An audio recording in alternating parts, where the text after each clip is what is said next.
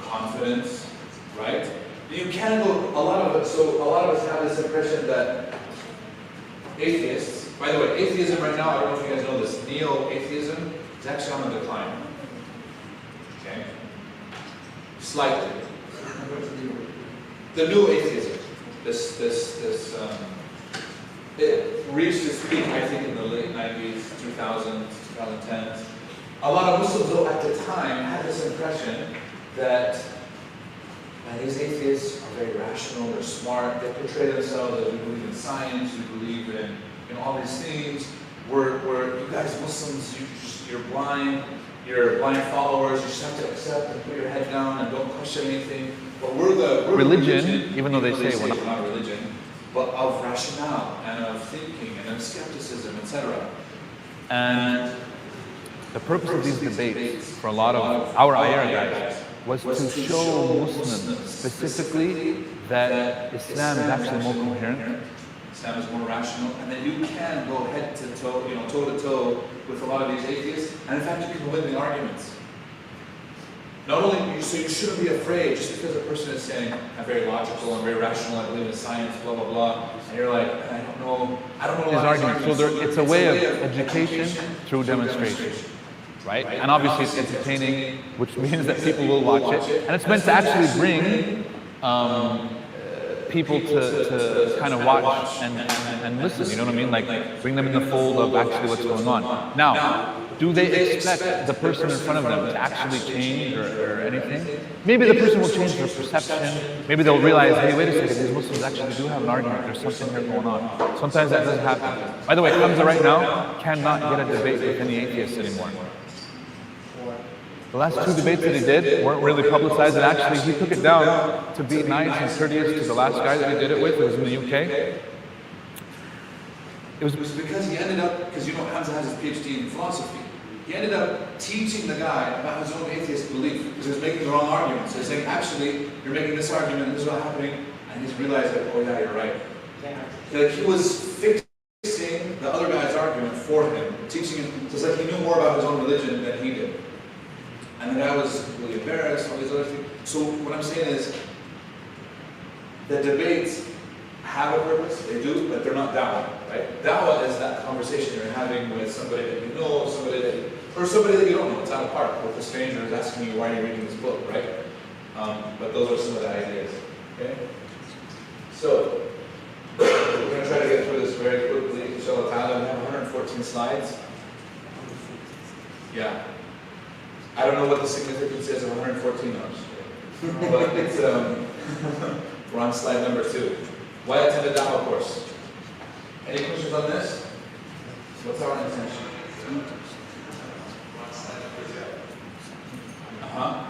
Yes. To promote Islam to non-Muslims. Okay. Defend your position itself. Good. Sure. What's our intention? I need somebody to say the magic word. I mean, it's not magic, but kind of. It's a duty. You have a duty to give down our responsibilities. So it's a duty to who? To serve Allah. Very good. So it is an act of worship, right? So, because if the intention isn't framed from the get-go, right, we're actually going to fail. Because we're going to think that my success is whether the person accepts or not. Is that success? What's success in our context? No, you get the best that you can. Yes. Remember, who rewards me? Allah subhanahu wa ta'ala. There's that famous hadith where the Prophet was at the very end of this hadith, you guys know it as the 70,000 who enter Islam. Enter Jannah, there are 70,000 who will enter Jannah without any punishment, without any account. Very famous hadith. In the beginning, though, is the part that's relevant to our da'wah. The Prophet says, يُؤْتَى بِالنَّبِيِّ يَوْمَ الْقِيَامَةِ وَلَيْسَ مَعَهُ إِلَّا الرَّحْمَةُ. The Prophet will be brought on the day of judgment, and he only has a small group of followers. Rahab, and a handful, literally. وَيُؤْتَى بِالنَّبِيِّ وَلَيْسَ مَعَهُ إِلَّا اثْنَانِ. A prophet will come, and he only has 2 followers. Imagine, whole life, he's giving dawah because he's a prophet. He only has 2 followers. وَيُؤْتَى بِالنَّبِيِّ وَلَيْسَ مَعَهُ إِلَّا رَجُلٌ. And some prophets will come and he has 1 follower, his whole life. وَيُؤْتَى بِالنَّبِيِّ وَلَيْسَ مَعَهُ أَحَدٌ. And there will be prophets that will come and they have 0 followers. Question: did these prophets fail?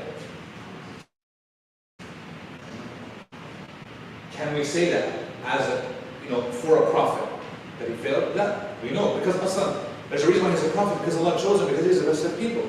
So he's successful automatically by virtue of Allah choosing him. But he didn't get the numbers that we would expect. Does that mean that he failed? No. In fact, he's successful. He's still a prophet. He's still rewarded as the best of mankind. So what is success in dawah? But if I have the right intention, that's it, I'm done. I convey, whether the person accepts or not, that's not in my hands, nor is it my worry. It shouldn't be. So right now, what I'm saying is, we can get caught up in this whole idea that it is our job to convert. We don't convert anybody. And that you should get that out of your mind. That's actually not correct, nor is it actually even respectable to the other person that you're talking to. You just convey. But I'm just giving you. Success is if Allah rewards me. The worst thing that can happen to any of us is if we come on the Day of Judgment and all this work that we've been doing is for nothing. We're just chasing numbers. And people do turn it into a game. There's this whole dawah game, right? We're like, oh, I got this many shahadas last weekend, I did this, blah, blah, blah. This has happened to me. They would go out in like dawah groups, like street dawah in some of these major cities, and this group would come back and was like, how many shahadas did you guys get? We got 7. And they did, 7 shahadas. Are they quality shahadas? How many of them came back to the masjid? Right? And was that your goal? Did you have any meaningful conversations? Some of them, like we actually we followed up with one of the sisters, and she's like, yeah, they told me to say something, and I think I became a member, like an honorary member of their tribe.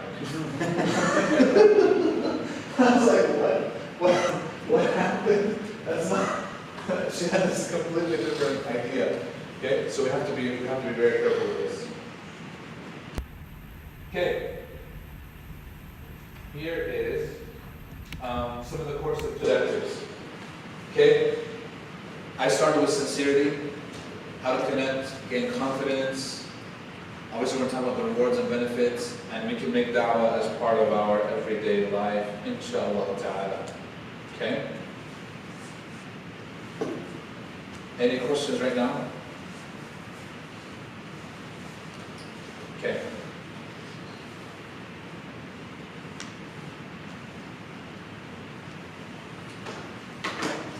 Who here has attended a dawah course before? Who here has given dawah like on a table or as an organized activity? I know we talked to some of the brothers. Any of the sisters? Kind of. Anybody have a conversation with like a non-Muslim about Islam? Almost everybody, right? Okay, good. Majority of your dawah is going to be that. You're going to have a conversation with somebody. Okay? And really what our goal is today is to kind of navigate that, inshallah ta'ala. Okay? Okay. What is dawah? What does the word mean? Yeah. Preaching.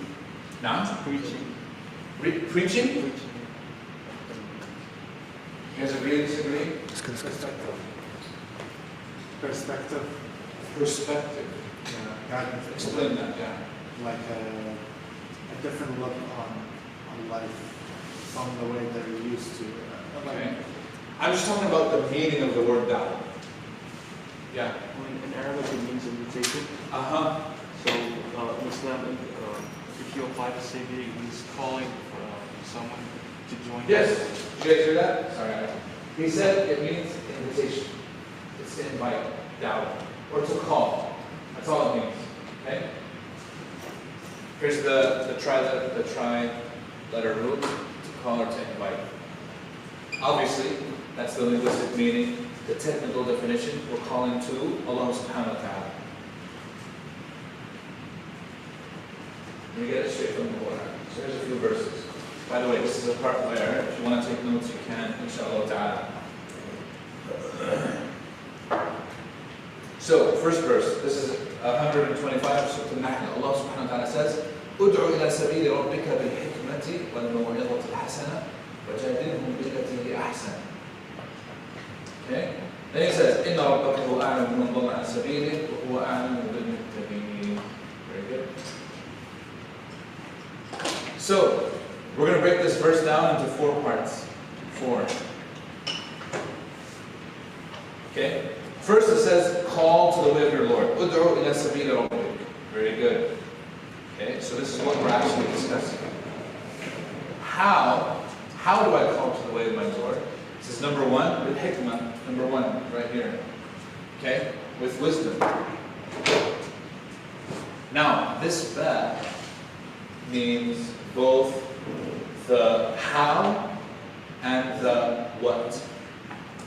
Okay? It means both the how and the what. So wisdom means also, what is wisdom? If I'm saying like the how, that means I have to be wise in my approach. But if it's the what is wisdom? It's a rational, logical argument. Okay, I'm giving something very rational, something that the person is comprehending using their mind. Wisdom. Okay? So, number 1 here, let's use a different color. Al-Hikmah, here's number 1. This is both a what and a how, which is the brilliance of, by the way, the Arabic and the Quranic Arabic specifically. Then he says number 2, وَالْمَوْعِظَةِ الْحَسَنَةِ. This is number 2. What's a maw'izah al-hasana? Here's translation, I don't like the translation that they used. It says good instruction, but what's a maw'izah? We have a hadith, وَعَظَمَ رَسُولُ اللَّهِ صَلَّى اللَّهُ عَلَيْهِ وَسَلَّمَ بَلِيغًا ضَرَفَتْ مِنْهَا الْعُيُونُ وَوَجَلَتْ مِنْهَا الْقُلُوبُ.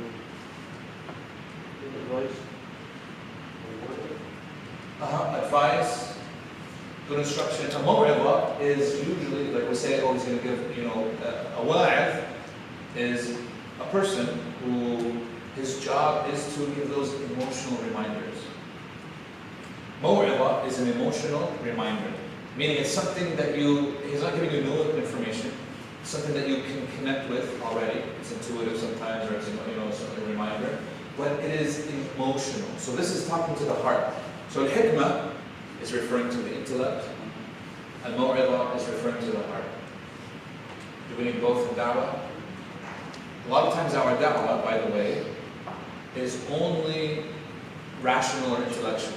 So a lot of these conversations that we demonstrated here a little bit before, they're great, but almost all of them have to do with what? Wisdom. They were rational. None of them were emotional. Correct? You guys know about the rational, emotional disconnect in the human brain? So there's a lot of stuff. Hey, you're shaking your head. Do you know what I'm talking about? Yeah, I experienced it yesterday. Do you want to share, or was that too? That was about swallowing a cloud for spring break. Okay.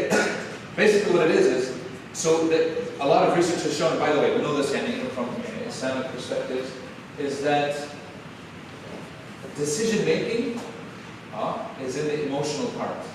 It's in our hearts. We call it the heart, right? But it's in the emotional part of the brain. It's not in the rational part. Decision making, right? However, language, logic is processed in, I forget the technical name of that part of the brain, but that's not where decisions are, because we're not robots. The thing is, we're not, like if I logically know I need to eat healthy, but emotionally I love fried food, what am I going to continue doing? That's why everybody struggles with maintaining a diet. Everybody struggles with spending. Or most people do. Right? Usually, and the people who don't are usually on the opposite extreme, which means that they have an emotional attachment to money so much that they're actually stingy. But it's still an emotional response and not something rational logic. Because even when you logically break it down, people are like, yeah, I understand, but they'll still continue doing what they're doing. Which is why we fail as Muslims sometimes to do what we know is right, because we'll know it, but emotionally we're not there yet. You'll talk to somebody, don't you know that this is haram? Is like, yeah. But what happened? If it's just supposed to be that if I give you something logical and you follow it, none of us would be tested in the way that we are. But we different level than our rational, mindful part. Which is why in Dawah, one of the pitfalls is that we tend to focus purely on the rational aspect, and we ignore that the heart is involved even more. I can't tell you guys how, and if you guys are involved in Dawah, I can't tell you personally how many times I've actually talked to non-Muslims, and they've gone to the point where they'll tell you, Islam makes perfect sense. This seems to be the truth to me. I'm not ready to become Muslim. What's going on? Their heart isn't there. Like rationally, they're there. Emotionally, they're not. And sometimes in Dawah, our job is to appeal to the emotions, and that's we're gonna come to this inshallah. Okay? That appeal to the emotions and appeal to the other aspects of the human are really where this maw'idha hasana comes in. Okay? So appeal to rationale, appeal to that emotional, to the heart. So appeal to the mind, appeal to the heart. Very good. Then number 3, وَجَادِلْهُ بِالَّتِي هِيَ أَحْسَنُ. What is this? This is 3. What does that mean? Yeah. I want to say, like, sometimes with debates, it can kind of get personal, like people start insulting each other. Yeah. I mean, to me, it's saying don't do that. Yes. Exactly. What does it say? It says, and argue with them in a way that is best. Meaning, so here's the thing. If we apply step number 1, step number 2, sometimes we won't get to step number 3. If I just appeal to the rationale, and I appeal to the emotion, sometimes I don't even get to step number 3. But if it's necessary, because here's the thing. Let's say, for example, using one of the examples that Rashid used before. Or even like halal meat, just to simplify, so we're not like scaring online audience. If I say, you know what I mean, I presented Islam using rationale, I made an appeal to the emotion, but the guy is still stuck on, okay, but why slaughter, that way? Right? He's still asking that original question that he asked, like, why don't Muslims slaughter meat the way that they do? Now, you can argue that specific point in a way that's best. Let's say he believes electrocuting it is the best way. Or whatever, the meat, I'm talking about that. You understand what I'm saying? So sometimes you will have to argue specific points that are sticking points for the person. Which, by the way, this question, there's 2 questions, at the very end we'll come to them, that I believe every Dawah conversation, if you've done all the steps that we go through, you're going to end your Dawah conversation with these 2 questions. Question number 1 is, do you have any specific issues with Islam? Because you don't want them to accept something that they still have issues with. Do you have any specific issues with Islam? Any problems? And they say, yeah, I don't like why the women have to cover. So now, this is a specific point, and we might have to argue that point because they still, for them, they still don't fully accept it. But if we've already talked about God, we've talked about the Quran, we've talked about the Prophet, our perspective is using those elements that we agree upon in the conversation. So you won't talk to them about modesty. If I hear the word modesty in a Dawah conversation, I cringe every time. No, well, I'm serious. If I ask a Muslim sister right now, why did you wear hijab this morning? When you woke up before you head out, why did you wear hijab? Like, what was in your mind? Was modesty in your mind? It wasn't. What was in your mind? That's it. You said, Allah said so. It's sincere. I'm doing this because Allah told me to. Modesty is one of the outcomes. That's not your goal. That's one of the benefits. That's not your goal. Your goal is the pleasure of Allah. And so, if you don't convey that in Dawah, you fail because you're lying to the person. If you tell them modesty, but that wasn't your original intention, that's actually misrepresenting Islam. Even though we think that that's what we have to say in order to logically appeal to them, but no. You tell them the truth. You tell them what it is that you follow. Look, I'm doing this because I believe in God, and this is what God tells me. I'll tell you why I believe in God. Would you like to hear that? Okay, let's talk about that. Because once we establish that we do believe in God, and that we have to worship Him, and we have to obey Him, it simplifies everything else. Whatever He tells me I'm going to do, subhanAllah. But if I'm like, yeah, modesty and mercy to the animal and all these things, those are benefits, sure. Because the Sharia, because inherently we do believe that Allah only legislates that which is beneficial to us, 100%. But we have to believe in Allah first, and sincerity comes first. So in our conversation with them, So if they're still stuck on any issue, you have to bring it back to those usul, right? The foundations of what it is that we were talking about first. That's really the whole thing. So, جادلهم بالتي أحسن. Argue with them if you have to argue specific points. Remember, that question is one of the last questions. Do you have any specific issues with Islam? Now, if they say, no, I don't, this is the last question that you ask them. Is there anything stopping you today from becoming Muslim? I ask this every single time. And most people, their reaction is, I guess not. They're surprised it got to this point. Some people, it reaches the point where they'll say, today? Give me some time to think about it. I'm like, why? Now, why do they need time to think about it? It's because of that brain-heart barrier that needs to permeate. That takes time. But we'll tell them, look, you're already here. You comfort them. You know, rationally, logically, you walk through all the steps with me. This is a good enough sign. This is the time. It doesn't make sense for you to leave here, knowing that this is the truth, but then you decided not to follow it. And then we'll go through the process. Play. If these first three steps don't work, okay, out of the verse, what happens? What's the last part of the verse? What does it say? What does that mean? You tried your best. Allah knows their own intention, what they want, what they're going to have. So. Yeah. Allah knows that. Allah knows who's rightly guided and who isn't. You did your part. The rest is in the hands of Allah subhanahu wa ta'ala. Allah guides when He wills. Remember, it's not your job to guide or to convert anybody. You convey. That's what Allah wants from you. If you convey, you automatically got your reward. Like, it doesn't matter if the person accepted or didn't. Remember what we said yesterday, for those who attended our session yesterday, we talked about intentions. Intentions get you farther than your deeds. If I had in my intention that I want to do the best that I can in that capacity that I have, right? What's the best thing that could have come out of it? What's the best outcome? He accepts Islam. And then that person goes on and does what? Yeah, and more people accept Islam, and he has a family. Now, you get reward for all of that. The guy, the Egyptian guy, may Allah subhanahu wa ta'ala have mercy upon him. See, we don't even remember his name.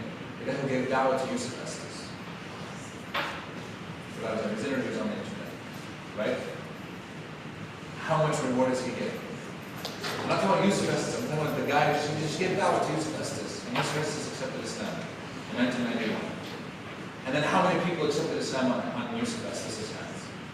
Thousands upon thousands, literally millions. Okay? How much reward is now going to that one Egyptian guy? Huge amounts of reward. Like, that's unimaginable. He won, like they say, the halal jackpot. He's set for multiple lifetimes in terms of reward, right? That was the best outcome that could have happened to anybody. Okay? So if you have that intention, like, I just want as much reward as Allah can give me. Al-ihtisab. So this act, we don't do it as much as we should. It's called al-ihtisab. We expect reward from Allah subhanahu wa ta'ala even beyond what our capacities are. That's what, now, if that outcome doesn't happen, does that mean you don't get reward? No. It means that you do because you had that ihtisab. Meaning, I was counting on, I want Allah to reward me as much as my intention actually. Basically. Okay? This right here, quickly. Do you guys know the difference between fard ayn and fard kifaya? Fard ayn and fard kifaya. Fard ayn, Fard kifaya is basically when a group of Muslims do this, then it takes place in. Yeah. It's like basically Eid prayer. So Eid prayer is fard kifaya? Yeah. According to like what I no, there are some, just to be clear, like the Ahnaf, they view it's fard ayn, which is in, Shafi'i and Hanbali, no, they say it's like you said, fard kifaya. I'm just clarifying that. So like a group of Muslims praise Eid. Yes. Then the obligation drops from everybody else. So there's certain things like, for example, janazah prayer is like an agreed upon fard kifaya. Which means if a Muslim dies, there has to be a group of Muslims that prays his janazah, takes care of it. Otherwise, if nobody does that, all the Muslims are sinful in that community. So we call these communal obligations versus individual obligations. Individual obligations like salah. It doesn't matter if other people are not praying, it doesn't matter, you are still held accountable for your own salah. Now, if we are a group, and a group of us doesn't get together to pray, even the regular 5 daily prayers, we could actually be sinful. According to some interpretations, because there's that hadith that says, ما من ثلاثة لا تقوم فيهم الجماعة إلا Allah subhanahu wa ta'ala will punish them. So there's not 3 people that are in a group, except that Allah subhanahu wa ta'ala will punish them, and they will be easy targets for shaitan, etc. Okay? So, Dawah, according to this verse, right here, the one that I circled right here. According to this verse, is Dawah fard kifaya or fard ayn? Right. Because وَلَتَكُنْ مِنْكُمْ أُمَّةٌ, so from you, from this community, or from a specific community, there should be at least a group of people. So it's fard kifaya. That's why I don't know if it's for It seems to indicate that. It seems to. It seems to indicate, but they also say, But if you have a chance to do it, just do it. Okay? So this, do you guys know what verse this is in? Here.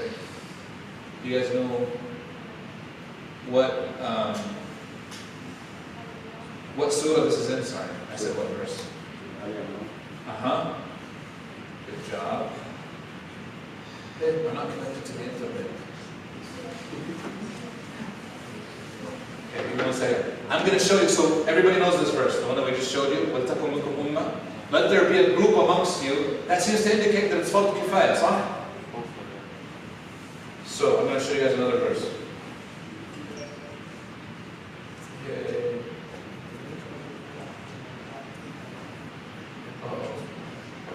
I'm on Quran.com. Okay.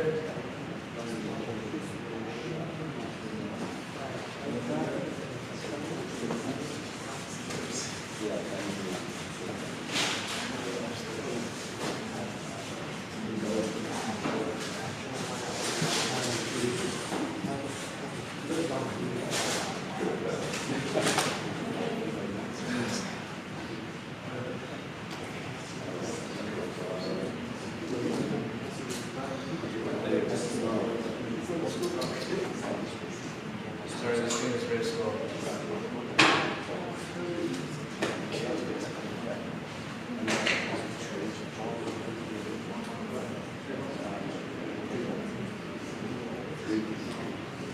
Okay. You guys see this?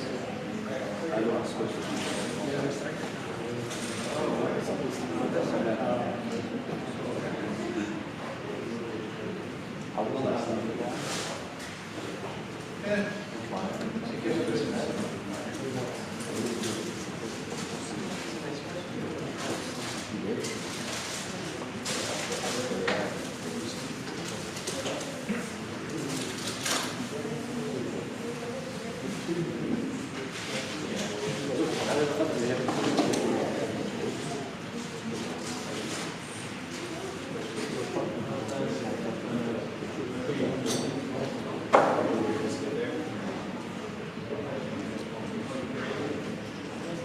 Okay, what does this verse say right here?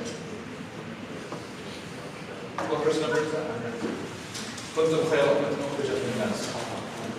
What does that verse entail? Can you guys see the English, or is it too small? that's talking about this, like, Huh? talking about any stuff. Which one? كنتم خير أمة? No. How could that be talking about Bani Israel? Back then. No. Kuntum.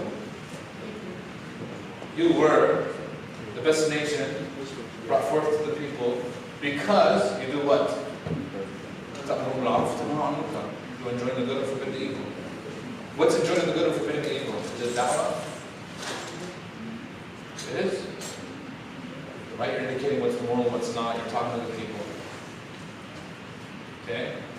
Let's go down a little bit. So you guys saw that verse? 110? And then it's talking about the people of the book.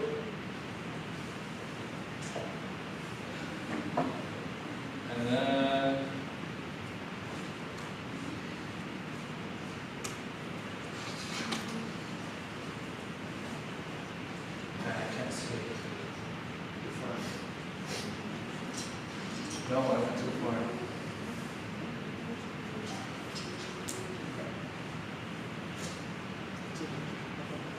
Here's the verse.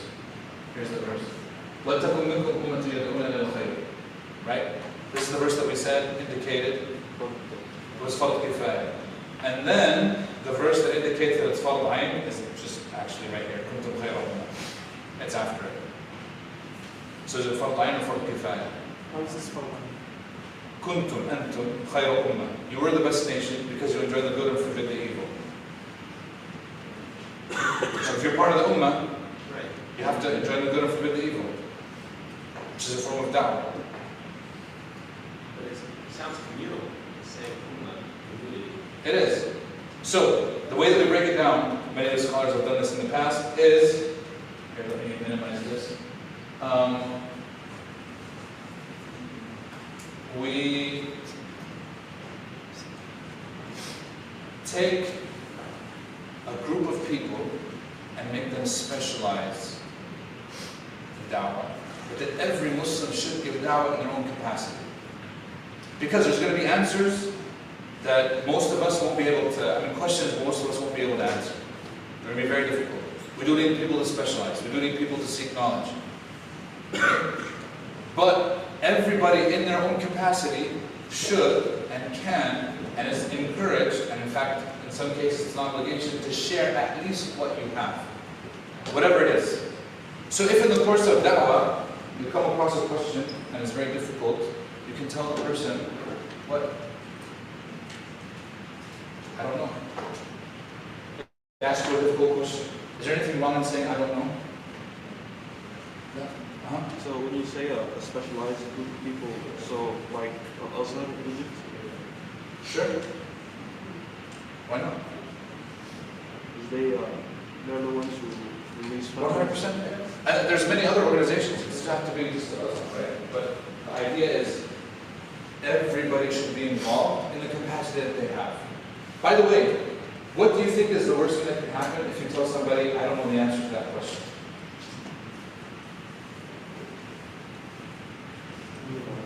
Today you might literally say, how would you not? It's your religion. How would you not know? Are you just following blind? That specific question, I don't know. Let me tell you about my religion. If he says, it's your religion, let me tell you about my religion. But this specific question, I don't know. I honestly don't know. It's a good question. I can find out for you. You guys understand? This is why they tell you what are the three hardest words in the English language. I don't know. We can't say it, right? Even though Imam Malik, rahimahullah, he said, "Man qala la a'lam, wa adraka nisfa al-ilm." He who says, I don't know, he's accomplished half of knowledge. Because there has to be an acknowledgement that, okay, this is something that I need to learn, I need to focus on. And in the course of da'wah, there's no shame. In fact, I would encourage you to use that phrase, I don't know, as much as possible. That doesn't mean that the conversation stops. You can continue the conversation. It's just that I don't know the answer to this specific question. That's a good question, I don't know. But let me share this with you. Here's what I do know. Good? That's how our duty is to convey, not to convert. Guidance is from Allah subhanahu wa ta'ala. Correct? Agree? We're not here to convert anybody. If Allah is pleased with me, that's all that matters. That's plain. Well, let's break down this verse very quickly. You guys ready? وَمَنْ أَحْسَنُ قَوْلًا مِمَّنْ دَعَا إِلَى اللَّهِ وَعَمِلَ صَالِحًا وَقَالَ إِنَّنِي مِنَ الْمُسْلِمِينَ. First off, it's a question. It's a rhetorical question, which means what? By the way, I'll share all this slides with you guys. Don't worry. Yeah, you don't have to. If you just want to write notes and stuff, for your own memory, that's fine. But I'll share that with you. Rhetorical question. So it indicates that this verse actually says what? What does the verse say? There is no one better in speech. This is the best that you can do. Mimman, number one, da'a ilallah. What does that entail? Da'a ilallah is number one. So he invites to Allah, he's giving da'wah. That's with his tongue, with his words. Perfect. Number two, وَعَمِلَ صَالِحًا. He does righteous deeds. So now he's giving da'wah with what? Actions. his actions. What does that mean? Yeah, we think that da'wah is just me going and preaching to somebody. But here Allah subhanahu wa ta'ala is telling you da'wah is holistic. It's not just your words, it's your speech. طيب, on top of my speech, what else is it? وَقَالَ إِنَّنِي مِنَ الْمُسْلِمِينَ. He says, I am from the Muslims. I can tell you right now, our sisters give better da'wah than the brothers. Why? Yeah? Because they're doing the action. They're already, just her being her, the way that she is a form of da'wah. In fact, I can tell you right now, our sisters get more questions about Islam than the brothers do. Why? They're visibly Muslim. And they're actually applying this last part of the verse. And he says, indeed, I am of the Muslims. That is a form of da'wah. Just you being yourself, comfortable, proud Muslim, is a form of da'wah. According to the Quran. This is not me. This is what the Quran says. Okay? Which is why there's a I think we had this conversation, me and you were watching in your podcast. Some friends of mine refuse to wear like pants and shirts and stuff like this. They'll always wear a thobe. And his argument is, I give better da'wah this way. He did. I was surprised. We were like at Olive Garden or something. And and this guy came up to him and he's like, are you Muslim? Because everywhere he goes he's wearing a thobe. And he's like, yeah. He's like, oh, thank God, I've been looking for you guys. Well, I mean, it's weird. He sat down with us, talked to him, he was ready to take a shahada. Like he'd been researching Islam, and he just hadn't been to the masjid, didn't know where to find it. It was in Utah, so there's not a lot of, at least in that city, there's only one masjid, and you couldn't find it. And he found us in Anwar. And then we shared the address and everything else, and he came. And he accepted Islam that night. I was there, I was visiting from Memphis. And I'll tell you, me up until that point, I would tell him about Abdullah, you have to, wear this. And he's like, oh, this is I don't mind. And in fact, like I'm saying, it worked. So if a person has that intention, like, can you be, visibly Muslim? Okay, that's, what I mean, if you want to do that. The sisters have to do that already, right?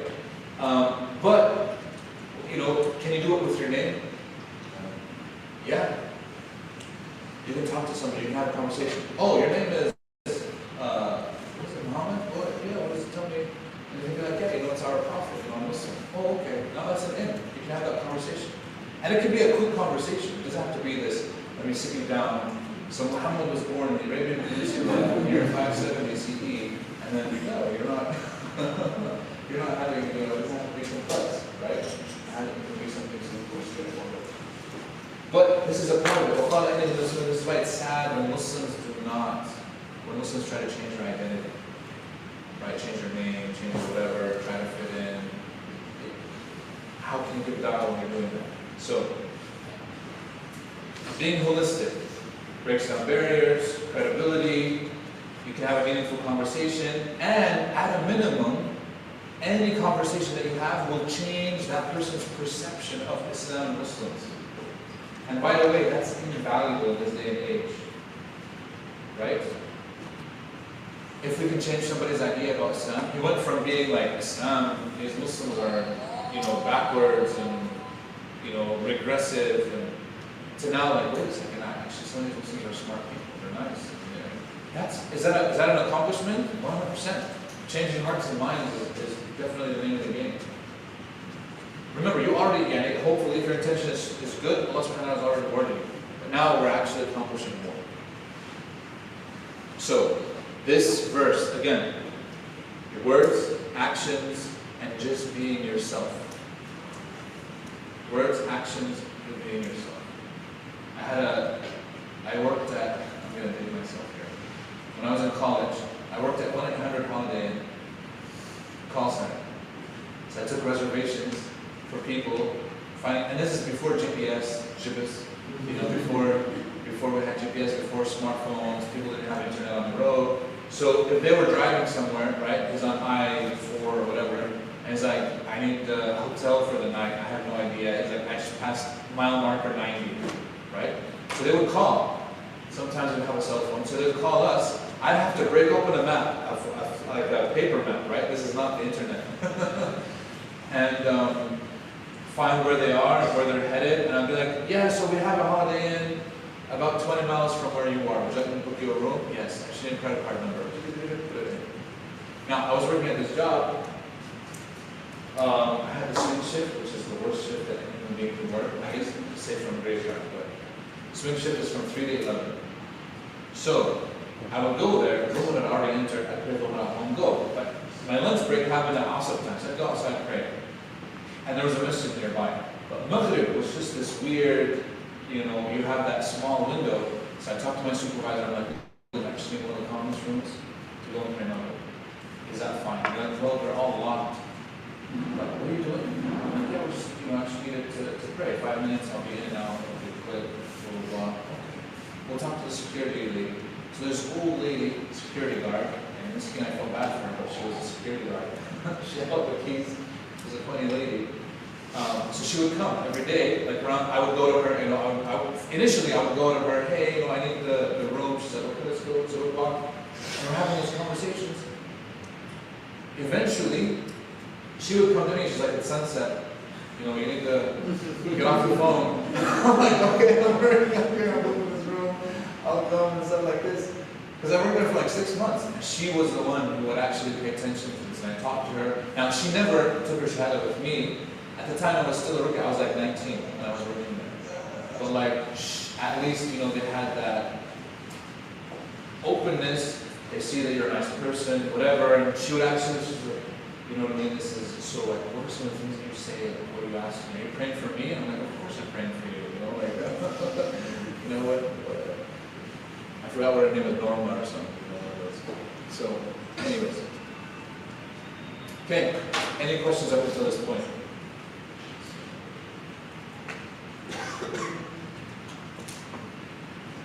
Okay, we'll go through this section and then we'll take a break. And we can pray over. Is that fine? Yeah. One question that popped up in my head when you said our job is to guide, not to guide, but to convey. When you apply that to also the real world, how can you separate your care for that person, for someone? Because for strangers, you can kind of like could be distance or something, like for someone who you really care about, how can you remind yourself you're just conveying rather than to guide them? Because that's very hard, because when you're emotionally attached or emotionally invested in that Dawah, it's tough. Good question. So you guys understand this question? How do you separate your care? I would argue you're not supposed to separate your care. Like the whole reason you give Dawah is because you care. Or when you feel very, if things don't work out, you feel like... That's fine. Allah subhanahu wa ta'ala tells the Prophet in the Quran, you might hurt yourself. Like you literally feel so bad that these people aren't believing. You might hurt themselves because they're not believing. You should care. Now, does it hurt? Yes. Do you have relatives and loved ones and stuff like this? They're not Muslim? Yes, I do. Which one makes sense? It's tough. It's not easy. Yeah. Let's say it's like if you tell someone to eat well and they don't eat well, it's like, you don't. I mean, it's never over, but I still care. But you reach a point where, of course, sometimes you can't go further. You make God for them. Allah guides your will.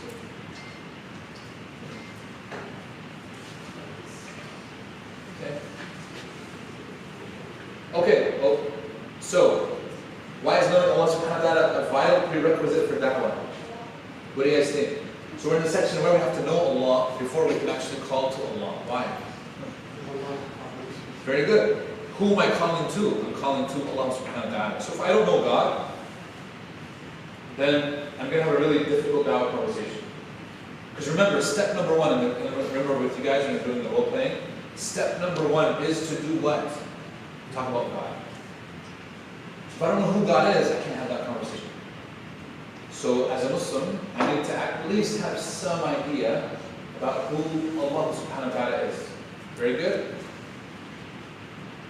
Knowledge of Allah is the entire foundation of our Dawah. Very good. He said this.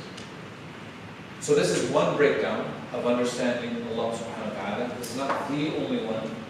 This one is very convenient and simplifies it. Okay? The three types of tawheed. You guys know what they are? Very good. Yeah. You guys know? Perfect. Yeah. And here they are up here. One is of Allah's Lordship. By the way, they changed the order a little bit, and we'll show why. Rububiyyah, Asma wa Sifat, and then worship. Which is Tawheed al-Uluhiyyah or Tawheed al-Ibadah. Right? And we have proofs for all of these from the Quran. Proof number one, Allah khaliq kulli shay. So, part of Allah's Rububiyyah is that He created everything. He's creator of everything. Perfect. Can I bring that up in my dawah? Allah created everything. God created everything? Yes. That never will come up. And in fact, God will agree with you. You believe in God? You believe that God created everything? Yes. Perfect.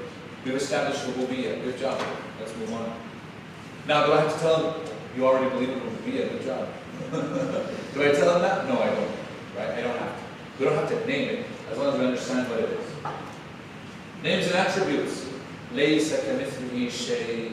There's nothing, right, like Him. But it's interesting. So in the Arabic, just to point this out, it says mithlihi means like Him. But why am I adding the kaf? So it's two layers removed. Huh?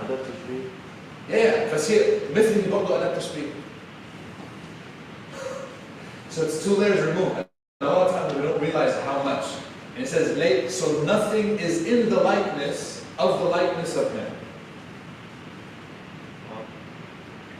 That's how far removed He is. And in terms of His transcendence from His creation. And I don't think we fully appreciate sometimes how superior Allah is to anything we can imagine, how perfect, maximally perfect in every way possible, etc., etc. Okay?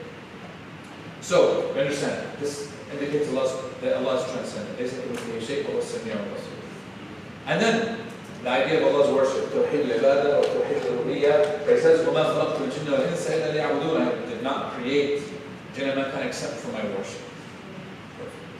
Now we know purpose in life. Why are you here? Right, we have an answer to that question. Very good. Shirk. It's the opposite of Tawheed. The worst sin. Question, why is it the worst sin? Obviously here it indicates, the person can point to this and say, that's why it's the worst sin. Yes. I'm asking you logically, why is it the worst sin? Because some non-Muslims, by the way, they'll test you on this. They'll be like, I believe murder is the worst sin. Murder is terrible. I agree. As a Muslim, yes. The Quran affirms that. Okay? But why is shirk worse? Which might seem controversial. Yeah. I remember there was an imam who didn't like to share this, and I was like, why? It is the worst sin that we believe in. There's no reason to hide it. But I think it was because he didn't fully appreciate why. We'll just do like a little digression and kind of explore that. So I have an idea, but you can tell me if I'm right or wrong. Because there's nothing like Allah at all, directly challenging Him categorizes that sin in a whole different way. Okay. Yeah. Okay. Basically, it's basically Allah gave us the gift of decision making, which is a power. And then if we kind of focus on things that are not related to Him, we kind of just taking Him for granted that we're like, yeah, we don't need anything. So. Okay. Good. It's foundational. If you get the foundation wrong, you get everything wrong. Yeah, it is foundational. Very, very good. If you get this wrong, everything else is wrong. Allah will not accept from you anything. Yeah. Very good. Okay. Yeah. I was going to say, the definition of a sin is essentially something that displeases Allah. Very good. So if Allah is the root of what determines what a sin is, not having Allah at the core is the ultimate. Very good. sin. See, that was very good. I like that. Yeah. Because He's literally the one who decides and determines that, and your sin is involving Him. Yes. Good. From Allah's perspective, when I do shirk, I'm doing it in justice to Allah subhanahu wa ta'ala. Although, again, there's no way that I can hurt Allah subhanahu wa ta'ala, right? There's nothing that I can do that will hurt him or benefit him in any way. We know this. But it's an injustice to who he is and what he's befitting to him, number one. It also is an assumption of deficiency when I commit shirk. So if I say, yeah, I believe in God, but I worship Jesus, how am I insulting God? The hadith, there's a hadith Qudusi, Sabban ibn Adam wa laysa lahu dhalik. There's a hadith Qudusi, it says, Sabban ibn Adam wa laysa lahu dhalik.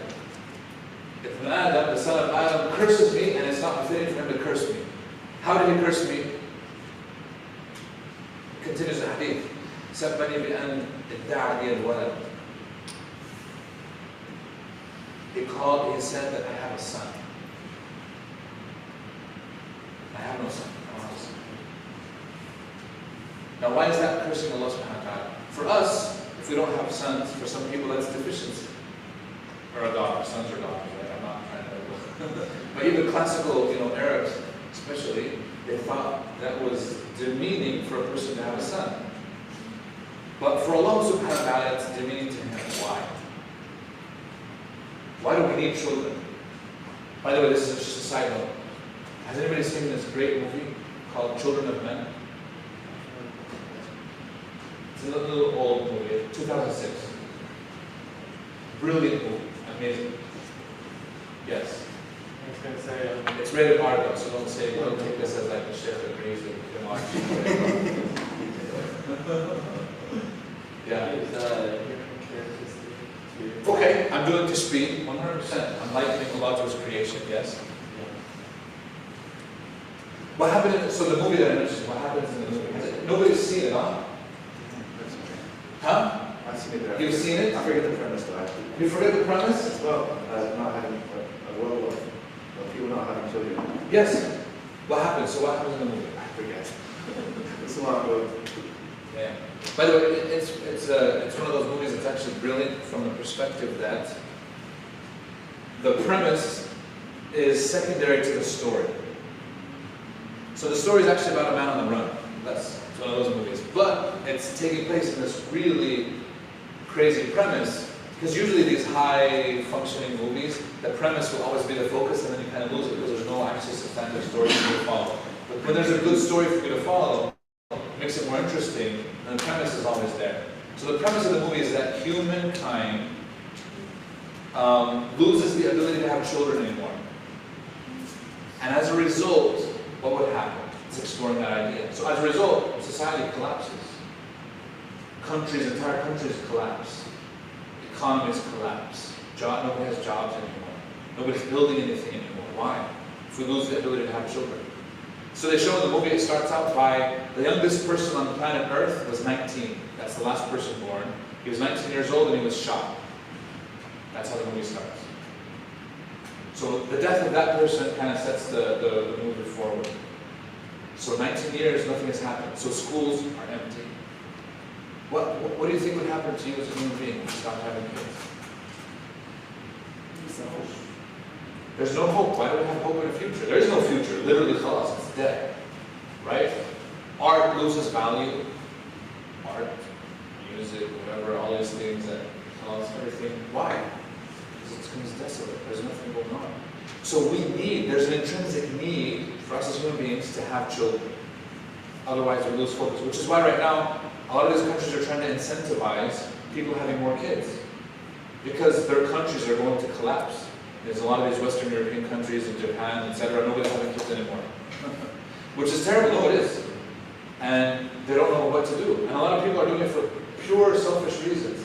But I'm now realizing that I can't be a selfish person by myself without it having ripple effects on the entire community. Meaning the choices that I make as an individual have an effect on the community. When people stop having children, eventually society will collapse. We won't be able to sustain the economies that we have, the societies that we've built, anything that we've been doing.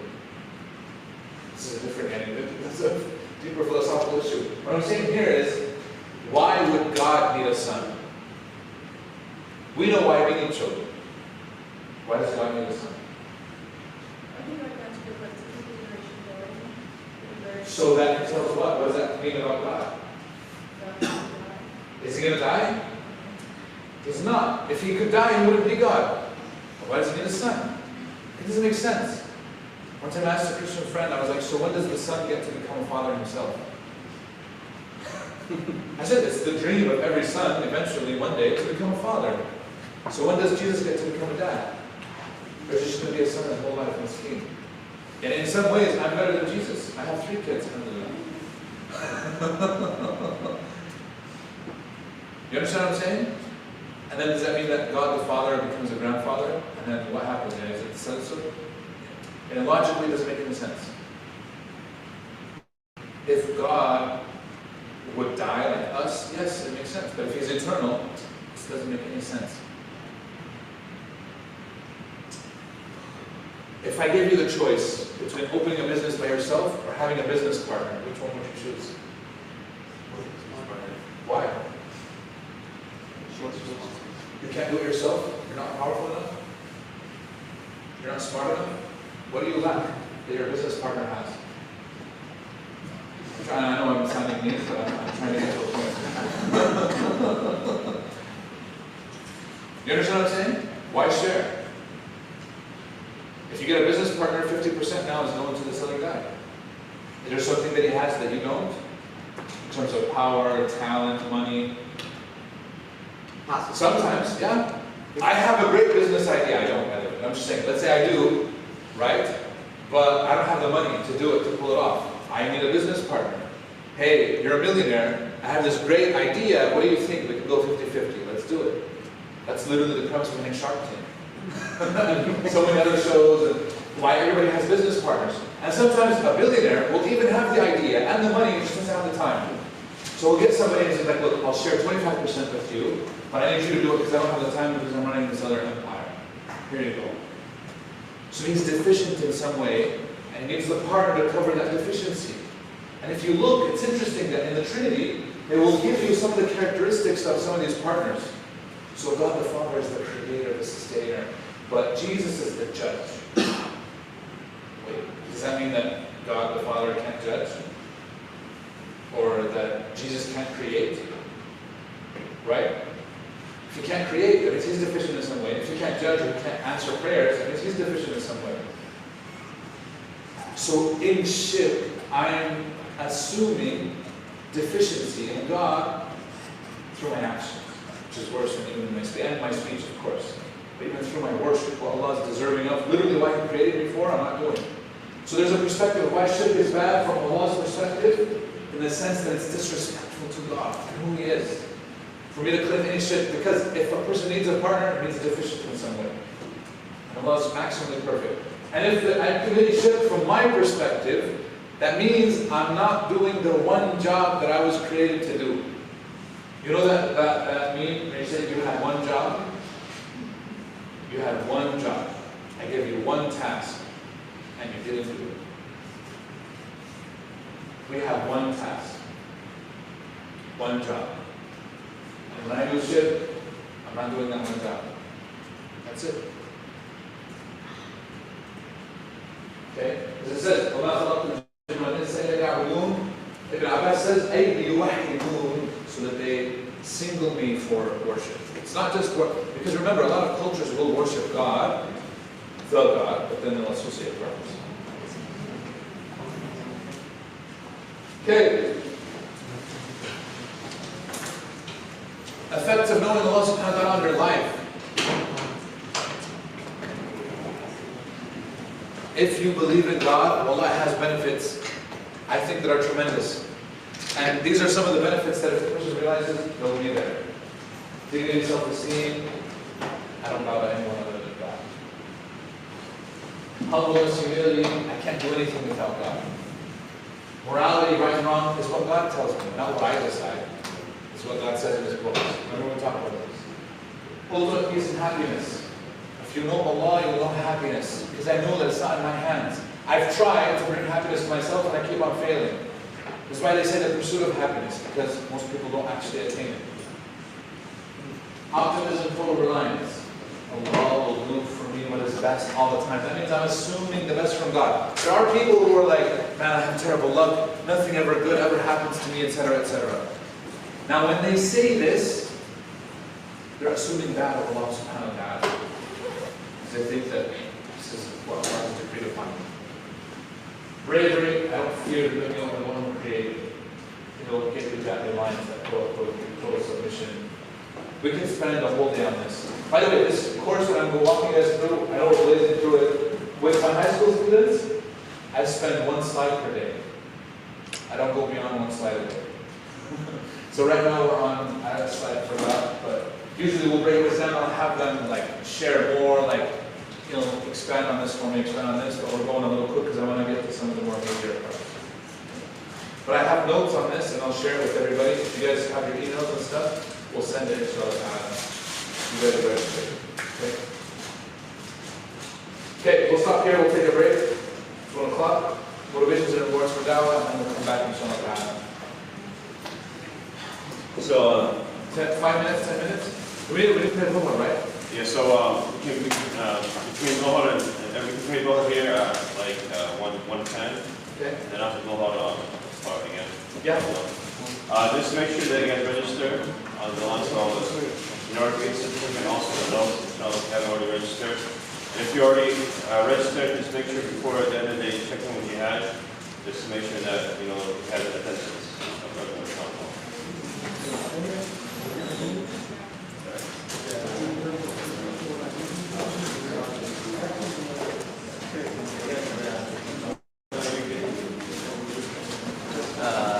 On to the next.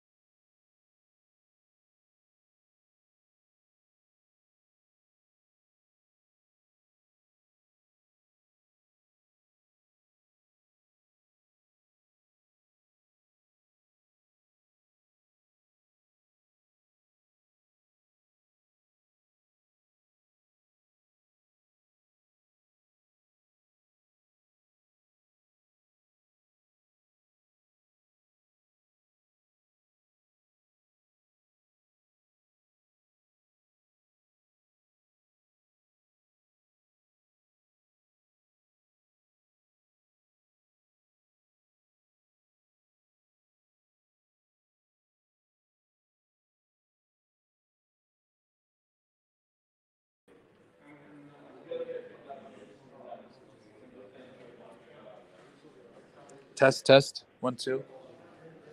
So if I lock it, hold on. Can you still hear me? Oh, okay. Here, I'm just gonna walk around. I'm gonna walk around, huh? I'm walking around. Test, test. 1, 2, 3. Test, test. They're testing the stream. I have it in my system, but I want to test it. Go ahead, go ahead. Test, test. 1, 2, 3. Testing. Hello, can you hear me, Ihab? كيف حالك؟ شو أخبارك؟ كيف صحتك؟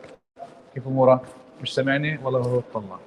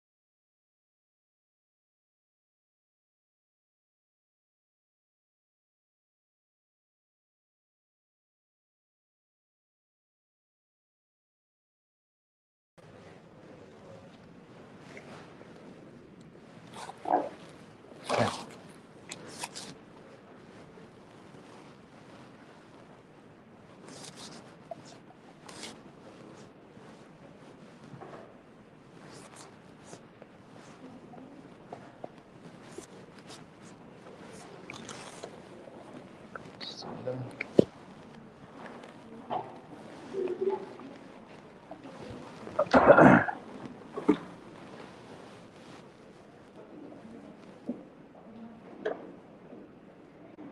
guys doing okay?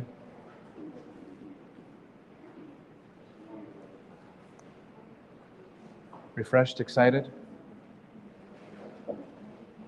Making progress? Okay.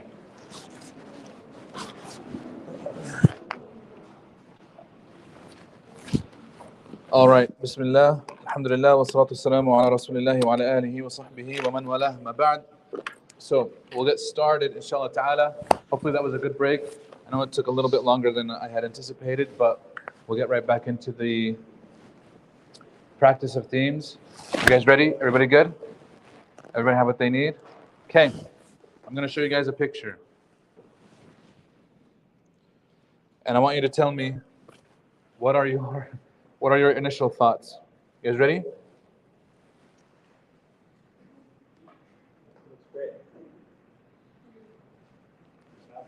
Beautiful. Did somebody say beautiful?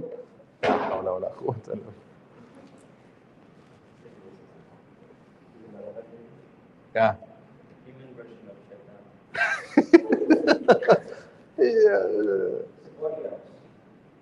Uh-huh. Yeah, I've seen that picture before. Uh-huh. I know. You've seen him before? Yeah, I know. You know who he is? Yeah. Who is he? I don't remember the name, but I know. Okay. Yeah. Well, Okay, I seen a video. huh? I don't know his name. This is from there's a YouTube video. We have it on our IERA channel. You can actually watch it, listen to his interview. His accent is thick. I mean, it's a hard, like London Hackney accent. But yeah, this is a true story. He went from this to this. Okay. What does that tell us? Now, if you saw this, would you give him dawah? Yes. Right? If you saw that, and he came to you and he asked you, hey, why aren't you eating, like you asked for the burger without any bacon. Why don't you eat the bacon? And you're like, I think bacon is the last of your worries, dude. Like, or if he asked you, hey, tell me a little bit about what your religion is. Would you share Islam?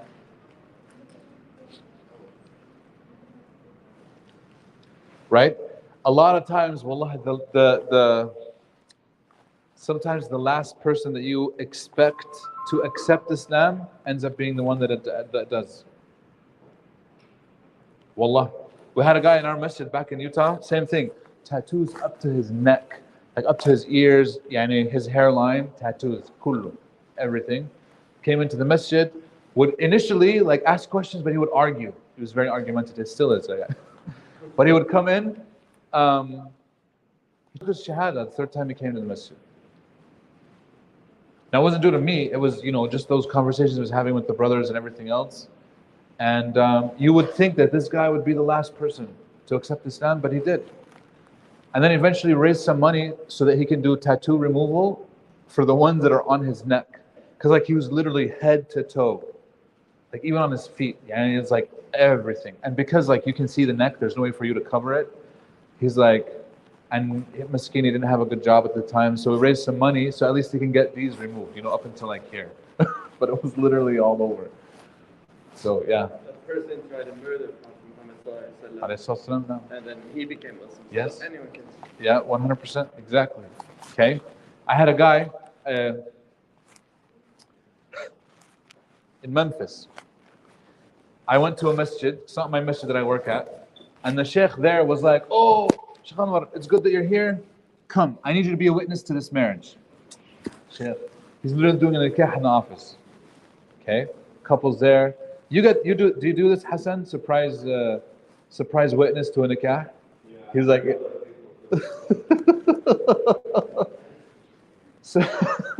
so I get called. I'm like, Sheikh, I really don't want to. He's like, تعال. He doesn't speak English, this Sheikh. تعال ننعقد عليهم على السريع بس quick. Okay, I go in. I see he's telling me, he's like, هاي هادي واحدة أمريكية 38 سنة. So this American lady, she's 38 years old. هاي شاب فلسطيني 23 سنة, 23 years old. Palestinian kid. He's been in the country for less than a year, and he doesn't have papers, and he's getting married, right? So immediately I'm thinking, what would anybody think? Huh?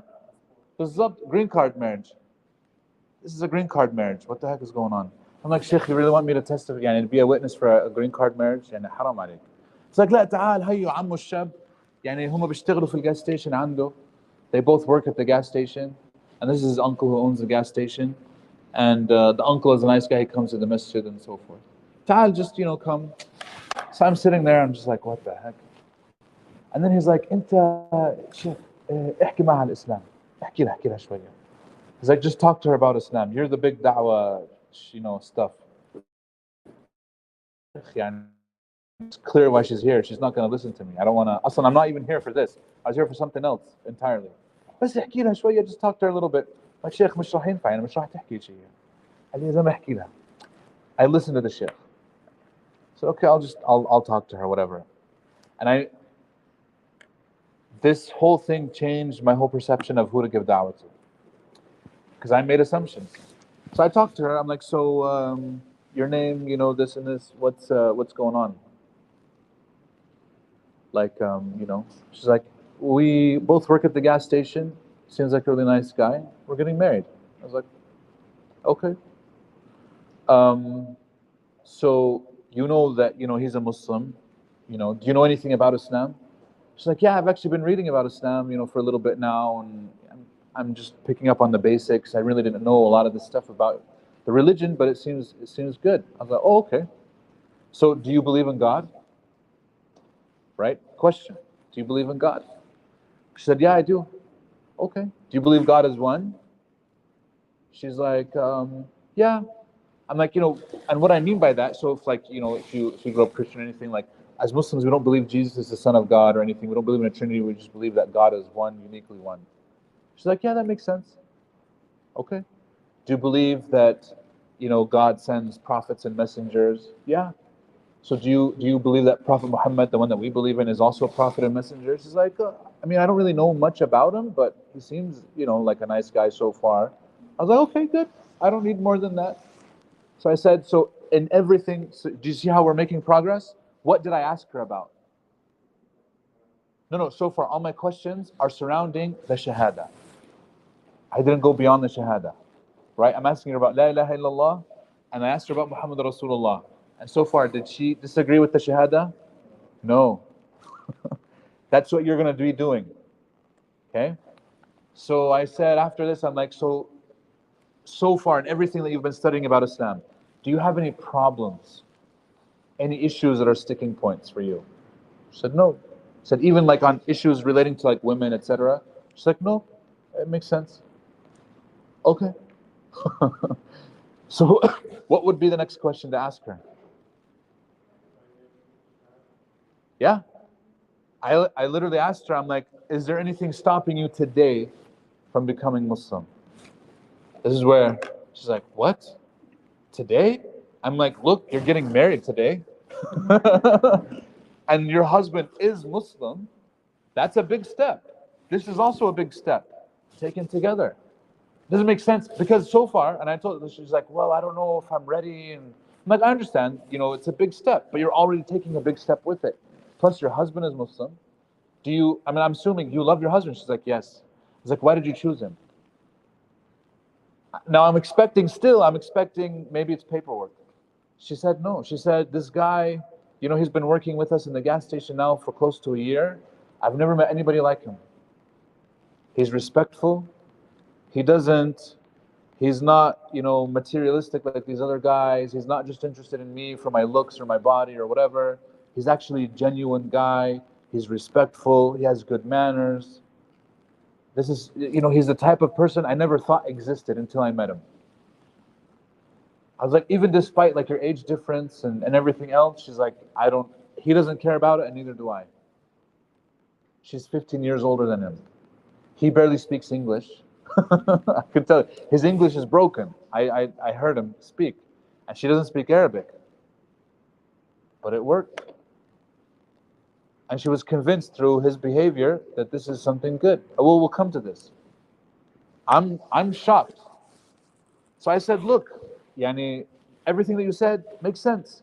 And if you know that Islam is true, so far you agreed with everything in Islam, which means technically, intellect, in your mind, you're a Muslim. Just take that step.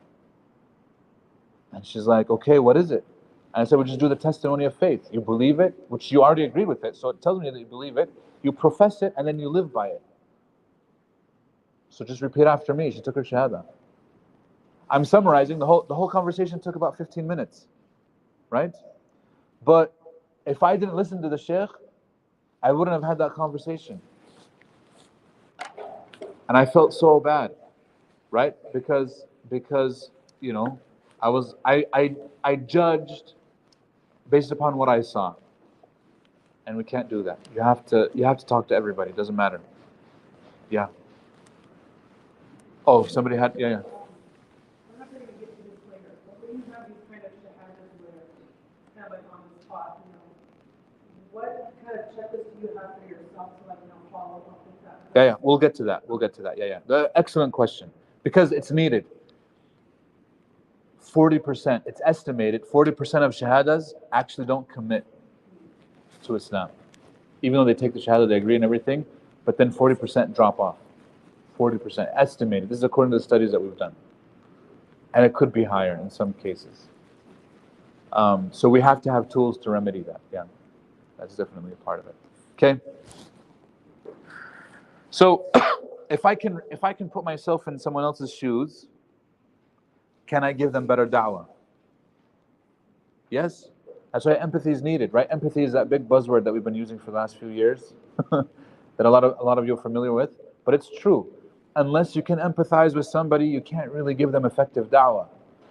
And when you do effective da'wah, it actually gives you better empathy in all situations. So if everyone understand, man, this guy's going through a hard time. This person is looking for the truth, is looking for meaning in life, is looking for their purpose, wants more from whatever they're going through. These are all well known. Okay? We shared this, the best people of speech, right? The rhetorical question. There's nobody better in speech. So when I give da'wah, you're automatically included in this category that you are the best people in speech when you are giving da'wah. Perfect. How does it look? Oh, it looks much better. Who would want this car? Yes? Everybody? Yeah, we have a few honest people. Everybody else is a lie. No, I'm just kidding. So here's the better question. Why am I showing you a red sports car? And specifically red. Okay, eye-catchy, sure. It is. It does. It is eye-catchy, etc. Yeah. What did he say? Say that out loud. Say that louder. Yeah. What did he say? A red camel. What's the significance of a red camel? Yeah, it is. One red camel was worth, in some cases, 20, 30, in some estimates said 50 other regular camels. So if I gave you this car, how many Honda Civics is this worth? With no disrespect to, I drive a Honda Civic. Rashid knows. I gave him a ride. And in fact, my Honda Civic is red. And it was because there was a shortage. The guy was like, this is the only color I have. I'm like, man, if I roll up into the masjid in this, they're going to be like, the imam is going through a midlife crisis.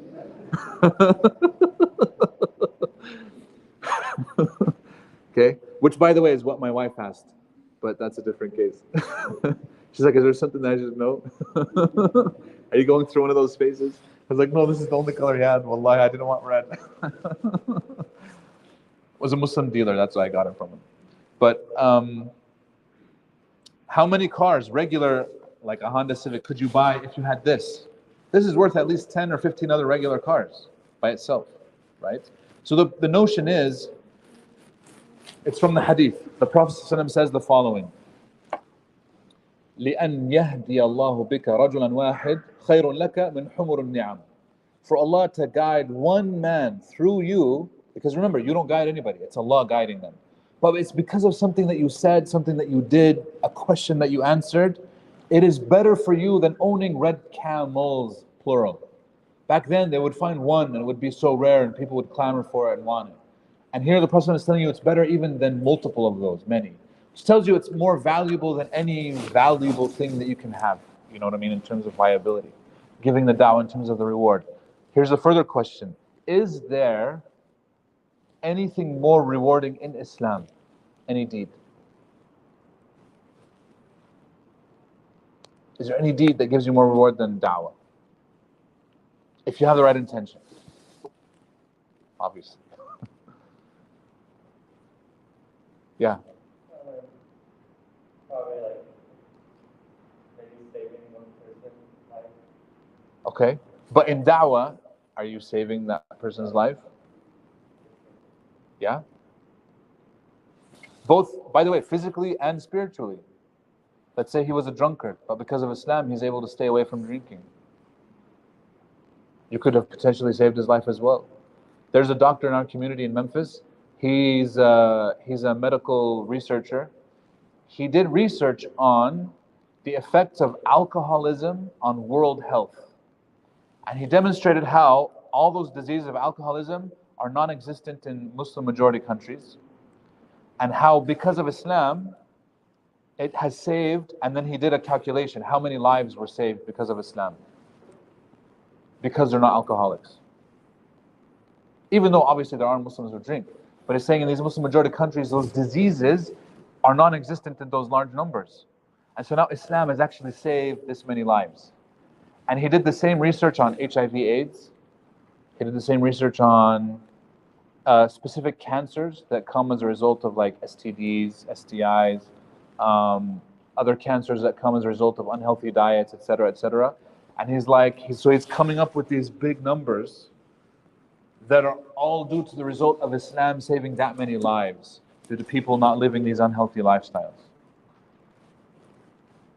So, are you saving somebody's life? Yes, both physically and spiritually. Okay. You had a hand up? Did we have a hand up back there? Okay. What's the purpose of jihad?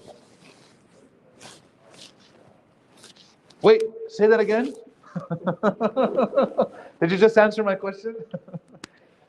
It's to help spread the message. It's a tool, it's not a goal. The da'wah is the goal. Right? Same difference. If one person accepts Islam and practices Islam for the rest of his life, who's getting reward? Yeah, he's getting reward, but you're getting reward because you helped him. If you taught him Surah Al-Fatiha every time he recites it, who's getting reward? It's like every time he recites it, yes. And what if he teaches his wife and his kids? What if he teaches it to other people, he gives da'wah to other, and so on, you know what I mean? It's like you're making all of this reward. What if he goes to Hajj? Do you get reward of Hajj? Perfect. Let's say you get 5 people to accept Islam at your hands. You know, I had one of the high school students are sometimes funny. He's like, Sheikh, does that mean like if I get 5 people to accept Islam in my hands, I can just sit back and these guys basically do all my good deeds for me? I can retire as a Muslim, you know, and I have like, it's like I opened up a few businesses and they're all working for me, you know. Nope, that's not how it works. You're still responsible for yourself, but you get that reward for sure, yes. Okay. I'm going to give you guys a homework assignment. You don't have to turn it in, but when you get a chance, I want you to read this. This is Surah Yasin, verses 13 through 27. This is your job. We're not going to go over it now. But it talks about, I'll give you guys some hints. It talks about Sahib al-Yasin. We call it the friend of al-Yasin, which are the 3 prophets that were sent to that village that Allah subhanahu wa ta'ala talks about in the Quran. And the question is, why does Allah subhanahu wa ta'ala quote this man more than the 3 prophets combined. There's 9 verses in which Allah quotes him, or not 9, 7. Allah quotes the one man more than the prophets. Why? And what is he saying? And what are the arguments? Okay, that's your homework. You guys got it? You're going to look it up and kind of do it on your own, inshallah. Okay. Self-defining. None of you truly believe until you love for your brother what you love for yourself. We know this hadith. Imam al-Nawawi rahimahullah, he says, it is foolish to think of brother here as a Muslim brother only. It is a brother in the human sense as well. Do we have brothers in the human sense? Yes, the Quran actually uses that word. وَإِلَى مَدْيَنَ أَخَاهُمْ شُعَيْبًا وَإِلَى ثَمُودَ أَخَاهُمْ صَالِحًا. أَخَاهُمْ, it uses that the Prophet was their brother, meaning it's from them. It's from those people. So if you are the brother of these people that you're living among, right, in a very specific way, Tampa, but by extension, everybody living in America, are you their brother? Are you their sister? Yes.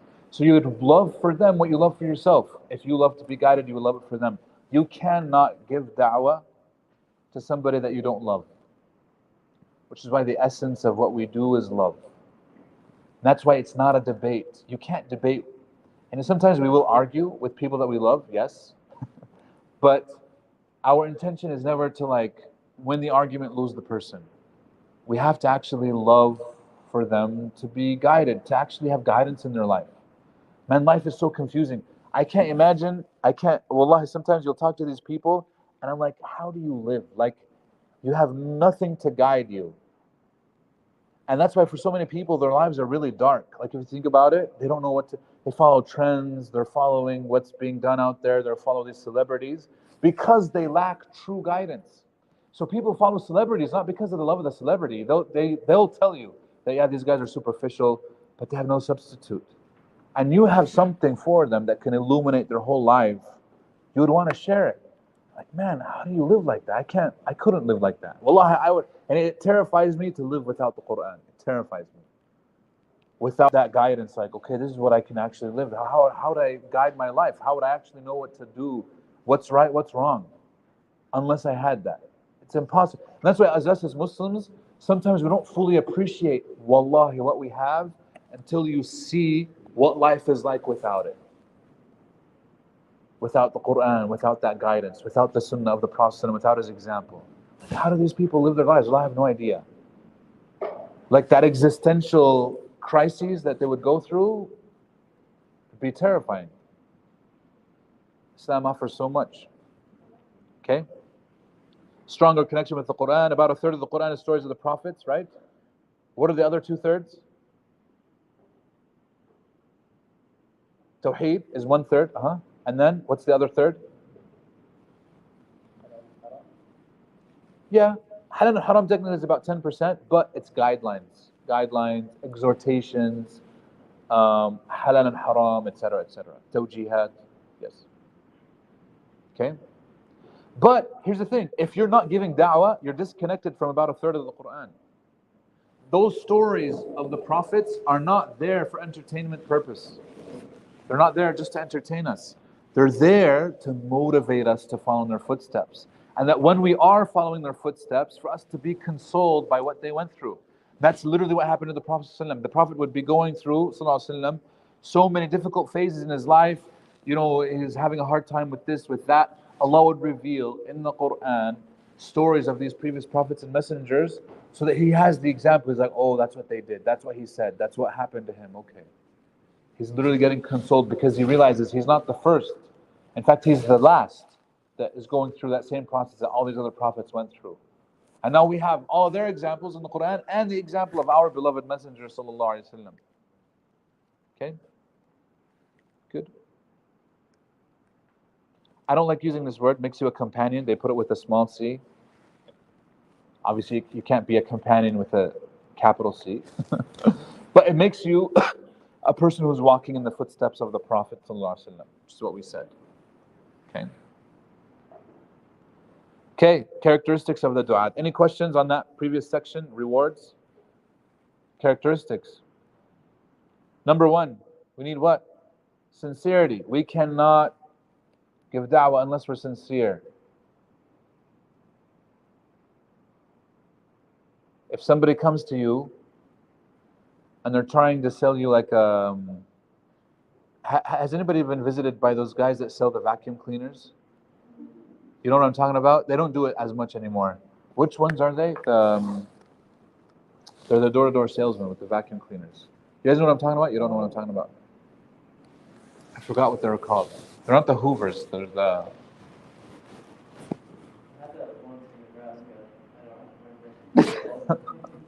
Anyway, you guys know what I'm talking about.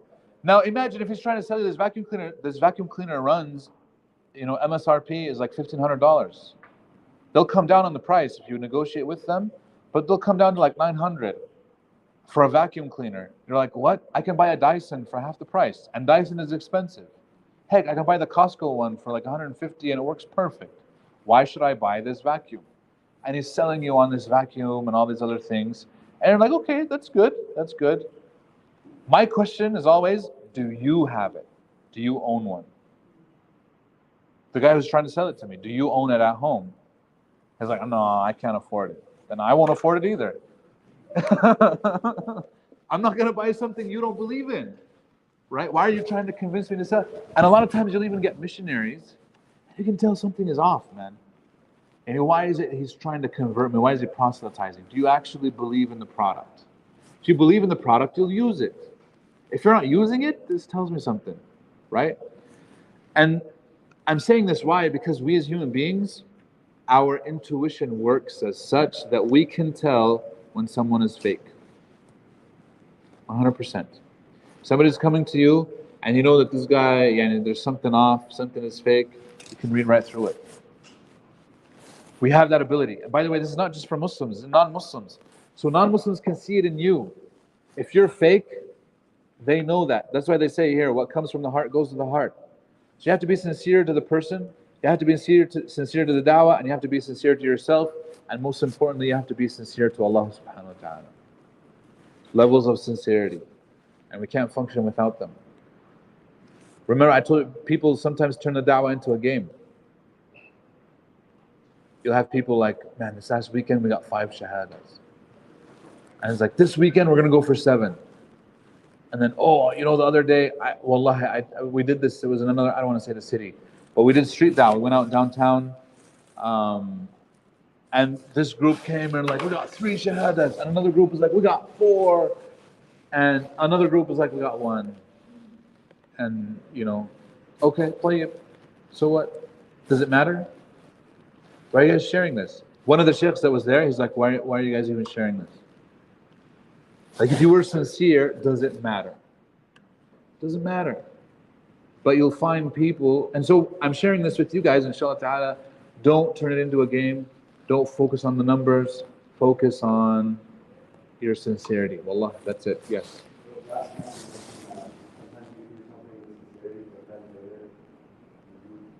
Yeah. Yeah. Oh, 100%. If you're just trying to boast,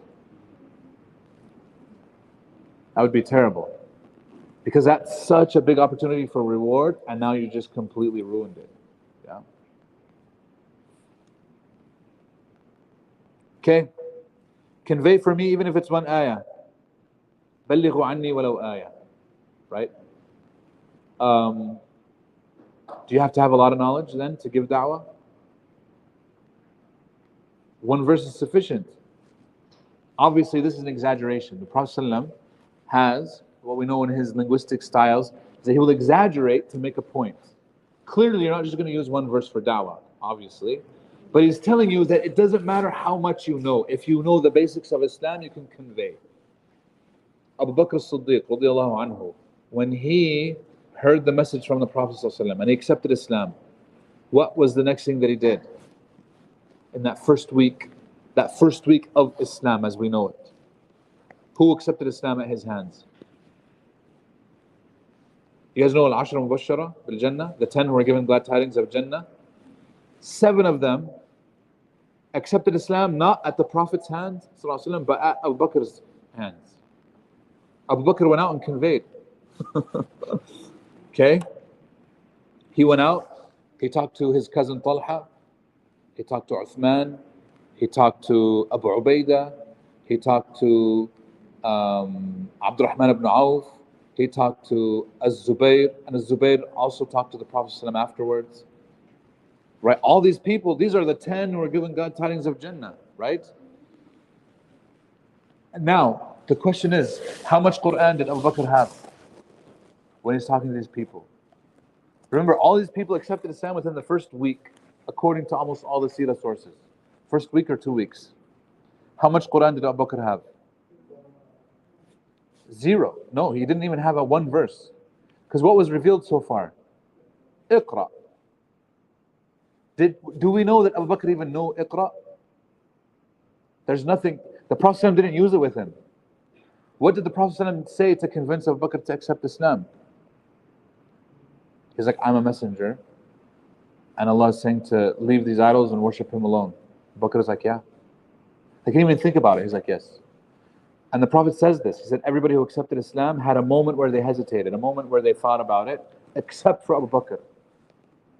It was like, it just clicked, like he was already there. He was already on board before he even knew it. And when he talked to those other people, we don't know that he shared any Quran with them. In fact, we have some of the conversations that are recorded. We don't know how accurate they are. They're not necessarily authentic, but they're not necessarily weak. But the conversations are all, you know, our friend Muhammad, he's a messenger from God. And he's telling us to leave the idols and to worship God alone. And I'm like, okay, let's go talk to him. That's it. There's literally no Quran, nothing. He's just focusing on the basics, the Shahada. And they accepted. Everyone in here has more knowledge of Islam than Abu Bakr did in that first week. Correct? Now, for them it was easy, or not easy, but the whole messenger part, they already know who he was. So he doesn't have to be like, well, this is Muhammad, you know, he lived, kada. La. They know him. So when he said he's a messenger, for them it was like, oh, makes sense. Because they knew who he was, sallallahu alayhi wasallam. So it's very easy for them to accept. That's it. It's straightforward. What I'm saying is here, we think that the barrier is like, you have to be a alim, a scholar, a sheikh, a allama, and I'm telling you, you don't. And you only share what you know.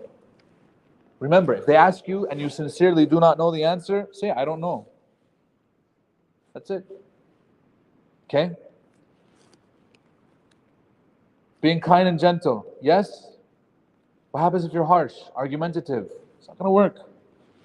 Okay? Invite to the way of your Lord with wisdom. Right? We said, with wisdom means both a what and a how. So I'm using what in terms of my, and then how is that I'm using wisdom in my this. Being kind and gentle, right? فَقُولَ لَهُ قَوْلًا لَيِّنًا لَعَلَّهُ يَتَذَكَّرَ أَوْ يَخْشَى. This is the verse in Surah Taha, where Allah subhanahu wa ta'ala exhorts Musa alayhi salam and his brother Harun to go and speak to Fir'aun. Very famously, Al-Walid ibn Abd al-Malik, he is one of the khulafa of Bani Umayyah, who took over after his brother. And after him was when Umar ibn Abdul Aziz became the Khalifa, because the other brothers were too young. But he was the Khalifa for about 2.5 years, Al-Walid. And Al-Walid was actually more religious than his brothers, which is why he delegated Umar ibn Abdul Aziz. So Al-Walid, a scholar, came in and started admonishing him, yelling at him. Anta fa'alt, you did this, you did this, you did this. He's yelling at him. And Al-Walid, being smart, and he was more intelligent, more knowledgeable, he says, usbur, stop. He says, am I worse than Fir'aun? He said, no, you're Muslim. He said, are you better than Musa? He said, Hasha lillah, of course I can't be better than Musa. So he says, why are you speaking to me like this? And you're being so harsh in your words, and I'm not Fir'aun, and you're not Musa. And still, Allah told Musa to speak to Fir'aun gently. So what about us? You know, sometimes we do this. We're trying to remind, especially with our Muslim brothers, man, a'udhu billah. Haram, alayk, astaghfirullah, bid'ah, whatever, you know, this, and you're like... We had a guy, he became, mashallah, he was trying to practice harshly, or practice better, but he thought that, and we have this misconception that the more religious you are, the tougher and harsher you are. The more shiddah, the more stricter you are. And that's actually strictness has nothing to do with religiosity. Did you guys know this? Strictness has nothing to do with religiosity. Remember, reward is in your intention, not in how you carry it out. So this guy's in the masjid. Another guy walks in from the MSA, and he was wearing a necklace. When he walked in, just a necklace, and it had like, I love Egypt or something, I don't know, he was Egyptian.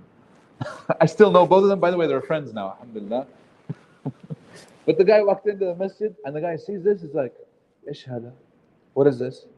It's like, shoo, hada, ma yajuz. Ish, ma yajuz, haram. He grabs it, pops it off. And then he throws it on the floor. Ittaqillah, astaghfirullah al-azim, khaf rabbak. Fear your Lord, this and this. Hey, they got into a fight. The guy left. He swore, I'm never going to come back to that masjid. It took a whole month to convince him to come back. He wouldn't even go to the masjid. He said, I don't care if that guy's not there, I'm not going to go back to that place. We had to talk, but this isn't the way, man. You can't, you can speak out at something. Sometimes, wallahi, you don't even have to speak out. Wallahi, sometimes you're just action, like, this is, I can't do this. Leave. This happened, I was in an apartment downtown Salt Lake, old apartment building. After I left, I heard like a few years later there was a fire in that building, and I was surprised that it didn't happen at the time when I was living there. It was terrible, but this apartment was so old. Like, it was built in the 1910s, and in the apartment there were a lot of like Saudis and international students and different people. But down the hall there was this old Palestinian guy who was single by himself, alone. So I was his neighbor, and I would check up on him. Because he doesn't have any kids. Miskin has been married 5 times, 0 kids, and he was single at the time. He was 70, no hope for marriage. We tell him, Bro Isa, you'll get married. We used to call him that. That's not his name, because he doesn't have Isa. There's no kids. So anyways, I came home one time after Isha. In the summertime, Isha is late. So we came home. I wasn't the imam of the masjid at the time. I was just a student. And it was like close to midnight. And a lot of the international students are sitting outside, and there were some American guys, non-Muslims, that were sitting with them. And I see them, and one of them saw me, and he's like looking the other way. He doesn't want me to see. That's weird. I didn't, Assalamu alaikum, shabab. Wa alaikum assalam. You can see them shuffling stuff. And I sat down, not realizing that everybody had alcohol in front of them. It was beer. Khalas. They bought like a huge thing, cans, like Coors Light or whatever it was, I don't know. I sat down for a second. كيف حال الشباب؟ الحمد لله طيب. معلش الشباب أنا مش هقعد معكم. That's all I said. I told them, guys, I can't sit with you guys. تعرفين I don't need to remind you. That's all I said. I got up and left. I'm like, I felt terrible. I was like, man, I don't want to expose you. I don't want to I left. Wallahi, 2 days later, I got a knock on my door. One of the students that was there, he comes in, he's like, Anwar, Jazakallah khair ala, qabilatin. I was like, what do you mean? Wallahi, I forgot what it is. He's like, what do you mean? What did I do? He's like, when you came and you got up, he's like, Wallah, I thought about it and I knew it was wrong and I shouldn't have been doing it, or, this and this, but, he's like, thank you for not making it worse, basically. This could have really went down terrible. Sometimes, he knows that he's doing something wrong. And in your action, maybe you can do something much better. I told him I told him I wasn't going to sit. It's not because of you. I'm not going to sit. I'm not going to be in this gathering. I can't. So sometimes in your actions, you can do a lot of good. Being just gentle. So we might think like, oh, it'll be disrespectful. You're doing it for yourself more than anybody else. So we ask Allah subhanahu wa ta'ala to accept.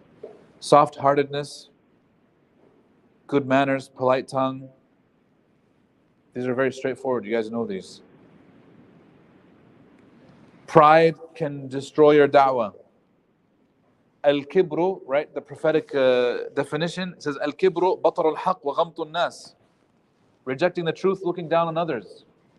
It's not in the way that you dress. It's not the way that you look. It's not in the car that you drive.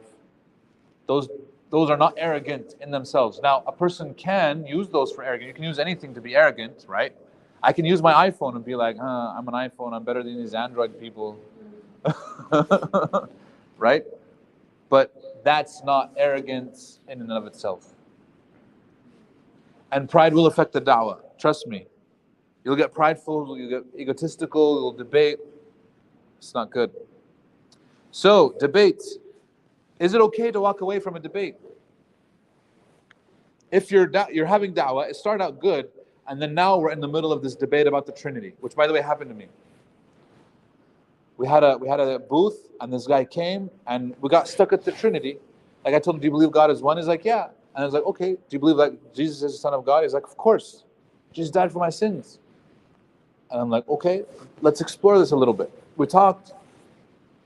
This guy just was like, no, God says in the Bible, this and this and this, I am. And that means that he is God. And all these, I don't know if you guys have heard some of the arguments of believers, but he just went at it. And we're going now for like a good 10 minutes on this issue of the Trinity. Is it okay to walk away from that? Why? Yeah. Because you're entering the conversation as the purpose of dawah, but once it gets to the debate, your purpose. Yeah. Yeah. Yeah. Khalas. This is a barrier. Can you walk away? If you walk away, does that mean that you lost? No. Huh? Yeah. Don't feel bad about walking away from a debate. It's not your job to debate. And I asked him before I walked away, I was like, do you understand my point? I just want to make sure you're I understand. I told him, look, your point, you're saying 1, 2, and 3. Is this correct? So I mirrored, this is what we call active listening. You can mirror back what he said. You're saying 1, 2, and 3. Is this correct? Yes. Okay. Can you tell me what I've been telling you? And he wouldn't. He's like, not even listening. I was like, look, if you don't know what I'm saying, I can't keep on repeating myself. I think both of our time would be better used doing something else. There's a line of people that I would like to talk to. I had one of those tables that says, I'm an imam, ask me anything. I did. There was a line. That day, I took notes of the conversations that I had. I talked to close to 35 different people. Half of them are Muslim. And they needed counseling. But I would tell them, like, okay, if it's a quick, this. But then the other half, they came in, and I had man, people, I was shocked. I was like, man, you'll do. So I would do that table regularly. You know what I mean? Like, I'm a Muslim, ask me any question. I'm a Muslim, I'm an imam. That's even a bigger one. Ask me any question. And then underneath, I would be like, except for cryptocurrency, just so that they laugh a little. Even though my brother is one of the developers of cryptocurrencies and stuff. I do know a little bit, but it's just meant to be like a little. But I still don't like cryptocurrency, but that's it. Anyways, so you'll get all sorts of people. Can you walk away? Yes. Should you walk away? Yes. If it becomes a debate. In fact, now what's the reward according to this hadith? The hadith is up there. What's the reward if you walk away? House in paradise. Perfect. Our impulse is, I know that I'm right. And oftentimes you are. So then why would I walk away? That means that I'm admitting defeat. La, you're winning. Allah is giving you a house in Jannah. Don't worry. If you're sincere, that's what you want anyways. You'll be happy about walking away. So I'm saying, don't be afraid to walk away from those conversations. It's fine. Nobody's holding it to you. It shows that you're sincere. Because sometimes it becomes useless. For both parties, there's no reason to continue. Engaging with people on their level. Use language that they understand. Don't use those Arabic terms. And if you do, clarify what it means. And you speak to people in a level that they can understand. If you know that this person barely graduated high school, maybe I shouldn't be all, I'm going to give you the theo-philosophical outlook on existentialism when it comes to postmodern societies in the Western world. It's like, good day to you, sir. You can't. It's not going to work. But then if you know that this person is educated and whatnot, don't be like, Islam is the truth. And then that's it. It's like, okay, what does that mean? So talk to people at their level, understand where they're coming from, know their background. This is where cultural commonalities have an effect, right? If I have something in common with the person, that can definitely be an inlay that we can discuss, etc. Okay. You have to be compassionate. We reject all forms of extremism. Extremism doesn't just mean violence. Extremism can be in anything. Right? The Prophet says in the hadith, مَا أَهْلَكَ الَّذِينَ مِنْ قَبْلِكُمْ إِلَّا غُلُوهُمْ فِي الدِّينِ أو كما قال. Al-ghulu fi din, extremism in religion is what destroyed the people that came before us. They took things too far. There's a balance, there's a moderate way, right? What's it? The middle path. We need the middle path. We can't go to either extreme. There's an extreme where it doesn't really matter. There's an extreme where it's everything. No, there's the middle. And we always look for the middle. Okay, beware of extremism. إِيَّاكُمْ وَالْغُلُوفِ فِي الدِّينِ فَإِنَّمَا أَهْلَكَ الَّذِينَ مِنْ قَبْلِكُمْ غُلُوهُمْ فِي دِينِهِمْ. Okay? Good. Do we have somebody who can read? Who wants to read? I mean, out loud, not can read. Sorry. The wrong question. Anybody who wants to read? Do I volunteer? Yes? No? Do I get a vote? You're going to read? Okay. Go ahead.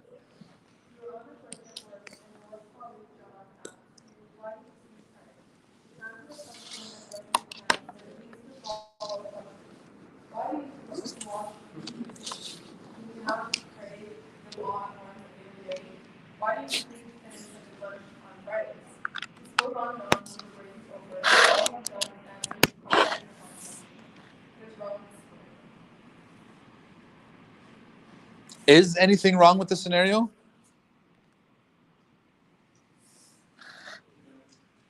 Nothing's wrong with the scenario? It's fine? So wait, say that again. You didn't get to the da'wah part. You guys agree? Was this da'wah? This is answering questions. Now, if your purpose was to just answer questions, you did it. You talked about your foot in the sink and all that other stuff. But did you give them da'wah? Like if you explain to them why your foot was in the sink and you say, well, because of this and that, are they going to accept Islam and be like, wow, that's amazing. I would love for my foot to be in the sink too. I'm going to accept Islam. they're not. That's not what's going to happen. Yes.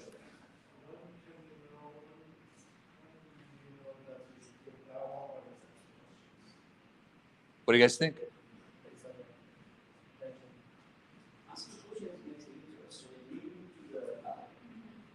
So the answer to his question is,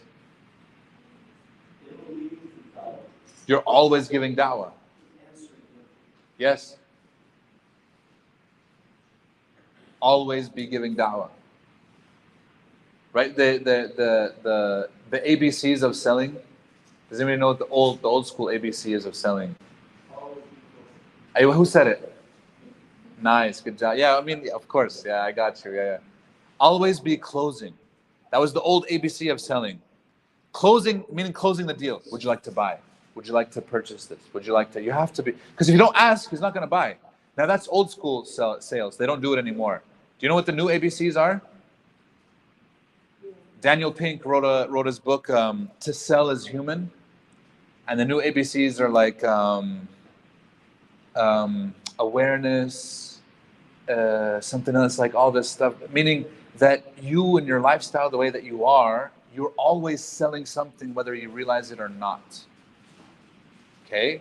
And so just being yourself and being compassionate and being empathetic, you can actually sell. But I'm saying here, always, the ABC is actually ABD, always be giving da'wah, or always be da'wah. Really, because here's the thing, they ask you a question or you're having a conversation, you can, in very subtle ways. You're not like sitting them down and be like, here's the shahada. But sometimes it'll lead to that. Sometimes multiple conversations, sometimes it's not. But don't just leave them hanging where you're technical, Wallahi, one time I had a guy, and I asked him, like, tell me a little bit about Islam. Man, that's an amazing question. If the person just leaves it open, tell me about Islam, the door is open for you to give them the best da'wah of your life. You know what the guy did?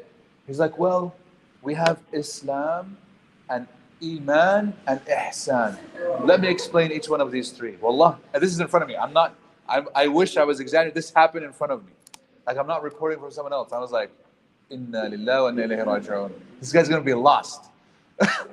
And literally for the next 20 minutes, he was going over Islam, Iman, Ihsan, and he's like, they're concentric circles and they're bigger than each other and all these things. And you could tell that the guy is thinking of, what did I get myself into? I want to run away from this conversation as soon as possible. I need to get out of here. I'm not discounting that. That has a time and place.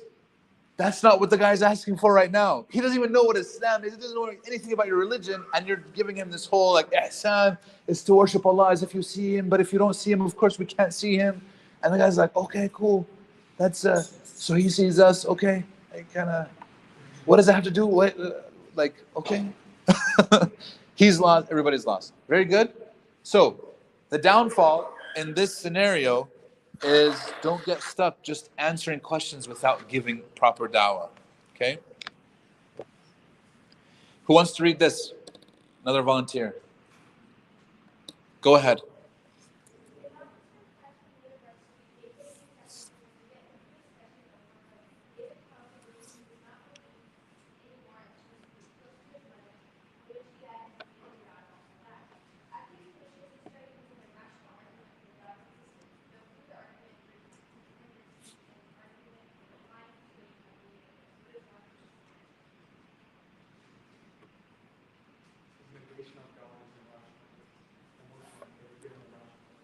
Very good.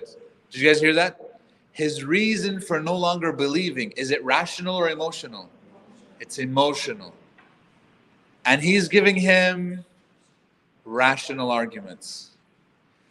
The argument from dependency, if you had this and he's going through, and then the fine-tuning of the universe. By the way, those are good arguments. You can make them. We'll go over some of them. Okay?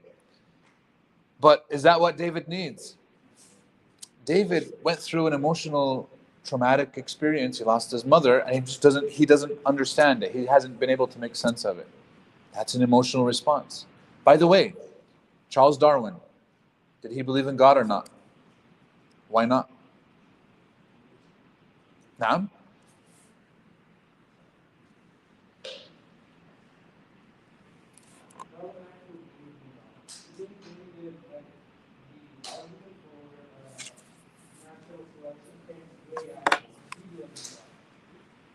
So yes, Charles Darwin initially did believe in God. Later on in his life, he stopped. Was it because of his theory of evolution? No, it had nothing to do with the science. Because a lot of times we think that, if I believe in evolution, that means I can't believe in God. Because Darwin did it. But in fact, he said his theory had nothing to do with God. He said this himself. Why did he stop believing in God later on in his life? People. Why? So he had a problem with evil. So there's this whole dilemma, the problem of evil, right? But what was it specifically? Anybody know? His 8-year-old daughter passed away during his lifetime. This is tragic. Inshallah ta'ala, nobody ever loses their children. May Allah subhanahu wa ta'ala protect them all and preserve them. His 8-year-old daughter passes away, and it was so traumatic on him. He wrote in his journal, it makes no sense to me how an all-loving, all-merciful God could let something like this happen to a child. And therefore, I reject God. Okay. I understand he went through a very hard situation. However, his rejection of God, is it rational or emotional? Yes. Now, we're not discounting that, by the way. There's a way to remedy that. You have to sit down and talk with the person. And that's going to be a very difficult conversation. That's not an easy conversation to have. Right?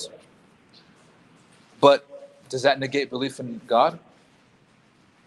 No, it shouldn't. But for a lot of people it does, because they can't comprehend that. So, what I'm saying this why? Because I can tell you majority of people do not believe in God, not because of the lack of a rational argument.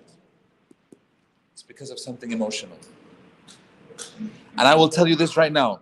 Every single ex-Muslim or person who's thinking about leaving Islam Every single person that I've talked to, Fahad, the other guy with IERA with us, and in our circle of people that do da'wah, we have yet to find somebody who hasn't gone through an emotional, tragic event that actually led them to disbelief.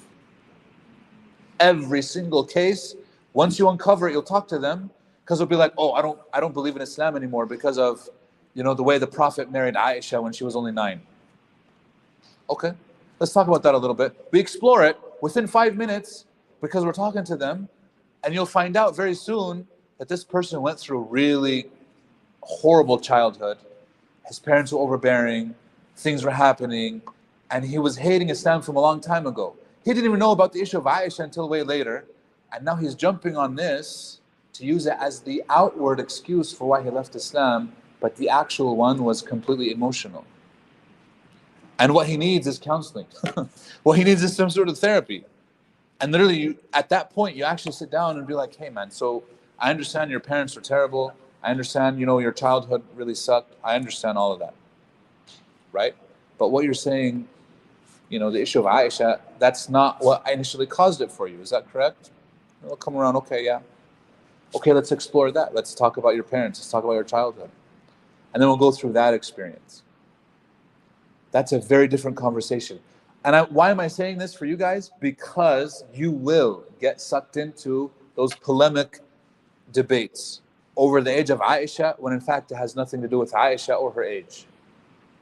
I'm just using this as an example, right? Inevitably, it'll be something emotional that person went through, and we have to remedy that. Okay? Very good? Yes.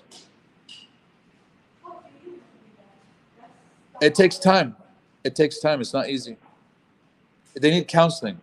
Luckily, we do have counselors in the community, professional therapists. I'm not a therapist. We do pastoral counseling, right? Which is just you as an imam or as a whatever, and you just talk to the person. 90% of the time, you're just listening. You don't. You tell them, let's go for coffee. Let's come over to my office. Let's sit down. You know what I mean? Let's have a conversation. Sometimes they will. Sometimes they won't accept that. They won't even accept to have coffee or tea. I can't help you if you don't want to sit down with me. Khalas. You understand what I'm saying? So you try. Sometimes they'll accept, sometimes they won't. You can't help somebody who doesn't want to get help. They have to want it too. So, yeah. Okay, third volunteer to read. One more scenario. Who would like to read? Any volunteers? You already went? Yeah, go ahead. You're at your weekly Islamic awareness call in the city center, handing out leaflets on Islam. A lady walks by and politely tells you she's Christian, that she believes in Jesus, and that he is enough for her because he is the Son of God who died for her sins. You quickly do a real off-Bible verses on how Jesus is not God and that he was ignorant of the hours. So how is it possible he was gone? You say to her with a smile on your face, how is your God that he died on the cross? It's terrible, I know. It's like the Muhammad hijab smackdown. Okay? Yeah. What's wrong? He's being too hard, way too harsh, yeah. Is that da'wah? No. Is she going to accept Islam? She's going to be like, you know what, you're right. It just makes sense now. Oh, 100%. She's not going to see anything that you're saying. She's going to want to defend herself. Right? Plus, what do you guys think about using Bible verses for da'wah?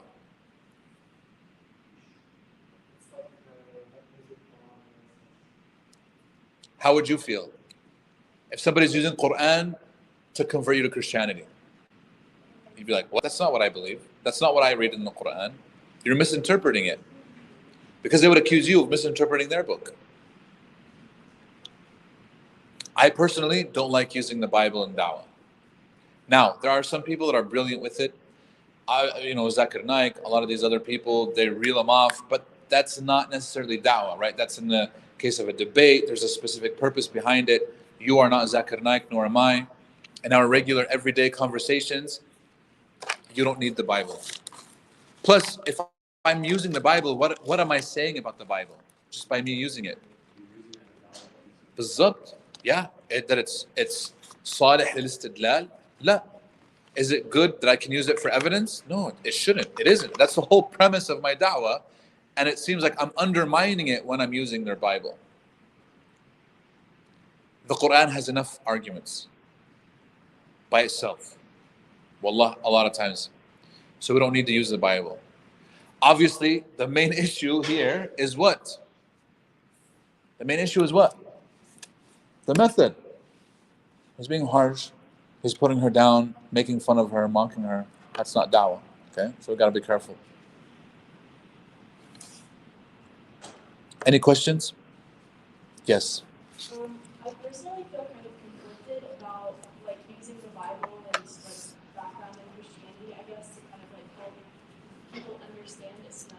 Because I came from that background, so for me, like when I was reading the Quran, I would use my knowledge of the biblical narrative to kind of be familiar with what I was learning about Islam, and to me, like it was helpful. But at the same time, I also read other sources that use like Bible quotes and things to like explain why it's wrong, and people will inaccurately use Bible quotes, just like you were saying, like interpret it incorrectly.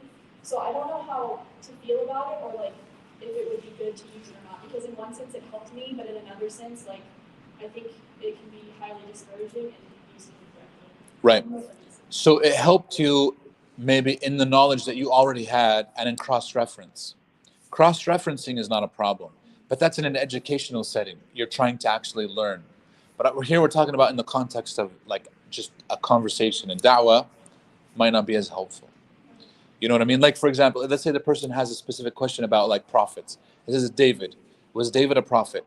We're like, yeah, David is referenced in the Bible. Sure, I brought it up. You know what I mean? We're talking about it a little bit. But do we have to go into a detailed, like, here's the breakdown of the story, here's where it might diverge? Maybe we can. But I'm ultimately trying to prove a point that I already have in the Quran as well. So I'm not saying to neglect it. I'm just saying most of the time it's not as helpful as we might think that it is. Maybe in certain cases it is. That's why it's highly situational. So, yeah. Was there another hand? I think there was another hand. Yeah.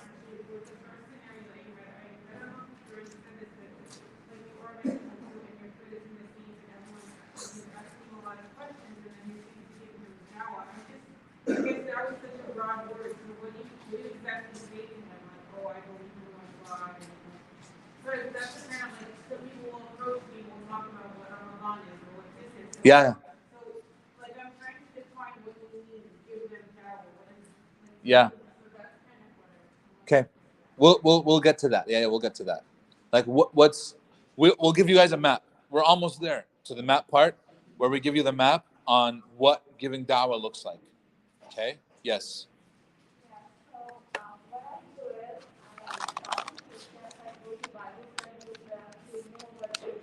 You go to Bible study? Bismillah ar-Rahman ar-Rahim.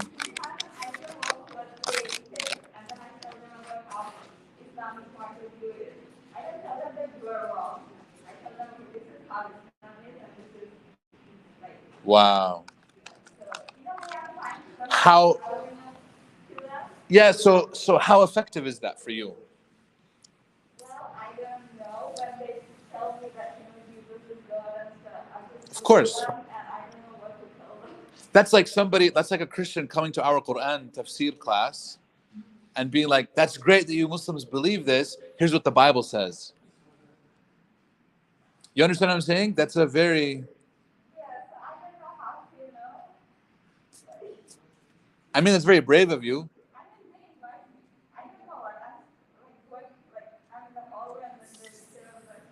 Yeah. So how would you guys, pause.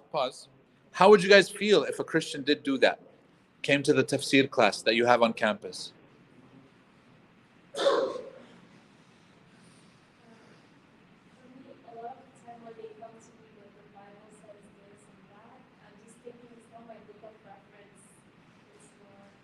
Yeah. Yeah.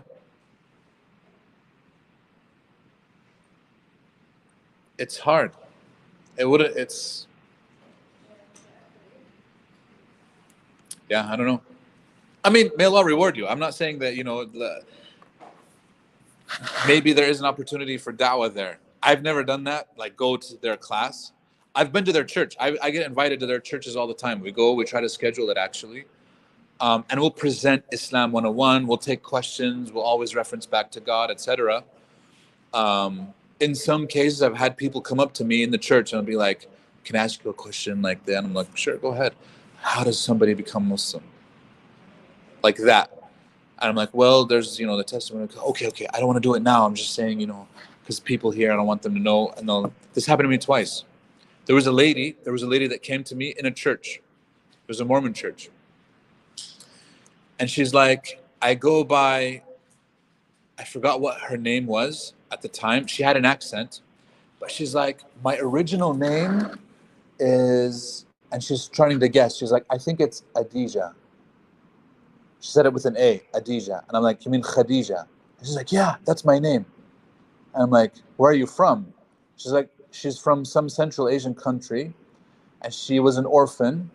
She was adopted by this Mormon couple, and she came at the age of like 7. And baptized, fully Mormon. She was in college at the time, right? And she asked me, then her next question was, how can I become Muslim again? I know that this is not real. I want to become Muslim. Now this is in the middle of their church, but she's like, I can't do it here because, I'll get in big trouble. And I was like, here's the message, phone number, here's the address. I wrote on a piece of paper, here you go. I had another case of this where a guy came to the masjid. He has his whole interviews on the Deen show, by the way. The guy that I'm talking about, I don't want to mention his name, yani. But he was an MMA fighter from Ossetia, right, which is next to Dagestan, in the Caucasus. He came also as an orphan, was adopted by a Mormon family, but he came a little older and baptized everything, and then married a Mormon girl, had a daughter, and he realized, wait a second, this isn't me, this isn't my culture, this is my heritage. He started researching Islam, looked up the nearest masjid, it was mine, the one that I was working at. He came, and mashallah, this guy, he's 6'4", 6'5", tall, muscular, mashallah, he professional MMA fighter. Comes into the masjid and is like, are you the imam? Yeah. Comes, sits in my office, breaks down in tears. The guy's bawling. Yeah, and he opened up and he's talking about his whole story. He's like, I don't even know Al-Fatiha. I need you to teach me. He's like, I don't want to walk out here without me knowing how to pray. I want to take my shahada, I want to become Muslim. I took his shahada. I'm teaching him the Fatiha. He's crying because I forgot. He's like, I knew it when I was a kid and I forgot all of this. And he's like, I want to become, I want to become Muslim.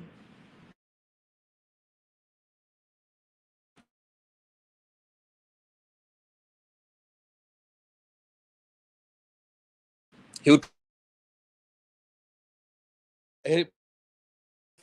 like, oh my God. I told him this is great. Too grueling. And then he moved to Miami, Florida. And he was in Miami. Now he trains. He doesn't fight anymore, but yeah. Have you ever heard from someone who's rejecting Dawah and they say, you read the Bible, and then let's say they say no,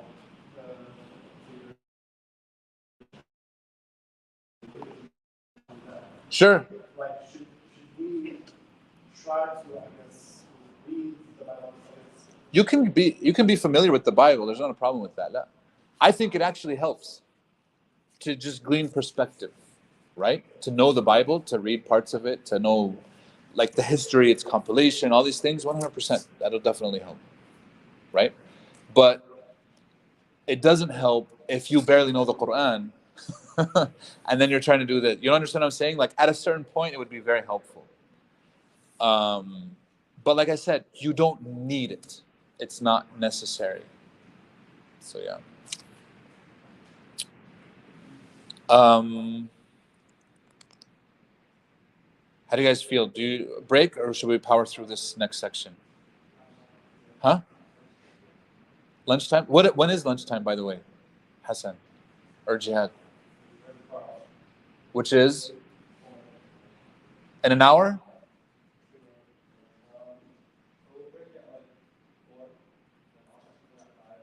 And that's when we're going to eat? That's not lunch anymore. Unless that's like how you guys do things here.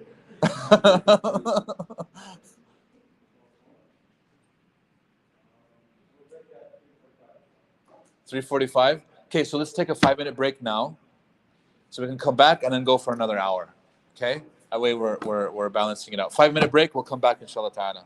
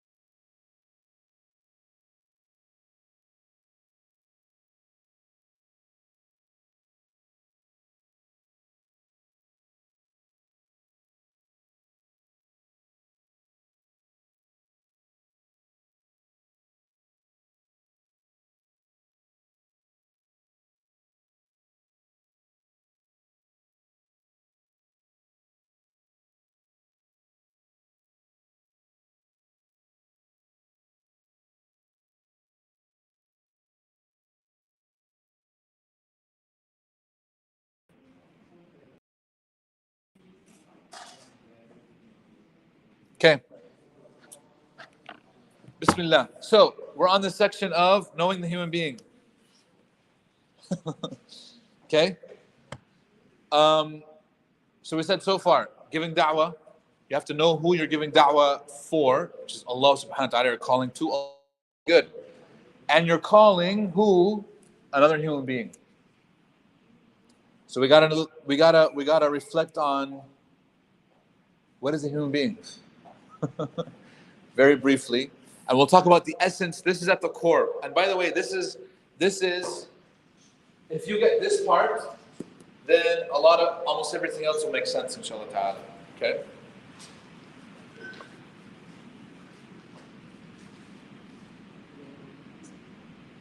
We have to know the human being. Very good. What's the difference between these two? Ability to make choices. This can't make choices. It makes choices, but the choices are following a program. Right? I'm sorry, say that again. Right. So we have added layers. This is purely logical. Yes. Right, Rashid, you guys program robots. You can tell us more about, no, I'm just kidding. Logics here. What are some of the things that make up a human being? We have heart. We age. Sure, I mean, but so do robots. I mean, like we mature, sometimes we change our mind. Like an old robot, after a while, you just toss it out and get the new robot. Bad analogy. Okay, age, yes. We have hearts. Somebody said we have hearts. What else? I heard another word. Free will, free agency. Now? A conscience, yes. Feelings. We have a soul, a ruh, right? It's not existent in the robot. So there's a lot more that makes us up than just. The reason why we're saying this is because we will treat non-Muslims as if they're robots. Meaning, if I present Islam in a very logical, rational way, that's the input. The output is going to be Ashhadu an la ilaha illallah wa ashhadu anna Muhammadan Rasulullah. That's what we assume happens. And that's not the case. Make sure you guys understand this. Remember, also you're doing it for the sake of Allah first and foremost. If they take it to Shahada, great. If they don't. But when it comes to the practical ways, you want to refine what you're doing, you want to do better. You have to understand the nuances, So what's aql? That first one up there. What's aql? Who said it? Intellect. Very good. What's the intellect? What's the mind? Can you prove rationally that other people have minds? This is a legit philosophical question. By the way, the answer is no. Do you have a mind? Yes. And do I know, for example, like if I ask, do I have a mind? Yes. But do others have a mind? What is the mind? It's not the brain. Right? And the brain, every creature has a brain. Elephants have brains way bigger than ours, but we have a mind. Elephants don't have a mind. The mind is capable of that higher level thought, asking those deep questions. On the top of this list is like the question, why? Why do we do the things that we do? What's the purpose behind things? That's why there's some atheists, by the way, that are trying to remove the question why from dictionaries. Did you guys know this? They're saying why is an unscientific question. Why it cannot be quantified and why it should be removed. Because you can't prove it. You can't prove any why. You can't prove it using the scientific method. This is true. Like for example, if you ask the question, why is the sky blue? They'll tell you that's the wrong question. What is the question that they're trying to ask? No, not is. How? Do you guys understand? Now we use it all the time. Like, why is the sky blue? Well, the way that the light from the sun refracts on the air, all these things, and it turns blue. Okay, great. But that's technically how. does the sky end up blue? If I'm asking why, that means I'm insinuating that there's purpose behind the color blue and the creation, and that entails what? That there's a design. And if there's a design, there's a designer. And they don't like that. You guys understand what I'm saying? So the question why, this is true, there's people who are trying to remove that question from ever being asked, because it's unscientific.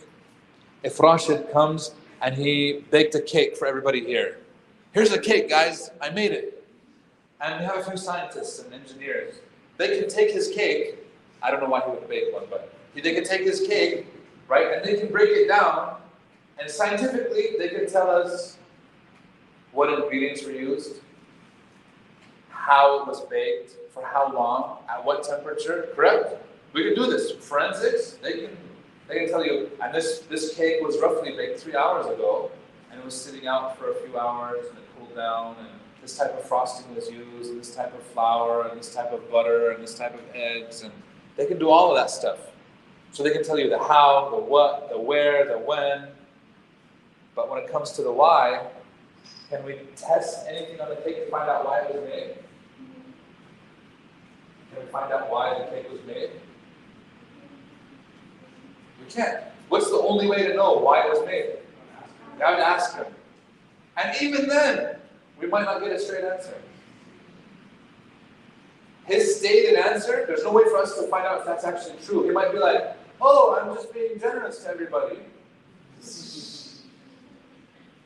And maybe, in fact, he just wanted to impress somebody with his baking skills, with a specific somebody, or somebody, but we don't know.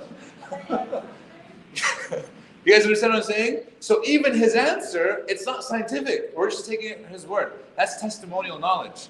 And like I'm saying, scientists don't like that. They don't like this. So it's atheists, I'm saying, So the question why is a forbidden question. Yes? So I was last year, talking to a friend, and he said he ate. And I was like, why did you eat? And he was like, it's one, and I ate. Yeah? And I was like, yeah, why? He was like, if I don't eat, then I will collapse. Then I'll die. So I was like, so you ate because you didn't want to collapse, and you stopped talking to me. La hawla wa la quwwata illa billah. You know what she did? It's called the infinite progression of whys. Because you can ask why forever. There's some books that are written on this topic, like the question why. So you can ask why forever. Like, why can't I eat right now? Because we're going to eat later. Why? Because that's when we're going to eat with everybody. Why are we eating with everybody?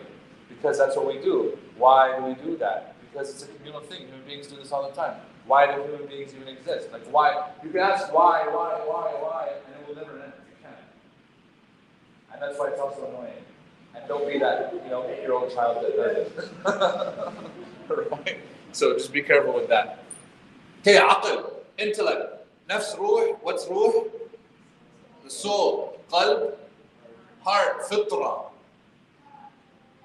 It's the fitra. Inclination, intuition. Okay. Does everybody have a fitra? Do you know where it is? Everybody's like, wait, what? Okay, we have the ability to contemplate, reflect, and feel. And usually this is what leads people to make decisions in their life. It's not just input, output. We don't follow a program. So we're not robots. So in our da'wah, we can't treat the other person as a robot. That's basically what we're saying. And we're going to focus a little bit on the fitrah. Okay?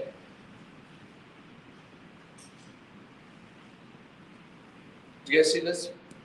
Rational arguments are meant to be a goal. They're not a goal. They're a means. And sometimes you don't even need them in da'wah. You don't need to prove to somebody that God exists. You don't need to prove to them that the Quran is true. They'll get that intuitively. They need something else. What would be English word for how would you explain? Yeah, we call it the natural disposition. Okay? We'll get to it here in a second. Fatara. So it's the innate natural disposition in every human being. It contains two primary, by the way, there's more secondary ones. Number one, Allah exists. And number two, He's worthy of worship. This is inside of every human being. You guys agree? How do we know this? How do we know that it's in every human being?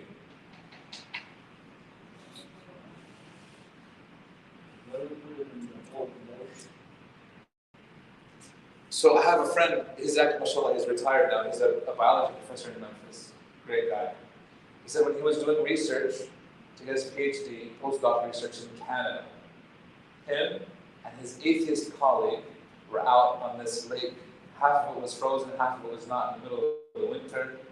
And it's like this wind blowing the whole time. We were struggling.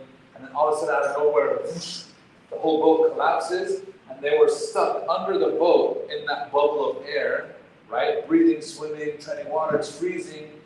As like we tried to flip our boat, and the boat got stuck in the ice. They can't flip it, and they're stuck underneath. And he was like, if we tried to swim out, we would be under the ice. We can't even get out. Because we're like right on the edge. He's like, I had no idea, no way of getting out. And we're literally floating there, and the seconds feel like minutes, the minutes feel like hours. We're running out of oxygen. It's like we started this. And what was his atheist friend screaming the whole time? Oh God! God, please help us! God, I need to get... Now him as a Muslim, he's like, out of respect for my colleague, I'm making dua inside. Like he's making dua, but he's not like freaking out. And this guy is like, God, God. He's like, wait. He's having to calm down the atheist. The atheist literally is calling out to God the entire time. He did not stop. And he knows that he's an atheist because he was his colleague. They've been working together for years. And this guy was an adamant atheist. I mean, he's like hardcore. And he said at this moment, he's just khalas. And then he's like, I don't know how, I don't know what. He's like, our boat flipped back over and we were able to get out. We were hypothermic. There were people on the shore that saw us. They came and picked us up. They took us to the hospital. We had to recover for like a few days in the hospital, hypothermia. He sees the friend. Now after a few days. So he's like, do you believe in God now? What do you think the guy said? You know, I was just, you know, in the heat of the moment, you know, things just happen, things, you know, it just comes out. What do you mean? Like you literally don't believe in God, then in the moment, khalas, now when it's like you have no hope, except for Him, now you call upon Him. And Allah says this in the Quran, like the example of the boat, and literally that was the case of the boat. When there's only one thing left, we hold on to that. And so in that moment, what happened was, the fitrah was unclouded, uncovered. What was inside now is apparent. This happens, by the way, to every human being. We'll either go through an emotional event, sometimes positive, sometimes negative. We'll go through some sort of experience, and the fitrah will be uncovered, and that truth will come out. And that happens to many people. They'll recognize God. Now, then the onus is on them to persist or to go back to their old ways. The clouds come back and cover it again. That's what happens. Okay? So we know that it's there. So we have to be very... So why are we bringing this up? In Dawah, really the key is uncovering the fitrah. However you can help them uncover their fitrah. That's it. If we can get to this and have them recognize that it's already inside of them, you've done a good job. Okay? We need them to realize that it's already inside. Where does this knowledge come from? So we have a few verses here. Allah subhanahu wa ta'ala says, in the verse up top, وَإِذْ أَخَذَ رَبُّكَ مِنْ بَنِي آدَمَ مِنْ ظُهُورِهِمْ ذُرِّيَّتَهُمْ وَأَشْهَدَهُمْ عَلَى أَنفُسِهِمْ أَلَسْتُ بِرَبِّكُمْ قَالُوا بَلَى شَهِدْنَا أَنْ تَقُولُوا يَوْمَ الْقِيَامَةِ إِنَّا كُنَّا عَنْ هَذَا غَافِلِينَ. Right? This is Surah Al-A'raf. Allah subhanahu wa ta'ala talks about Yawm. It's called, in a lot of texts, Yawmi Alastu, the day of Alastu. Meaning this is a day. Some scholars even said this happened in Arafat, which is why it's called Arafat. But where Allah subhanahu wa ta'ala presented Himself to all of mankind already. Now, many of the tafsir will say this was Alam Arwah, meaning we were all souls. Because as a soul, we have been created as souls since the time of Adam alayhi salam. In existence. The soul isn't a new creation. The soul has already existed for every human being that will ever live. Right? Some scholars even say it wasn't just the soul, it was the soul and body. Is there any indication in this ayah explicitly that says it was just the soul? That was a different question for us to contemplate. You guys can do further research. But that day, and that's why we already recognize it. Like the idea of God, here's the thing. Some people think that it's upon us. So let's say you talk to somebody. Do you believe in God? They say, no. Your next step to say, okay, let me prove to you why God exists. Or is the onus of proof on the person who denies? Who has to prove what? Do I have to prove God exists? Or does he have to prove why he doesn't believe? Which one? And why? That's the bigger question. I will tell you, you'll find yourself in either situation. Sometimes you'll have the person tell me why you don't believe. And they'll give you their reason why. That's easier. Versus you going through, okay, you don't believe? Let me give you the argument from dependence. And you just go through this whole argument. Right? Or from fine-tuning, or from whatever. You can. Now? Yeah, I'm making a lot of assumptions. I don't know why he doesn't believe. Or maybe he'll tell me. The point is, I'm telling you, a lot of times it's easier to find out from them why they don't. Tell me why you don't believe. Why? Because in doing so, I'm assuming that the default is what? What's the default? The default is belief, not disbelief. Right? More people on earth believe in God than don't, correct? Throughout human history, more people believed in God, correct? Question, has there ever been a society on earth that rejected the idea of a God? When? Where? The one that doesn't dissolve the religion at all. Which is? One that's they're seen as something that they don't have technology or anything. Are you sure they're human beings? Sounds terrible. Okay. What? Again, my question is: has there ever been any culture, society, civilization that did not believe in God?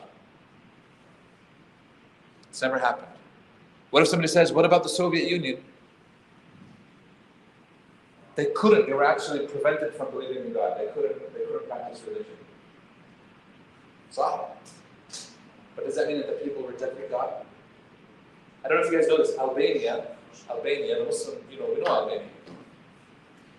When it became communist, right? In the 1980s, they made an announcement that Albania is the first country on earth to reach 100% atheism. 100% of the population believes in atheism, which means that they don't believe. 100%, this is announced, and everybody's like, what? Now, as soon as the Soviet Union collapsed, communism in Albania collapsed, right, 1991. In 1994, I believe, or 95, what was the rate of Islam? It was 99%. In Albania. 99% identified as Muslims. So what happened? All of a sudden, somebody came to them and gave them Dawah, and now accepted Islam en masse. What happened?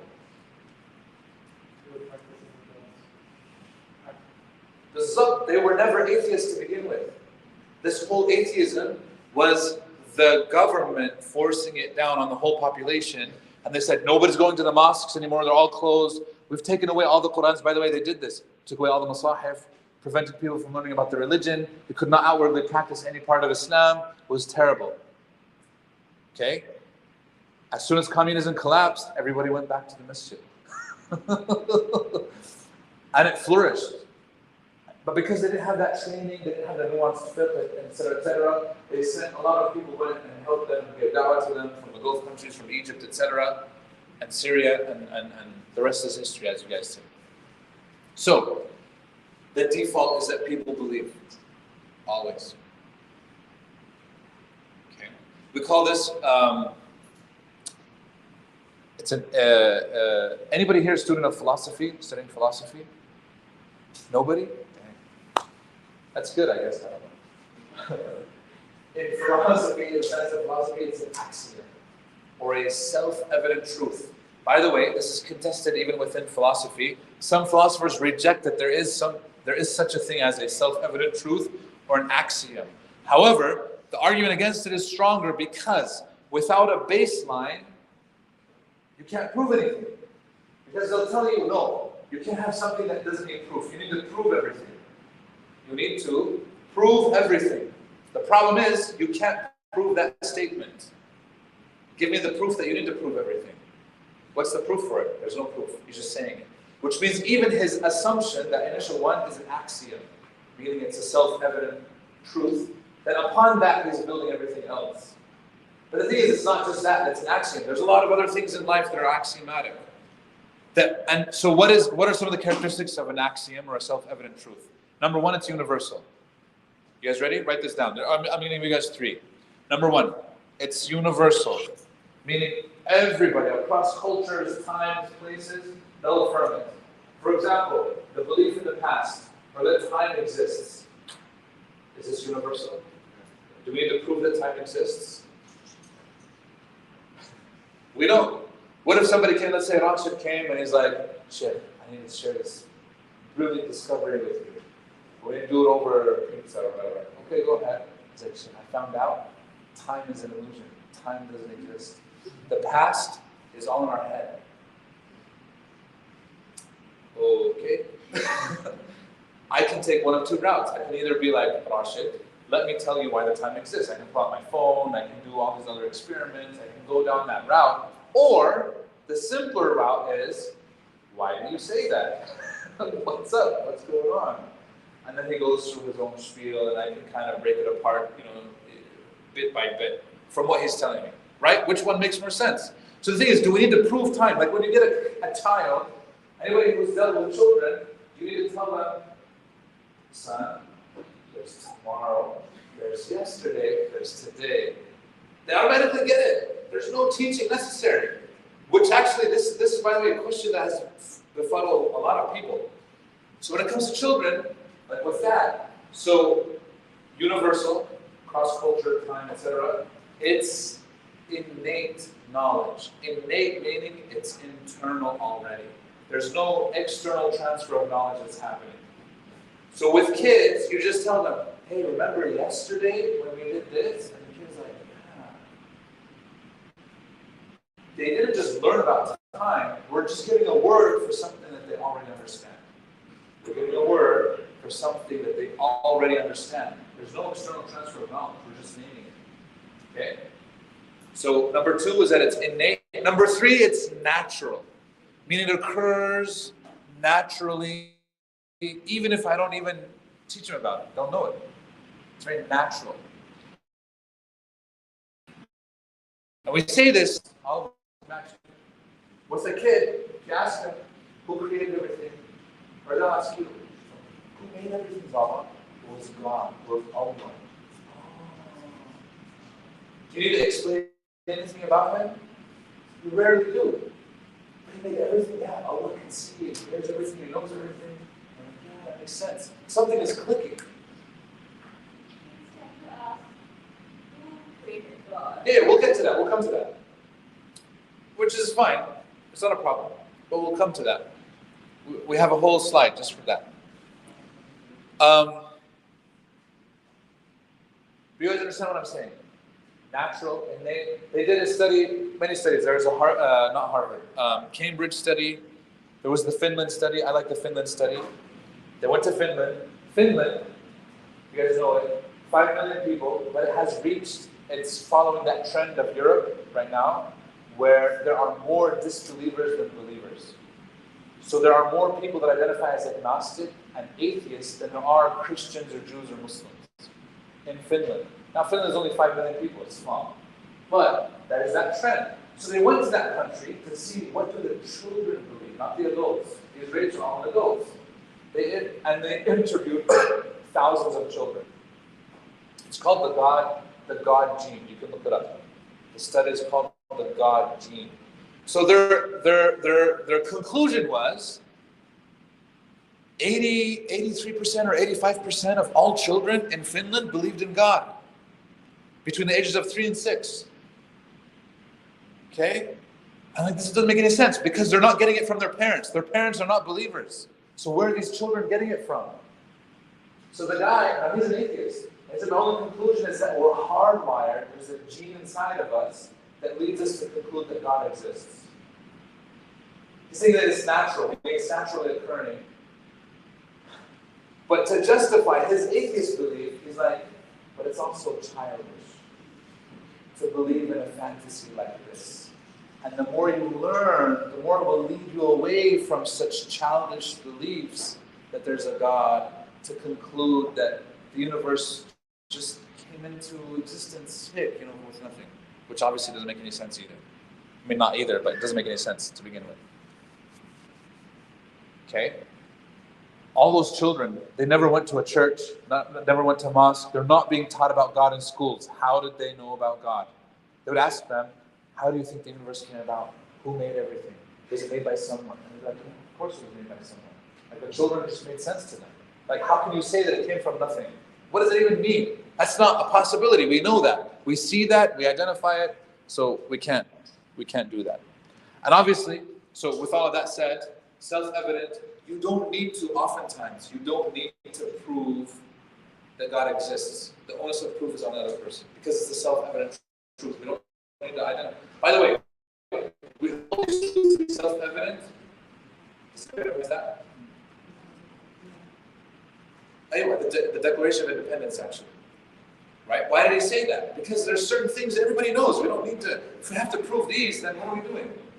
We hold these truths to be self-evident, that all men are created equal, or whatever, and endowed by the Creator with certain unalienable rights. Among which, these are not all of them, but among which are life, liberty, and the pursuit of happiness. He said this is for all people. Obviously at the time, the application of it was just for white men, but So, here's another verse. In the Quran, Allah subhanahu wa ta'ala says, فَأَقِمْ وَجْهَكَ لِلدِّينِ حَنِيفًا فِطْرَةَ اللَّهِ الَّتِي فَطَرَ النَّاسَ عَلَيْهَا. Fitra. You see here? This is the creation of Allah upon which He created everything. Meaning this is endowed. It's in you.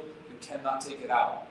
Now what happens is that it gets clouded, but it doesn't change. It says, لَا تَبْدِيلَ لِخَلْقِ اللَّهِ. Your fitrah doesn't change. What changes is that cloudy layer around it. The example of this is like the ayah from Surah An-Nur. Allah subhanahu wa ta'ala talks about Allah nuru as-samawati wal ard. مثل نوره كمشكاة فيها مصباح في زجاجة. So, it's the lamp, there's the light. The fitrah is actually the oil. زيتونة كلها شرقية ولا غربية. That's the fitrah. And that the fitrah will almost light up. يضيء ولو لم تمسسه نار, right? But it needs that nar, which is the wahi, the revelation, to actually light up. It needs something, a catalyst. But it's interesting that he says all of that lamp is in a what? A glass. Now what happens if you just leave a glass lamp out here for a week? If you just leave it, what will happen on the glass? Even if you don't use it. Yeah, it'll get dusty. You need to clean it regularly. Even if you're not using it. Now if you use it, you need to clean it even more. What if you're abusing it? You're actually putting dirt on it, which is what we do to ourselves, our hearts, all the time. We're exposing ourselves to sins and to bad environments and to things.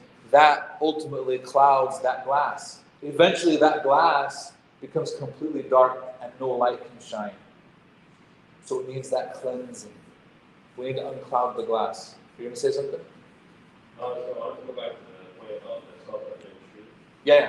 Because I know that there was discussion about the reading about the sorry, there was a compulsion. So we're saying, well, we have to prove the negative because they don't think it's a self-evident truth that God exists. Yeah. They're saying they actually have the proof, the bare proof is on us. That we're something that was made by one of the things. Sure. So in the beginning, I did say, sometimes you'll find yourself, you can ask them why they don't believe, or they'll ask you. They'll be like, no, you prove to me why you believe, and you can offer proof. It can go both ways, yes. I do believe, however, that it's self-evident. Meaning it's endowed in the fitrah. We actually don't, our starting point is not questioning whether there is a God or not. I don't start from that point. That's me personally. By the way, that's the Ibn Taymiyyah method. which you got flack for. Okay? The other school that opposes Ibn Taymiyyah, at least in this, they're not like opponents, but are the ones who say you have to first start by, how do I know that God exists? You know what I mean? Proving his existence. And Ibn Taymiyyah is like that's all given already. You can't start there. It's already in you, you're starting later on. Tell me about the Creator, etc. Like I said, semantics, because even Ibn Taymiyyah will acknowledge that if a person does doubt that, then you have to use the same tools to actually prove to them. This is when necessary, you have to use those. That's why I'm saying it depends on the person. I will always start by asking them, do you believe in God? And if not, why not? Now, I won't say it like that. I'll just ask them, do you believe in God? See what they say. And they say, no, I don't. Why not? I'd be like, well, because there's no proof for him. Do you have proof? I'd be like, I do. And then you can present the proof. But if he says, I have proof for why there's no God, okay, tell me your proof. A lot of times it's not. It's not proof. They think that it's proof, but it's not. They'll be like, there's no way that there can be God because there's so much evil. That's not proof. That's your perspective. You see it as evil, someone else doesn't. It's like there's a wildfire. Who said that the wildfire is evil? That same biology professor who the boat flipped, his research that he specialized in was in how wildfires are necessary for ecosystems to thrive. And that when we've suppressed wildfires from happening, it actually destroys the ecosystem over time. Now, a person in the moment will see a wildfire and be like, this is terrible. But it's like, it actually has nothing to do with the reality of the situation. What happens to the fitrah? Every child is born in a state of fitrah, remember. And it says, كُلُّ مَوْلُودٍ يُولَدُ عَلَى الْفِطْرَةِ. Does it say يُولَدُ Muslim? Does it say born as a Muslim? Remember, we keep on saying this, that everybody's born as a Muslim. That's actually wrong. It's not true. Islam is submission. It's following rules and guidelines. Does that child know how to pray? Then he's not Muslim. But the child is upon the fitrah. The child is in that pure state of recognizing a God. If we left that child alone, what would happen? No influence whatsoever outside. What would happen when it grows up? It would inevitably recognize that there's a creator and would know that that creator is supreme being, etc. Would it know how to pray 5 times a day? No. We need wahy, we need revelation for that. That was the premise behind, there's a story written by Ibn al-Tufayl, it's called Al-Hayy ibn al-Qur'an. If you guys look at the name, it says Al-Hayy, which means the alive, son of the awake. The alive son of the awake. It was this hypothetical story of a baby left in the state of fitrah on a desert island, uninfluenced by humans, and was raised on this island. What would it grow up to happen? It was meant as a religious kind of argument for this idea of the fitrah.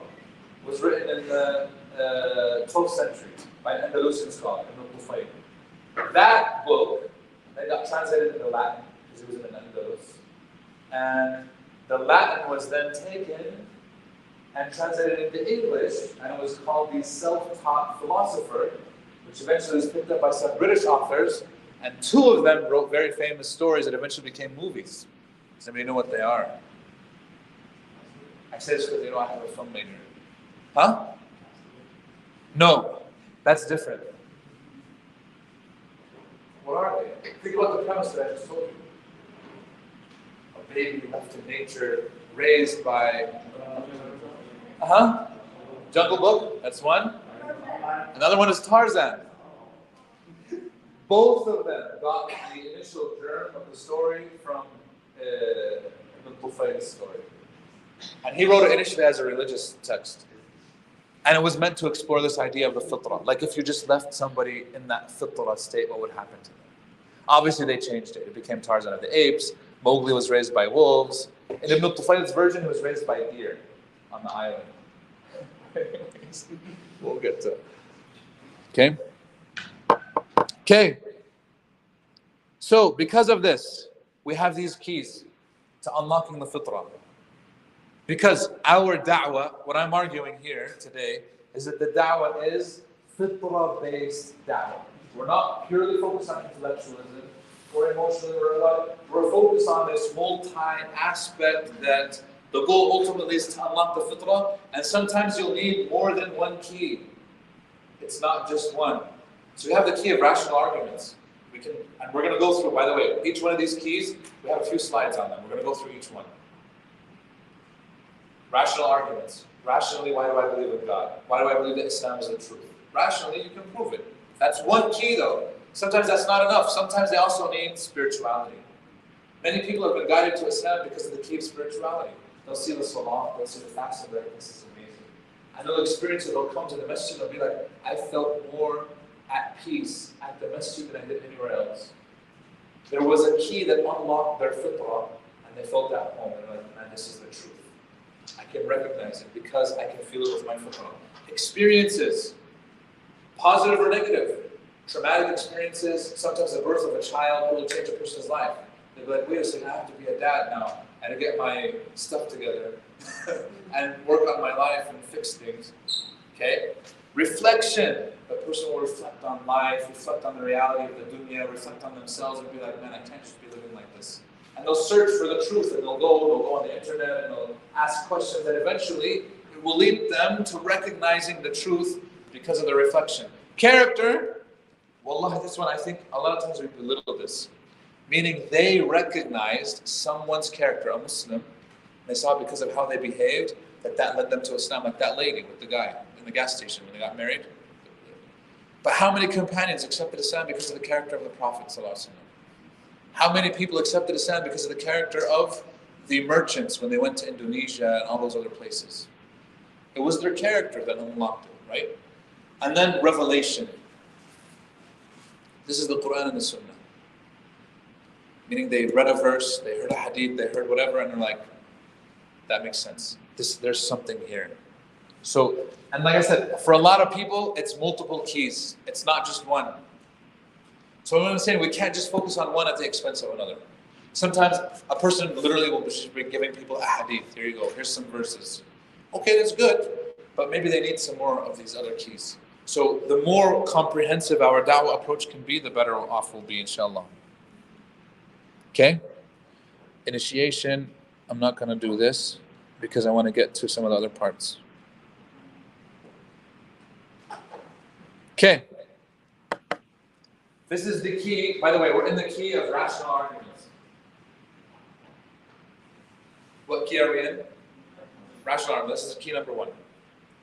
In the key of rational arguments, this is a map that you can use to rationally walk somebody through the da'wah journey. So when I say give them da'wah, who asked this before?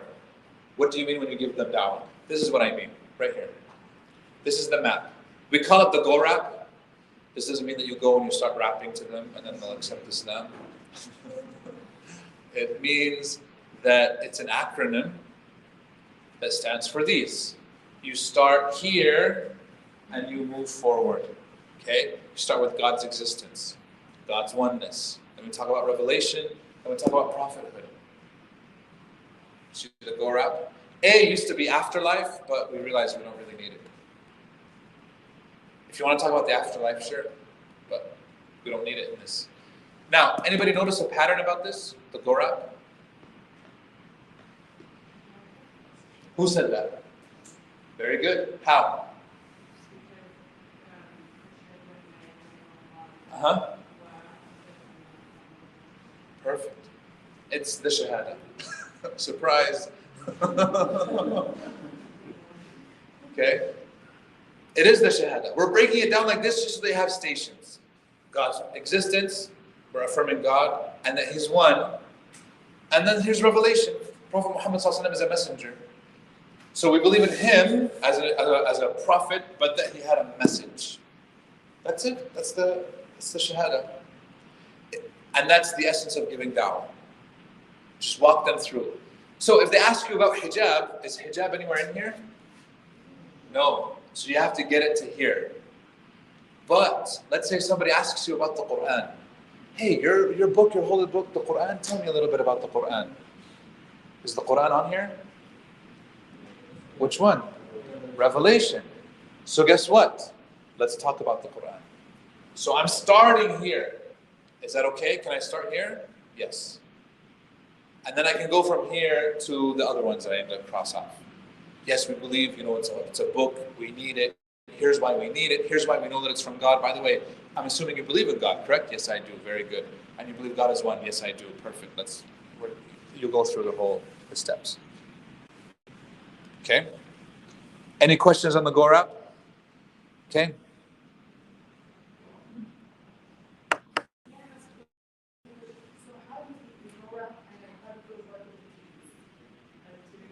It's key number one. We're on key number one, which is but we're going to spend most of the time on key number one. Okay?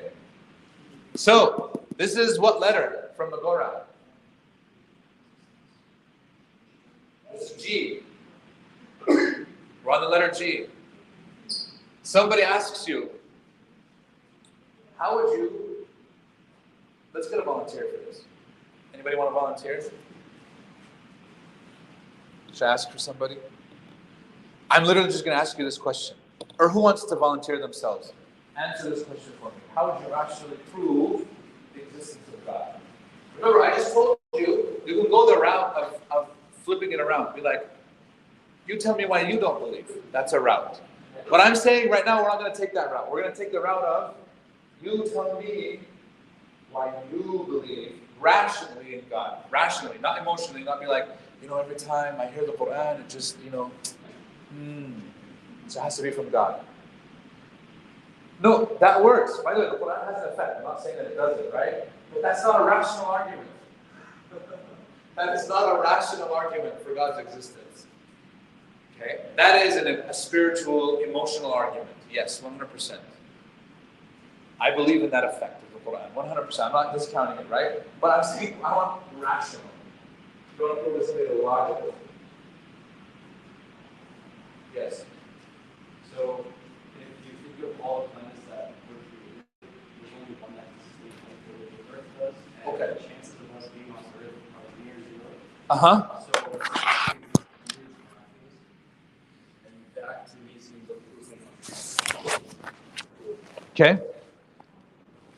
You guys agree? You guys like it? Did you guys hear what he said? It has a name. Your argument has a name. What is it? You know the name of it?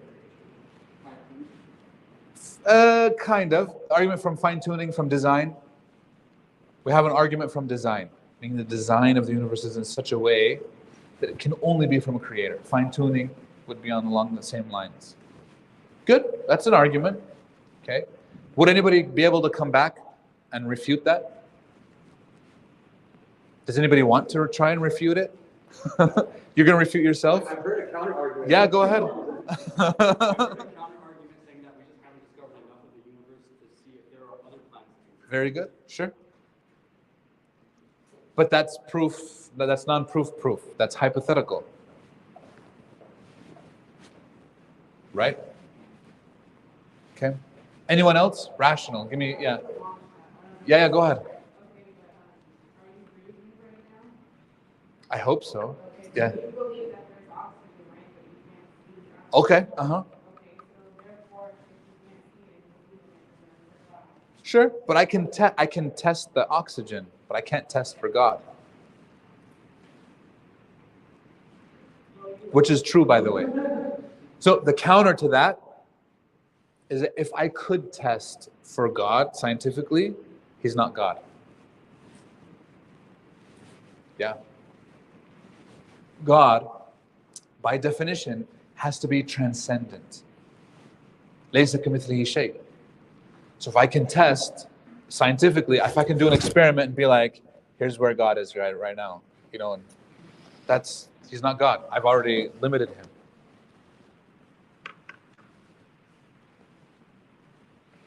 Okay. These are good. Yes. What was that? Everything has to come from somewhere. Good. Okay. What do we call this? Yeah, it is. The argument from dependence. At the beginning of it. Yes.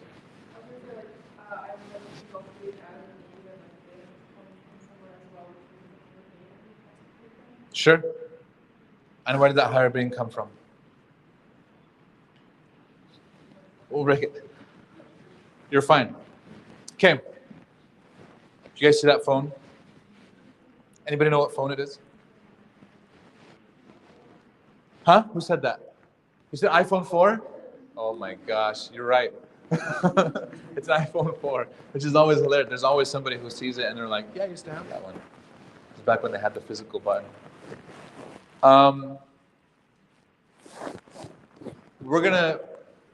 This is an exercise. You can use your phone to prove God's existence. What's the claim by the typical atheist about where the universe came from?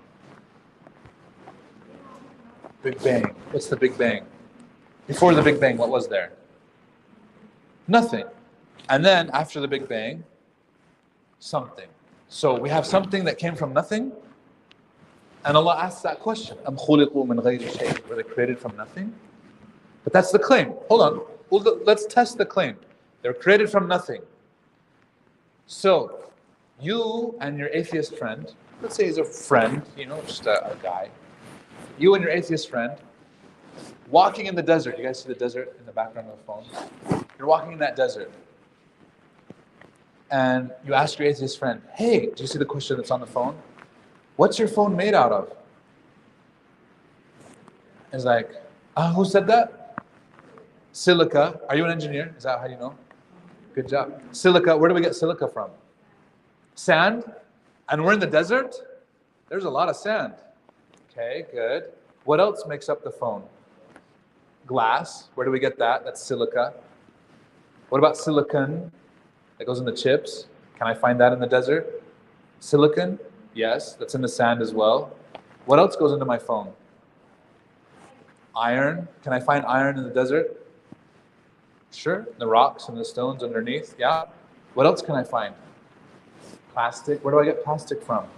Oil. Wait, I'm in the desert and it's in Saudi Arabia too. There's a ton of oil here. Okay. Lithium. Yeah, I can find that there. So all the raw ingredients that go into making the phone is right under our feet. We're walking in the desert, me and my atheist friend. As we're walking in the desert, we find this very iPhone 4. And I pick it up, and I'm like, hey, Josh. Let's say his name is Josh. Hey, Josh. I have a friend whose name, we have, hey, Josh, how did this phone get here? And Josh says, somebody must have dropped it. I say, no. It just manifested into existence here in the desert. Because all of the raw ingredients are available, they just came together and now we have this phone. What would Josh say? That's absurd. That's crazy. That's impossible. That's not how the universe works. I'm like, wait a second. That's what you say about the whole universe. And you're now denying it for this one measly phone? Why are you denying it for this one phone? Like, all the ingredients are here. You can't tell me that it's impossible. The ingredients for the phone are literally at our feet. Isn't it possible that over time and certain arrangements, we can get this phone here in the desert? Is it possible? Or no matter how much time goes by, we're never going to have a phone in the middle of the desert, just manifest. We're not, obviously the whole argument is, if Allah wills, that's the whole purpose. Plus, we're forgetting what else goes into the phone. Is the phone just hardware? There's software. We haven't even asked about the software, right? The programming. And that's what we say about human beings. We're like, yeah, you're just a collection of molecules, chemistry. Okay, sure, that's one aspect of me. But literally, when my soul leaves my body no longer functions. When you see a dead person, if anybody's seen it, their body's still intact. There's nothing wrong with it. That chemistry is still there. But because the soul is not, there's nothing. And same thing, like if I have a phone, but there's no software in it, what good is it? That's why they call it a brick, right? You bricked your phone. There's a reason why they say that, because it's as good as a brick. It doesn't matter what goes into the hardware, without the software, nothing. Tayyib, what about if I don't have the energy? The battery's dead. What good is the phone? Do you guys understand what I'm saying? if the phone is that complex, and even an atheist will deny that it can just manifest into, even though all the raw ingredients are there, what are they saying about us? The origin of life, or about the origin of the whole universe, that it came from nothing? Really? That's what you believe? It's impossible. It doesn't make any sense. Neither, so there's no science that says you can get something from nothing. That's not scientific. So when an atheist says, I believe in science, but I believe that the universe came from nothing, you're like, that's not scientific. Has anybody seen the Hamza Tzortzis debate with, what's his name, the American guy? Krauss. Lawrence Krauss. Anybody seen that debate? It's good, you can watch it. It's a longer debate, about 2 hours. Krauss, when I asked Hamza later, we had the conversation about that debate. He's like, I wish that I would have stressed more his faulty premise, which is this, that the universe came from nothing. His nothing, Krauss's nothing, is that there was only a quantum field. And so Hamza says, that's something. No, that's nothing. That is a something. You're literally calling it a quantum field. Because the guy is trying to prove scientifically how we can start with a quantum field, and then certain things can happen, and then we can end up with the universe. But Hamza was like, that's still a something by saying that there's a quantum field. And he's like, no, that's nothing. That's nothing. That's not a nothing. If it was nothing, just say it's nothing. Don't say it's a quantum field. And he's like, I wish I would have stressed that point more, because just merely, where did the quantum field come from? He can't prove anything. And for him, that's a definition of a nothing, but it's not a nothing. That's a something. Right? So, can we get something from nothing? No. And even Allah subhanahu wa ta'ala is asking. By the way, these two verses, are arguably the most powerful tool you have with anybody who even questions God's existence. Every time I've had somebody who didn't believe in God or didn't know why we should believe in God, wallahi, this whole argument from fine-tuning or argument from dependency, these are all great. Personally, I just use this. And I never need to go beyond it. I've never used the argument of dependency in an active da'wah conversation. I can tell you right now. Never. I've never had to. In fact, one time I was in Canada, we were doing the workshops in Canada and stuff like this, and I gave a talk at this one university, and they invited, so like half the audience is non-Muslims. The MSA put it together, and I was talking, my talk was about why Prophet Muhammad ﷺ is a prophet. Why Prophet Muhammad ﷺ is a prophet. That's my talk. Somebody in the audience asked, okay, all of this is great, but you're assuming that God exists. Can you tell us why you as a Muslim believe that God exists as a non-Muslim? I was like, thank you for that question. And I broke down this verse. That's all I did. I just broke down these two verses. And we're going to go through it, by the way. After I did that, and then we wrapped up the talk, this girl, Canadian girl, came up to me. She's like, "No, thank you so much for that talk. I want to share something with you." I'm like, "Go ahead." She's like, "I've been volunteering with the MSA for a year now, but I'm not Muslim." Okay, that's great. Like, we struggle to get Muslims to volunteer for the MSA. Like, that's amazing. She's like, and up until this point, I had never understood the belief in God until you broke it down the way that you did. And I want to become Muslim. Okay, wallahi, on the spot. And she's like, "I have to go though?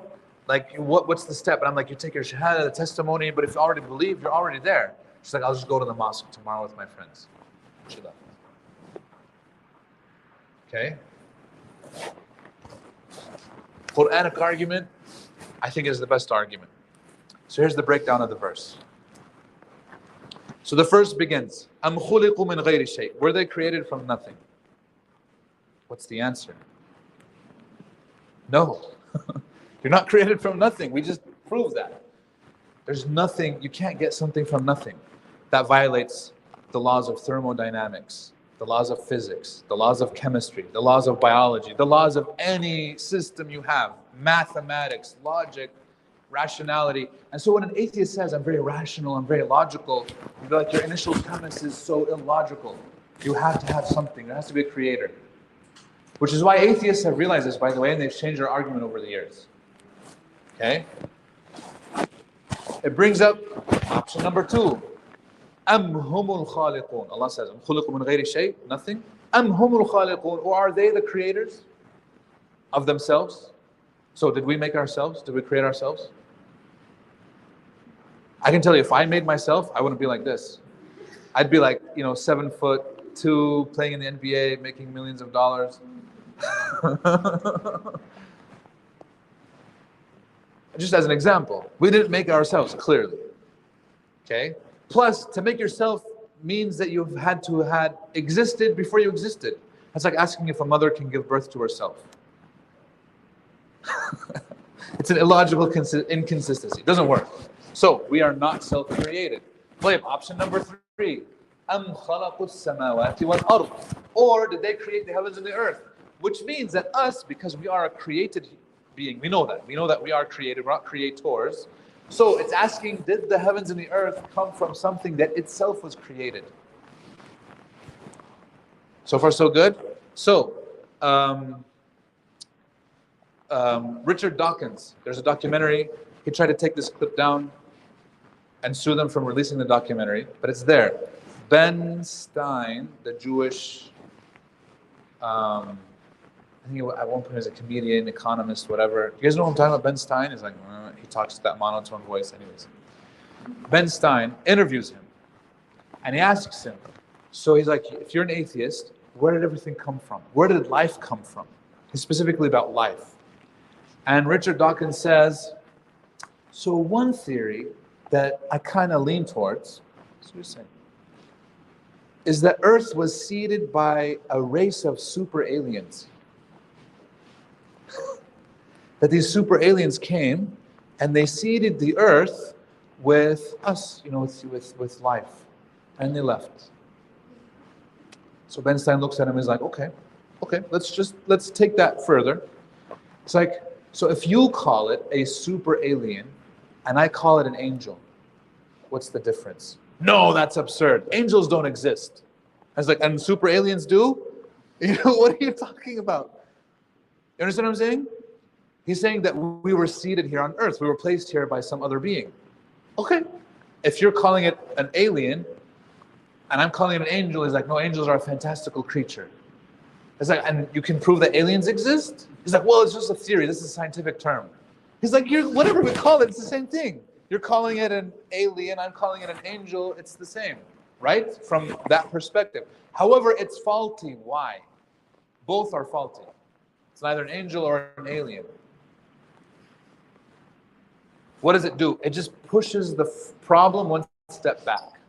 We're pushing the problem that we have one step back. Why? Because the next logical question is what? Okay, the super alien put us here. What's the next question? Aywa, who made that super alien? This is another super alien. Okay, who made that super alien? What's the answer? Another super alien. Wow, we have all these super aliens. How many do we have? Well, it goes back. If it goes back infinitely, what's the problem? It's a fallacy. Why? It is a fallacy, by the way. It's called, yeah, go ahead. Aywa, good job. We would never have creation. If we have infinite creators, we would never have creation. Because of the problem of infinite regression, meaning something cannot go back forever. There has to be a beginning. This is what Plato and Aristotle, this is why they believed in God, but their God was this philosophical God. They call him the prime mover. So everything that's in motion has to have a beginning that was unmovable. The immovable mover is what they called him. The immovable mover, the prime mover, right? And the prime creator, meaning he's the beginning because everything else then happens. But he has to be there in the beginning. So this immovable mover, prime creator, is the solution to this problem of infinite regression. And I'll simplify it for you. Let's say, for example, Rashid invites me over for tea to his house. And I'm like, tea, I love tea, let's go. I'm like, before I can go, Rashid, I need to call my wife, just make sure that it's okay.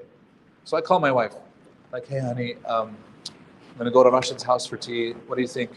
She's like, let me call my mom. Alhamdulillah, I love my mother-in-law, she's great. My hoyle-in-law, right? So I She calls her mom and she's like, hey, Anwar wants to go over to Rashid's house for tea. What do you think? She's like, let me call my sister. She calls her sister. He wants to go over for tea. She's like, let me talk to my daughter. And she talks to the daughter, and then the daughter talks to her husband, and then the husband talks to his cousin. His cousin talks to his friend. If that goes on forever, will I ever go to his house for tea? No. Do you guys understand? So, if we have infinite creators, the end result will never happen. That's like an example that the philosophers used to give is if you walked out of your house and you saw a stream of dominoes and they end with you, these dominoes. And they go back farther than you can see. Do they go back forever? Because they stop at you, right? You being obviously the creation. But those dominoes stop with you. If those go back forever, how did they get here? How did they actually fall? They can't go back forever. There has to be a beginning. Correct? Which is why we cannot have multiple creators. We can't have creation from something that itself was created. Yes? One of the things I've heard this argument about, like the Darwin thing. They said, like, something like that. They're like, well, we can't explain it with human concepts. There are some things that aren't explainable. You just go with it. That's it. So they're like, like if there's the whole moving thing, the way that our human physics is different from God physics. So maybe So wait, do they believe in God then? If they're saying God physics? But even then, they're affirming that there's something beyond them that made everything. So they're affirming God without calling it God. You understand what I'm saying? Or they're saying, we just can't explain it. That's running away from the problem. I have an explanation, you don't. We're not the same. It is true, you know what I mean? So, created from something that itself was created. False. Which leaves only with the last option. Now, is last option verbalized in the verse? It's not. It says, بَلْ لَا يُوقِنُونَ. They have no certainty. When it says they have no certainty, it's because the option becomes clear. It's like Allah subhanahu wa ta'ala He doesn't even need to state the obvious. It's there. That's why we're saying it's fitrah. You already know the answer.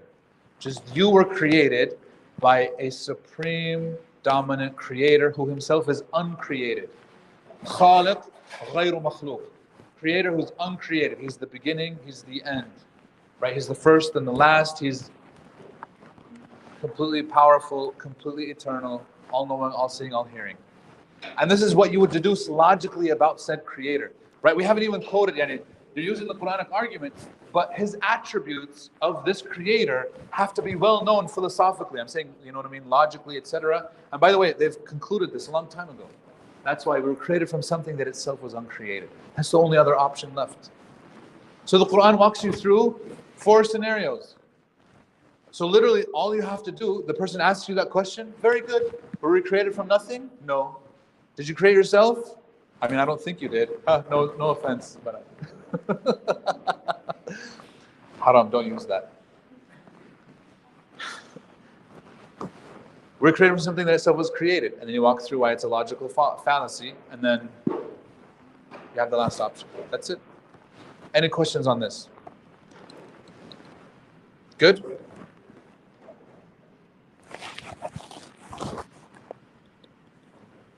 What do you want to do? One more?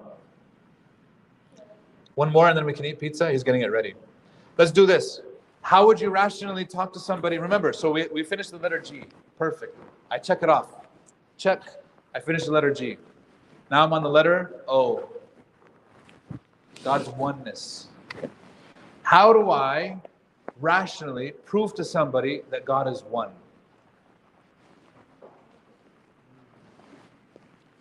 This one is a little easier, yes.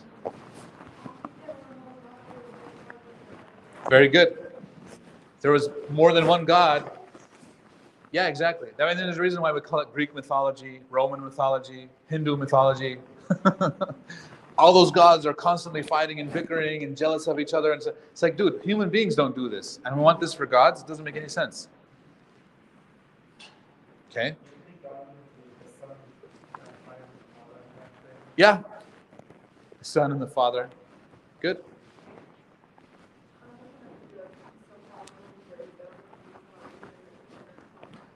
Say that again. If God is so powerful and great, why would he need a partner to help him with his duties? Yeah, exactly. If God was so powerful and great, why would he need a partner to help him with his duties? That negates the whole idea that God is all powerful.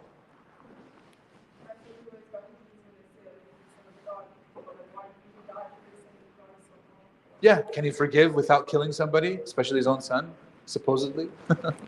Yes. Excellent. These are good arguments. Anything else? Any other arguments? Are there Quranic arguments for Allah's oneness?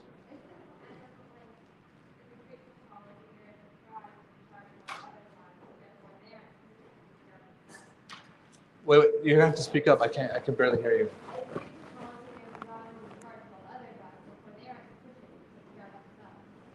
Yeah, if they need God to take care of them, they're not really gods. Okay, good. Here's some verses. قُلْ لَوْ كَانَ مَعَهُ آلِهَةٌ كَمَا يَقُولُونَ إِذًا لَابْتَغَوْا إِلَى ذِي الْعَرْشِ سَبِيلًا. If there were gods, like they say, they would sought a way to challenge the Lord of the throne. If you look, both verses use لو كان فيهما آلهة إلا الله لفسدت سبحان الله رب العرش عما يصفون. Both of them use the word throne. Why? What's the significance? Every religion that believes in polytheism, meaning they believe in multiple gods, all of them have the belief in one of those gods on the throne. Every religion that believes in multiple gods has one that's supreme, that's on the throne, that seems to be superior than all the others, even the Trinity. Right? They'll say like Jesus is on the right side of God's throne. It's like, wait, he's not on the throne? Then he's not God. That's what Allah subhanahu wa ta'ala is saying. Okay? Hinduism, you name it. It's the same thing. This is what Allah subhanahu wa ta'ala is saying. If there were more than one God besides Allah, they would have surely been corrupted. In another verse he says, إِذَا لَذَهَبَ كُلُّ إِلَهٍ بِمَا خَلَقَ وَلَا عَلَى بَعْضُهُمْ عَلَى بَعْضٍ. Every God would take that which he created. This is my creation, I'm going to take it over here. And this is my creation, I'm going to take mine over here. But the thing is, the creation itself is compatible with each other. It's all the same creator. We know this. It works. We have one system of life that's going on. It's not like you're walking around, his Android, his Apple. That means that there's two different creators, right, for smartphones. But because all of us, like all of creation, works in harmony in these ecosystems and everything, we know that it's only one creator. We know that there aren't multiple ones. Okay? And then all of them would have sought to challenge the way to the Lord of the throne. I used to mention that I told you that my Christian friend, so when does Jesus get to run things? When does his dad retire? He wants to take over the empire, and run and become, the CEO. And so the argument is what? Oh, they're running the show together, all of them. Really? All three? Because, they voted on it. Council of Nicaea, they voted to add Jesus to make him divine. And then a few years later, in the council that was outside of Constantinople, they added the Holy Spirit and they made him a Trinity. This is about year 400 AD. And then, of course, slowly this was permeated throughout the whole empire. By the year 500, it became pretty much Christian doctrine, which is why when the Prophet came around 570, it was meant to reestablish the idea of Tawheed. So, in those councils, when they're voting on all these things, they're adding them, but you can tell, it hasn't been well thought through. Like, what happens if he's on the right side of the throne, he's not actually running the show? They'll tell you, so how does it work? They said, well, there's three persons to the Trinity, one God, they're co-equal, they're co-eternal. I mean, they always all existed. They're all equal. But the thing is, even though they say equal, they'll then break down and they'll say that this guy's in charge of this guy's in charge of that, that doesn't mean equal, man. That means that they're actually doing different things, number one. Number two, and this is the best, I think one of the best arguments that you can make, is that if you are a person, do you have free will right now as a person? Can you choose to do something on your own? Yes. Now, if I have three people who, let's say they go and buy ice cream or whatever, and every time they order the same thing, all three of them, and not just an ice cream, from their clothes, every decision that these three people are making is the same decision. All three, all the time. Eventually, I'll start to ask what about all three? Yeah, are they forced? Like, is somebody holding a gun to your head and telling you, you always have to do what I do, otherwise things are going to be bad? And if he's forced, does that mean what does that say about him being a god? Is he a god? Can a god be forced? No. So where's his independent personality? If he's a person, where's his independence? And so no, they're always in harmony. They're always making the same decision. But that decision is one, not three. So then do we have three persons or do we have only one? If I only have one will, how many people do I have? Only one.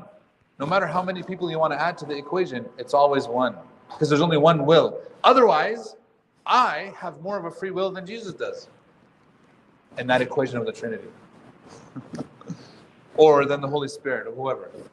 Because there's only one will that's always happening. We don't see multiple wills in the universe. Because here's the thing, if there were two wills, and they were so powerful that they negated each other, would there be a universe? Would there be a creation? There wouldn't be anything because there's no will for it to happen. Because Allah has to will it to happen. وَمَا تَشَاءُونَ لَا يَشَاءَ اللَّهُ. Nothing happens unless Allah wills it. So if Allah has willed it, we know that it's happening. But it's only one will because there's no contradiction to it. There's nothing to push it back. If Allah wants something, nothing can prevent it.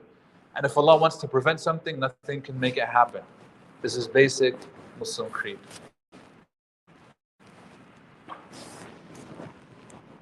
So, logically, so far, just in these two letters, the G and the O, okay, we can logically deduce these characteristics of that creator that we believe in.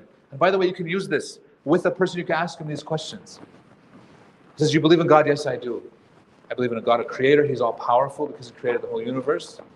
Okay, powerful, that's number 4. He's all knowing because he'd have to have that knowledge to create the whole universe. He has a will because the universe came into existence. He's self-sufficient, independent. By the way, here independent means the philosophical term independent. Everything that exists is actually dependent on something else. Everything that's limited in scope or has dimensions, has characteristics, is dependent because it had to have gotten those characteristics from something else. So like I said, the way that we know that by proving him scientifically, if I could detect God, that means he's not dependent. He's not independent, he's dependent. He has certain physical characteristics that I can detect through the universe. And that he would be not transcendent. That God has to be transcendent, is beyond his creation. We know Allah subhanahu wa ta'ala is above his throne, Azza wa Jal. Not like his creation. Which means that we reject this idea that Allah physically is everywhere. He's not omnipresent in that sense. He's omnipresent in his knowledge, in his seeing, in his hearing, etc. Okay? This is basic Sunni theology. And we believe that Allah subhanahu wa ta'ala is eternal. He's the first, he's the last, he's always existed, he's beyond time. In fact, time is his creation. We can deduce all of these logically. We don't need wahi necessarily for them. Now, can I logically deduce that Allah is forgiving or merciful? We need revelation. That's why there's a need for revelation, and that's the next letter, the letter R. So logically, we can get somewhere, but it's still deficient. This doesn't tell me about my personal relationship with God, which is why those Greek philosophers struggled with this idea of a personal God. You'll hear that term. There's this personal God that you can have a connection with, that you can have a conversation with, that has a relationship that loves you, and you love him back.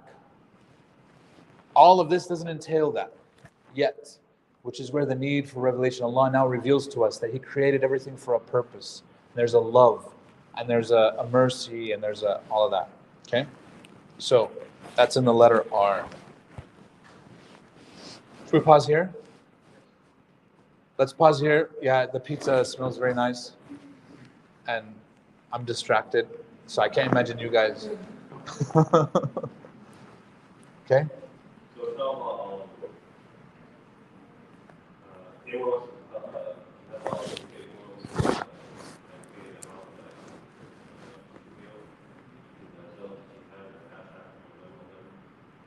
all the work, and then there were also probably like 35.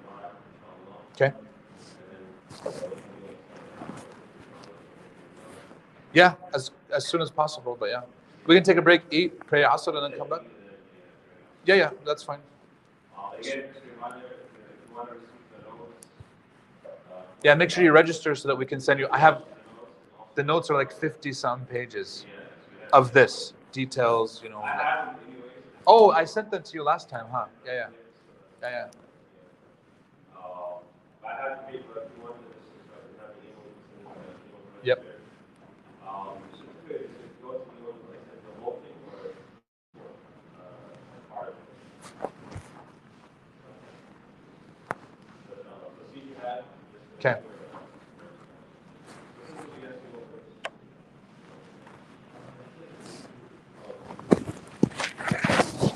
There's a barrier.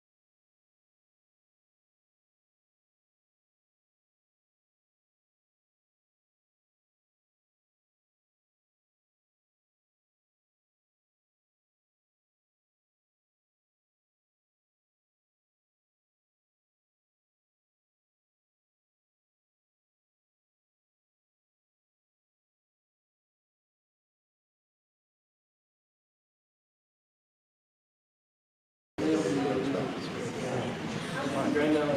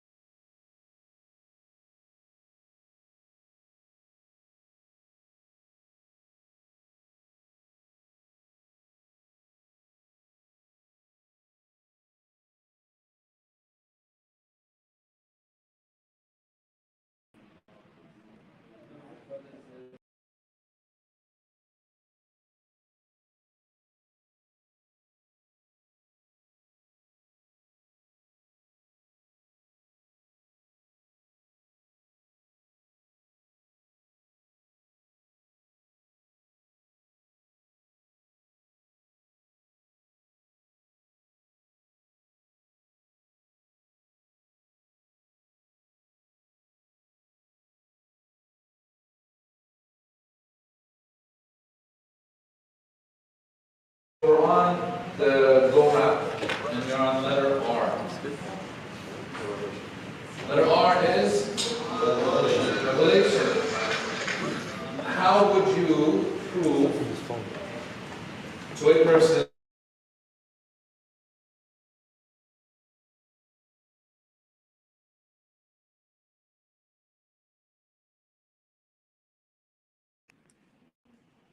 right? What's the answer? Naam?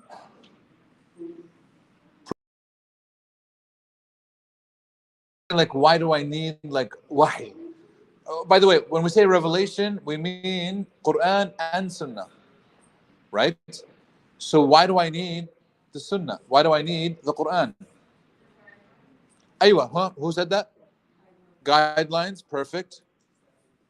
Standards, roadmap, right? It's a guide. Morals, morality. There's a need for the Quran. There's a need for wahi, right? There's a need for revelation. And we have to establish sometimes that need with the person that we're talking to. Because, so I'll tell you guys this. I believe, as well as many others, that the challenge coming up in days ahead is not going to be from atheists per se, although they do pose some challenges, you know what I mean, with regards to Muslims. But the bigger challenge are these people who are claiming to be spiritual, or, yeah, I believe in God, but I do my own thing. Or I'm a very spiritual person. There's definitely a creator. There's something going on, but I don't need to follow one of these organized religions. I can do my own thing. Like, why do I need to? Why are you guys, you're busying yourselves doing all these things that they're telling you? God, my conception, they'll tell you, my conception of God is that He doesn't worry about all these things you guys are worrying about. You know what I mean? He has bigger issues. You guys are too busy. So just do your thing. And as long I'm a good person, you're a good person, that's all that matters. What's the counter? How do we counter this? This is the thing, right? I'm sure every single person in here has heard that before, right? They'll be like, practice your own spirituality, yoga, Pilates, cycling. I don't know if cycling is a religion, but it's what Peloton was, yeah, cool.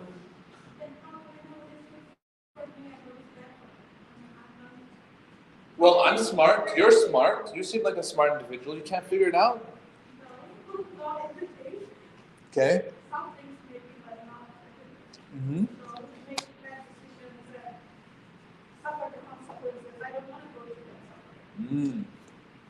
So you want to learn from the mistakes of others. Or learn from others instead of you doing it and realizing, wait a second. Like, you don't want to put your hand in the fire and be like, whoa, that's hot. I just burned my hand off. Be like, no, actually, I shouldn't do that because somebody already told me that's good, not to do that. Sure. What is it about yourself that qualifies you to make those decisions or decide? There you go. Good. Is there anything significant? No. In fact, you can always tell them, you right now, let's say you're 40, You at the age of 30 thought completely different than you do now. And you at the age of 20 thought completely different than you did at the age of 30. And at the age of 10. And tomorrow when you're 50, you're going to think completely different as well. So which one is right? Is the 50 right just because it's 50? That means that you won't fully know what to do until you're dead. And then it's too late. So instead we need something else. We need a solution to that. Yeah? What else? These are good. By the way, these are really excellent. Yeah? We're also big problems that we're not following the different things we make up. Something concrete different. Yeah, concrete, something available. I'm not making it up on the spot. If I make it up on the spot, it's going to be deficient in many ways. We have to base it on something, right? These are good. So, here are some of the points that you can use. This is not an exhaustive list, right, of why we need revelation. But obviously, if we do believe in that creator, remember we had those 6 kind of logical deductions about like what the creator would be like, what he has to, what is necessary. It then flows that such a creator who's all-powerful, eternal, all-knowing, etc., would also have a way of communicating with us. Tell us who he is exactly, in detail. Which is why a large portion of the Quran is describing who Allah subhanahu wa ta'ala is. Because it doesn't make sense to the philosopher's viewpoint of God is that he's just a necessary being, impersonal, doesn't care about the universe, right? One of the, it was Aristotle, I think, said that because of that conception that they had of God, that is just way beyond, way powerful, that he just created everything and left it alone. We're too small and insignificant for him to care about us. Or another one said, no, he did create it. It's powerful. All things happening to us, we're just like his toys. Like it's just for play. He created everything just for entertainment, to amuse himself. And Allah responds to both. We have not created the heavens and the earth and what's in between them of play. It's not for amusement. It's not a game. Right? There's a purpose behind it. And the idea that he just created everything and left it alone, no, he's involved in every intricate detail of the creation. And is continuously creating, continuously involved. It never stops. We know this. He also announces his presence to mankind, provides a manual for how we should live our lives. You guys said this, and explains to us his nature. Is forgiving and merciful and accommodating and loving. Very good. So do you understand why we need revelation? We need a criterion for right and wrong, etc. Then obviously, okay, so if we need revelation, then we have the revelation, which is the Quran. Very good. The next potential question, remember, sometimes you don't have to prove these, by the way. If the person accepts, like, yeah, we would need a book, I agree. Khalas, you don't have to prove. Right? We need some sort of guidelines. Yeah, I agree. Perfect, let's move on. How do we know that the Quran is that revelation? How can we prove that the Quran is from God?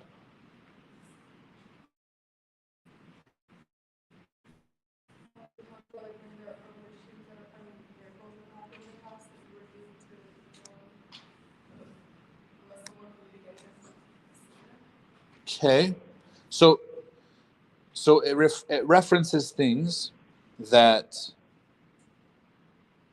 so they allege, so if a person doesn't believe that the Quran is from God, then the Quran is from who? From the Prophet, right? Prophet Muhammad sallallahu alaihi wasallam. So if he's telling us, if it's coming from him, and he's telling us information that couldn't have been available to him at the time, and that's what we call a signpost. I'm using this word, sign, an ayah, right? The word ayah means sign. It's a sign to the divine.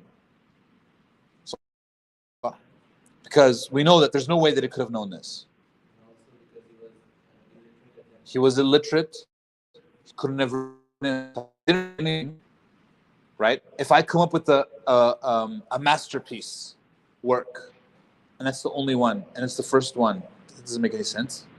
Usually, people in their craft work on it. You know, people's first books are always terrible, and then they'll write better, and they'll get better, and they'll get better until they're actually, they're in the groove of things. But that never happened with him. He never wrote anything before or after. Yeah. Very good. Very good. Right? And the Quran, was the Quran poetry? Was it nathr? Was it prose? No, it was neither. And that's why they couldn't figure it out, because it has elements of poetry, but not all of it. It has elements of prose, not all of it. It's its own thing. It's its own genre. And we know this obviously now, by the way. You hear the Quran, you know it. So what is it? How can we challenge it? What's you know what I mean? How does this break down? What's going on? So a literary challenge, and nobody could match it. Even to this day. We just talked about it before. Good. Yeah. Other hands? Yes.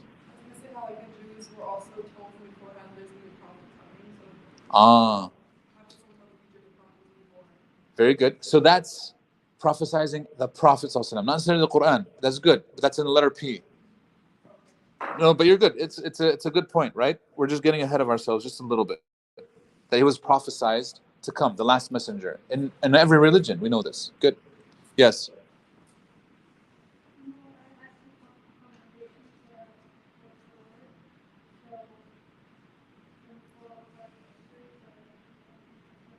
Has conversations of the past. Or you're talking about like the hypocrites. Yeah. That expose what they were doing at the time. There's no way that the Prophet could have known. Sure. Yep. All of these are excellent, by the way. Whole books, entire books have been written about the Quran. Right? In terms of analyzing the miraculous nature of the Quran. Now, we have this book, The Eternal Challenge. If you go to our website, IERA.org, you can download a free PDF of the entire book. It's like 125 pages. It's not too big. I would recommend reading it.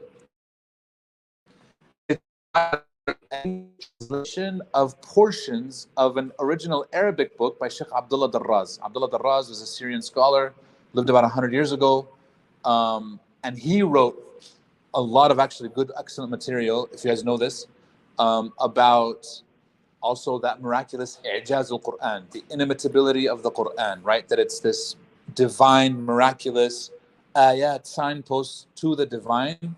You can find all this available. Now, in your da'wah conversation, you're not going to be like, hey, check out this book, there's 125 pages, and here's why the Quran is from God. You have to give something brief to the point to kind of, if they're questioning that. Now, I'll tell you this right now. Most people do not question these aspects. From my experience, in da'wah, it's either usually proving God's existence, or that He's one, or that we need revelation. But most of the time, people will readily accept that the Quran is an amazing book. They've either heard about it, or they've read portions, or they know. You don't need to prove that it's necessarily divine. Neither the prophethood of Prophet Muhammad ﷺ. The point that they actually contend usually is whether they need to follow him. Like they'll be like, yeah, this is an amazing book, but I don't want to follow it. So you have to answer that question. What about the argument that they say that the way it got, how it's lost in translation, like the Bible, there's multiple versions. If they say, oh, how was it memorized? How is it perfect? How did it not change for thousands of years? All of that is great. And there's easy answers to all of that, right? And in fact, the book, The Eternal Challenge, goes over a lot of that. That the preservation of the Quran is one of the signposts, one of the ayat. So, how much time do we have? Can we say that the Quran is a miracle?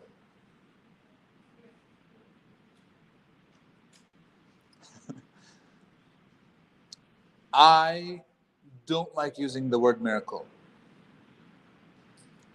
Because what's the word for miracle in Arabic? Does the Quran use that word? No, it's mu'jiza. That's the Arabic word. But does the Quran use that word mu'jiza? No. It doesn't exist in the Quran. What does the Quran use to describe itself? Ayat, signs, right? Ayat. Now it's a collection of signs. These signs point to the divine, 100%, right? But are those miracles? All of them together, yes, they produce the miracle of the Quran. Yes, I'm calling the Quran a miracle, 100%. But what's miraculous about the Quran? Is it one thing or several things? It's several things. In fact, it's many things, and many of them we haven't actually been able to quantify yet. Right? And this is why it's a collection of things. A miracle in the classical sense that the Quran talks about would be like the staff of Musa alayhi salam turning into a snake. No two people would disagree that that's a miracle. You'd see it and you'd be like, whoa. And even when the magicians, and it's not only that the staff turned into a snake, so they thought it was an illusion, but then it ate everything that they were doing. Like it leaves no room for doubt. Like this is a live snake, and it was hungry, and it consumed everything else. Because even Musa alayhi salam, by the way, Musa alayhi salam didn't know that was going to happen. Right? He was scared. For a moment, فَأَوْجَسَ فِي نَفْسِهِ خِيفَةً مُوسَى قُلْنَا لَا تَخَفْ إِنَّكَ أَنْتَ الْأَعْلَى. Musa was a little frightened. He was like, uh-oh, what's going to happen? Because he saw before, when he threw the staff on the ground, it just turned into a snake. And now he's seeing their thing, and okay, their things are moving too. And he's like, wait a second. And Allah told him, don't worry, throw it, you'll be fine. And he did. And not only was he fine, but it was like, it started eating them. And everybody's. So those magicians were like, okay, this is clear. They fell down in prostration. Why? Because they recognized it immediately for what it was. Clear miracle. Now, if you show somebody the Quran right now, are they going to fall down in sajda and be like, yes, this is a miracle? In that classical sense? No. Which is why, so it's not a miracle with a capital M, like a one where no two people will disagree. Like the splitting of the moon. You're like, whoa, the moon split. Okay, that's. And then what happens? If they disbelieve after that, they're punished immediately on the spot. You can't walk away from a miracle. However, with the Quran, if I walk away, am I punished right now immediately on the spot? I'm not. Like the people of Salih, when they disbelieved in the camel, because they said we can create all these things from stone. Look at the amazing things that we can do out of stone. These houses, these bridges, water supply, plumbing, all these things. What can you do from stone? I can bring out a live animal. Okay, bring it. And he did. It was a she camel. It was pregnant. It gave birth. They were amazed. Now, if they disbelieve in that clear miracle, what happened to them? The moment they disbelieved, the moment they killed it, Allah punished them.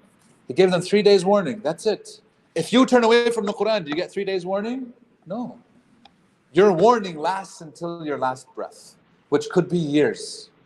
And by the way, we're thankful for this. We're lucky that it's not one of those like you got on the spot.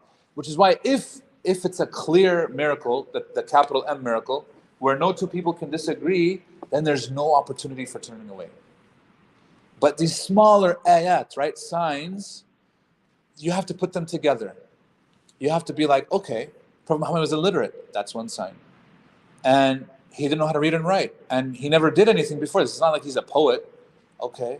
And then all these signs to the divine, like you said, there's no way that he could have known what they were. And then they claimed that, okay, maybe he learned them from like a Christian monk or somebody else. قالوا إنما يعلمه بشر قل لسان الذي يلحدون إليه أعجمي وهذا لسان عربي مبين. Say the tongue of the one that they assume that he was learning from is أعجمي. He's a non-Arab. وهذا, this Quran is in a clear Arabic, and not only that, but is amazing Arabic. It's eloquent. It's not like, if it was a translation, translations are terrible usually. It's put together, you're like, this is clearly the translation, right? There were these websites that used to translate articles from English into Arabic. I'm like, I don't want to read this. I'll just go back to the original English. Because the translation is just terrible. You're just reading it, I'm like, man, this guy really wrote this. It doesn't sound as something that would be written originally in Arabic. And Allah subhanahu wa ta'ala is answering that contention. Right? It would have ayah after ayah after ayah. Every ayah in the Quran is an ayah that points to Allah subhanahu wa ta'ala. So, here's some of the things. Internally, externally consistent. Meaning it doesn't contradict what we find in nature. It doesn't contradict what we find in the book itself. Over the course of 23 years, and not a single contradiction. Like if you wrote something 20 years ago and now you wanted to complete it without looking back, you can't edit, because the Prophet didn't edit the Quran. So like he'd go back into a Word document and be like, you know, I changed my mind about this, delete, and we're gonna... There's no editing. The people memorized it. They had it out there. It's gone. Once he recites it and people take it, khalas, it's Quran. There's no editing. And it was put together brilliantly. And then the whole issue, like we can add more to this, you know, the whole ring composition. You guys know this? There's videos that you can go, we have, so IERA has another channel. It's called One Message, Many Prophets. Look this up on YouTube. A lot of videos that will complement the points that I'm making. Like one of them is about ring composition. Has anybody know about ring composition? Ring composition is a literary tool that the beginning will mirror the end, and then the other section will mirror the other section, and then because it forms a ring, then it'll have a middle part, right? So like the middle part of Surah Al-Baqarah, Surah Al-Baqarah is 286 verses, so the middle verse is 143, and the middle verse has the word middle in it, right? وَكَذَلِكَ جَعَلْنَاكُمْ أُمَّةً وَسَطًا. We made you a middle nation, and that's the middle verse. Now, Surah Al-Baqarah was started when? And its revelation was started after the Hijrah, right? And in fact, some said during the Hijrah, so during the migration. The last verse is the verse right before Ayat al-Dain, where Allah subhanahu wa ta'ala says, وَاتَّقُوا يَوْمًا تُرْجَعُونَ فِيهِ إِلَى اللَّهِ ثُمَّ تُوَفَّى كُلُّ نَفْسٍ مَا كَسَبَتْ وَهُمْ لَا يُظْلَمُونَ. Right? And that's the last verse revealed in the entire Quran. So for him to pre-plan that would be impossible. There's a 10-year gap to put the middle verse in the middle of all these other verses that were put together haphazardly throughout the years, right? Number two, it forms actually concentric rings. The first part mirrors the last, the second part mirrors the... And there's like 9 different rings of Surah Al-Baqarah. Ayatul Kursi is in one of these rings, and then the whole part that talks about donating, and then Ayatul Kursi, and then some proofs, and then donating again, right? And then Ayatul Kursi is itself a ring, right? And then, so it's a ring and another ring and a bunch of other, it's... Okay, that's great. Somebody would say that's perfect and dandy. But the miracle lies where? The ayah is that this was put together over 10 years without any editing, without any... Now the comeback is, well, that's what you guys claim. We don't know if that's actually what happened, right? So there were people like Orientalists who said that the Quran was written over the course of 200 years in the time of the Abbasids. Yeah, this is true. Yeah, and this is what their theory was. Because they said it's a literary, magnificent text that does not make sense that it came from that time frame in the Arabian Peninsula. They were incapable. The Arabs were incapable of coming up with something like this, which is true. That's why it's the Quran. It's divine. But he didn't want to accept that it's divine. He's saying that it's a literary masterpiece that actually took 200 years. And they try to produce proofs for this, that we have manuscripts that come out later that do this, and it was added to, blah, blah, blah. Modern research has showed that not only is that false, but that the Muslim narrative about the compilation of the Quran is actually true. There's a friend of ours actually is going to come to class next week, Haytham Sidqi, in the Seerah class. He did this study where he did stemmas. So he's a biologist who does DNA stemma research to show the origins of DNA in creatures.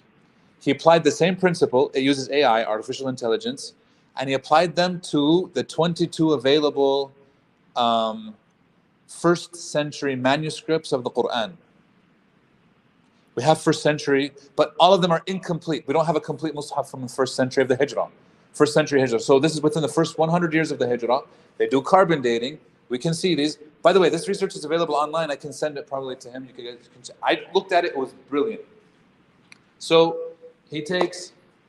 There's 22 available manuscripts, publicly available. There's probably way more that are in private collections that we haven't dated yet. He's one of the people who's actually qualified to deal with the manuscripts. They took them, they analyzed the text, they put it into a computer program, and all these 22 go back to, they match verbatim 4 original copies, which is how many Uthman produced. Uthman ibn Affan, when he did Jam' al-Masahif, he produced 4. They all go back. And when the research was published, everybody in Western academia was like, okay, maybe the Muslims have something going on here. So now the question isn't whether the Quran started, the Quran was put together in the time of Uthman, this is now accepted. Before, Orientalists rejected this. Now they agree. They say, okay, there was the Uthman intersection, we agree. But what happened before Uthman? They don't like that because Uthman did this early on in his reign. It was like the year 26, 27 of Hijrah. So after the death of the Prophet, and then the Prophet died in year 11. So like there's a gap of about 15 years. What happened to the Quran in those 15 years? That's their question now. They're like, it's not that big of a deal. Because we have the recension, the rest is history. So it doesn't matter what happened in between. But they're like looking at, was the Quran as flexible in its qira'ah as it was? Because later on when Uthman codified it, that's it, we're settled. That's a different discussion. Anyways, back to this. So it's consistent with the rational, intuitive conclusion of God. Remember those 6 conclusions that we had about who God is? It's consistent with it. The Quran doesn't say God has the head of a lion, the body of a monkey, and the hands of a rabbit. I don't know if rabbits have hands, but I'm just saying. And it has like 50 legs. It doesn't say anything like that, right? It's rational, it makes sense, we're deducing it. And remember, it has signposts to the transcendent. There's things in the Quran that cannot be explained on their own. And we look at the content, just read it. And it still remains that so many people, just by reading the Quran, will accept Islam. They'll read it with an open heart, an open mind, and they'll accept. And it still remains so. Good? Any questions on this? So if a person says, let me read some Quran, go ahead. I'll be here if you have any questions. You can follow, literally that can be, if they end here, they'll be like, give me some time to read the Quran. I would tell them, go ahead.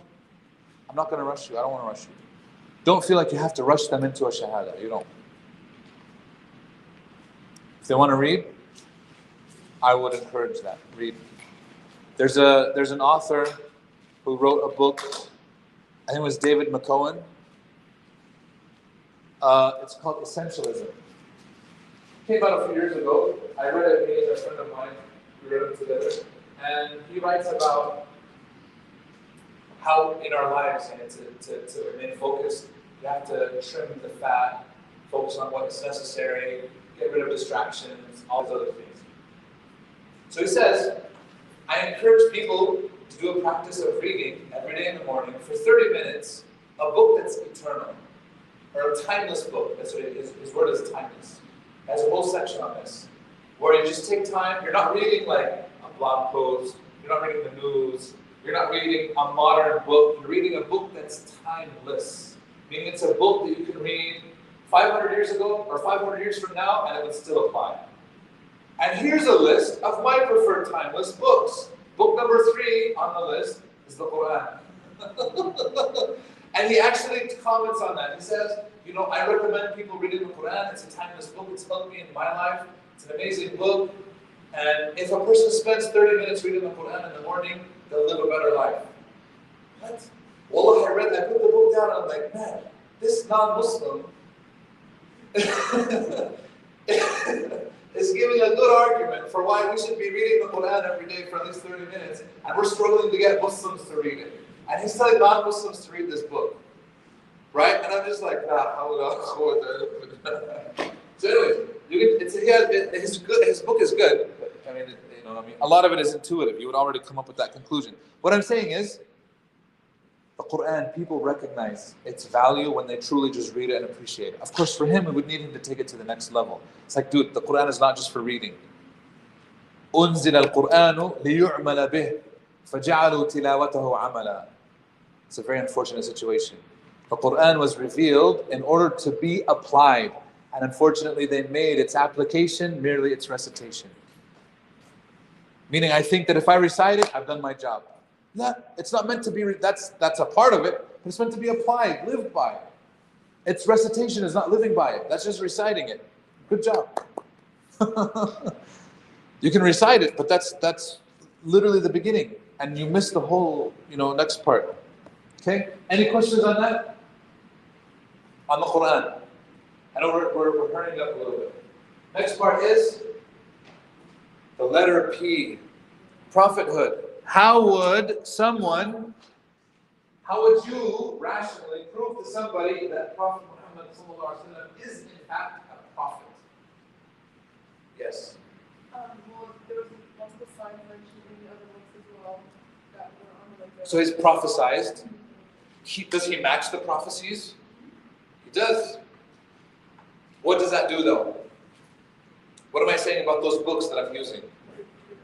Kind of, in a way. Remember, I prefer to kind of move away from that, but you can, if a person does believe. By the way, there's amazing stuff in like Hindu scriptures where it says that there will be a prophet towards the end of time that will be born on a desert island.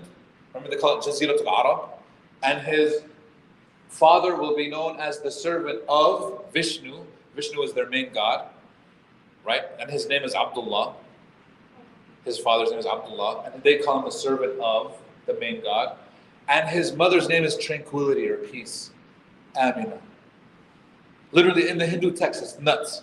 I saw this because there was a researcher who was doing this, and I was like, oh my gosh. And he will have a sword, but he will not rule by the sword, but his, this, and it's like, yeah. So anyways, he is prophesied 100%. But the thing is, will Hindus understand it as being Prophet Muhammad sallallahu alaihi wasallam? No. They'll be like, well, this person hasn't showed up yet.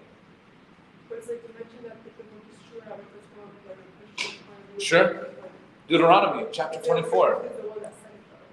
Deuteronomy chapter 24. We will send from among the brethren, so it can't be from the children of Isaac, it has to be from the children of Ishmael, a prophet in the likes of Moses. Right? I will speak my words in his mouth. And that's the Quran.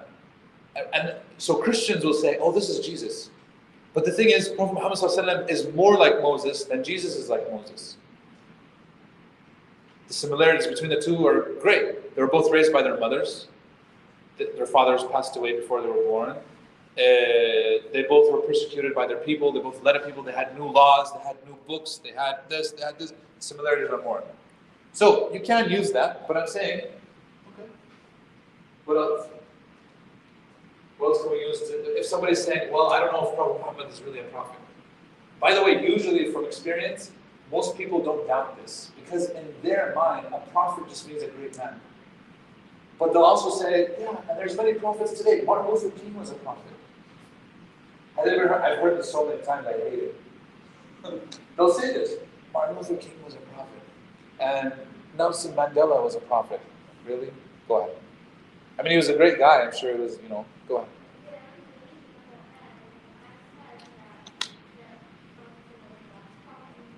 Good job. So, if I've established revelation, they've accepted the Quran. By extension, they've also accepted the Prophet ﷺ, right? You can use that. Like if you believe in the Quran, he's the one who brought it, which proves it is a prophet. Good. But what if I'm starting here? What if we haven't talked about the Quran yet? Is there a way to prove that the Prophet ﷺ is the prophet without using the Quran? Using the Quran is perfect. I'm not saying don't do that, you can. But I'm saying, can you do it without? Can you talk about his characteristics as a man before?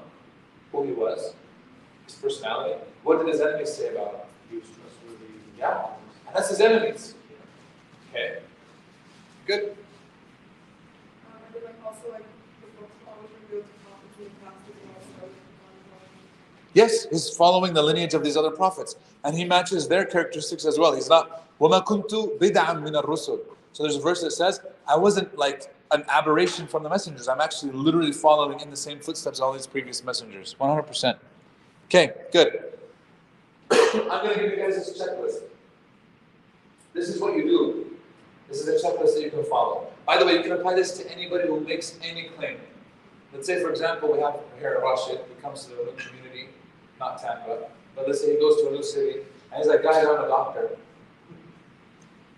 And I'll charge you less than what like the hospitals charge. And we'll do natural procedures, and I'll give you guys like supplements and all these other things, and we'll take care of you really well. And we suspect, like, wait a second, this sounds too good to be true. I don't know. There's only three possibilities. He's either a liar, or he's deluded, or he's truthful. That's it. There's no fourth. Now, why would somebody lie about being a doctor? Especially today in this day and age. Huh? You can make money. You can make good money. If you claim to have one of these, like, I have a clinic and we're doing natural remedies, and I'm a doctor, trust me. And here we go, and I'm just giving you stuff, you know what I mean, like, that I'm buying from Amazon, and I'm doing an upcharge, and I'm making a ton of money. This happened to my uncle, Maskeen. He was in a Muslim country that shall not be named, and he had a really uncomfortable disease in a very sensitive part of the body.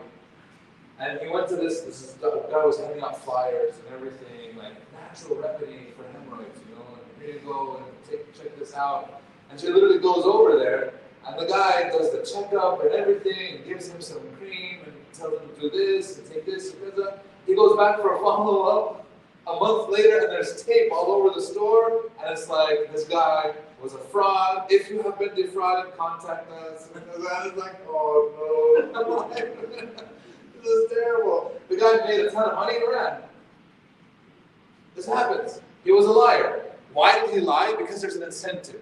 If we build an incentive behind lying, people are going to lie, right? So, is there an incentive in lying about being a prophet? Did our Prophet Muhammad benefit in any way from this claim of prophethood? Or was it the opposite? Was he persecuted? Did he suffer? Did he lose a lot? Because sometimes you also offer like a lot of gold and anything. Yes. Did he take anything? No. What about later? Let's say that was in the Mecca period. But in Medina, he had power and authority. Did he still take advantage of his prophethood? No. So I'm going to be a king. I'm going to get servants. I'm going to be a millionaire, butlers, limos, you know, a super yacht, and all these other things. Am I going to do any of that? No. In fact, he did something I think is amazing. He said, Sadaqah, charity, is haram for me and my entire family and my extended family. Nobody can benefit, not even my family. Because what happens? People that are in charge, it's not just them that are benefiting. It's everybody around them, right? Their friends, their family. Uh-oh, what happened? I just toasted.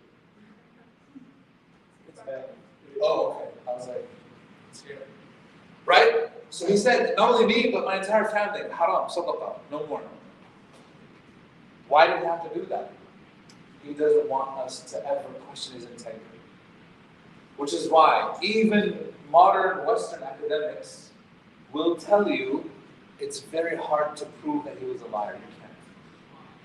And if you just actually go through the process of demonstrating some aspects of his life, sallallahu alaihi wasallam, you know that this is the truth. The Prophet sallallahu alaihi wasallam died in debt to a Jewish man. You guys know this? In the seerah? The Prophet ﷺ, 2 weeks before he passed away, which shows us, by the way, that he didn't know when he was going to pass away. He knew that it was close, ran out of money and food. Literally.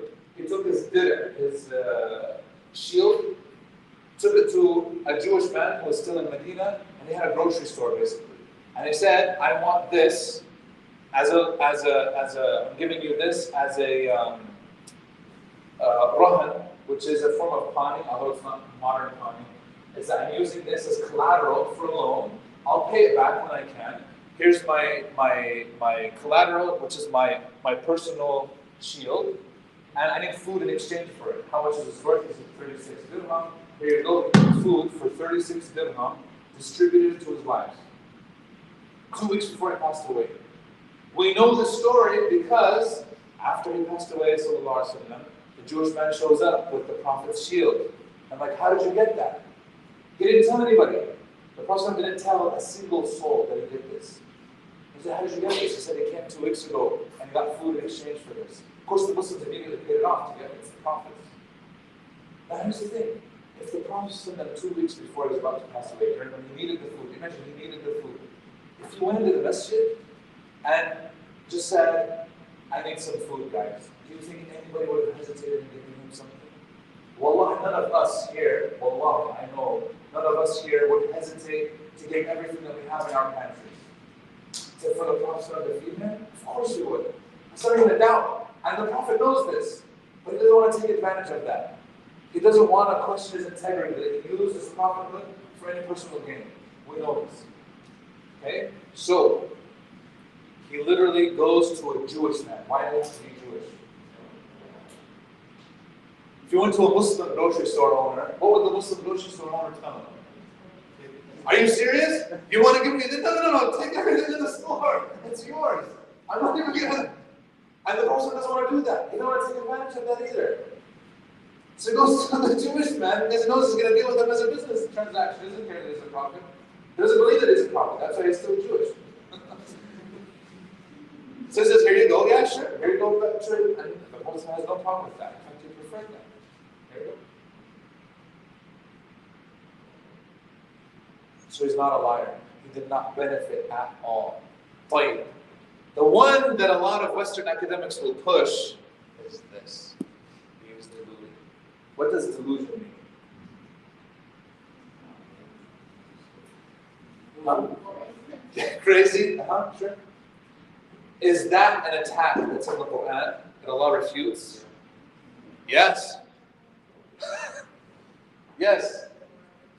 Okay. Now, was the Prophet delusional? No. But how can we prove that? There's a few methods.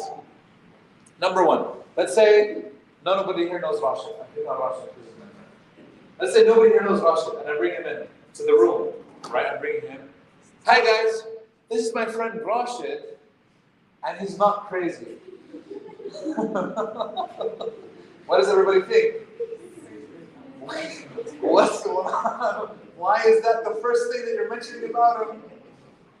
But that's in Surah Al-Taqweer. Surah Al-Taqweer is one of the first surahs revealed, and the first thing that Allah mentions about the Prophet ﷺ is وَمَا صَاحِبُكُمْ بِمَجْنُونَ, and your friend is not crazy. So you're thinking, wait a second, how is this praising the Prophet? Why is this the first thing that you're mentioning about him? Like we would think, like, wait, is there something I should know? There is. What's crazy about the Prophet?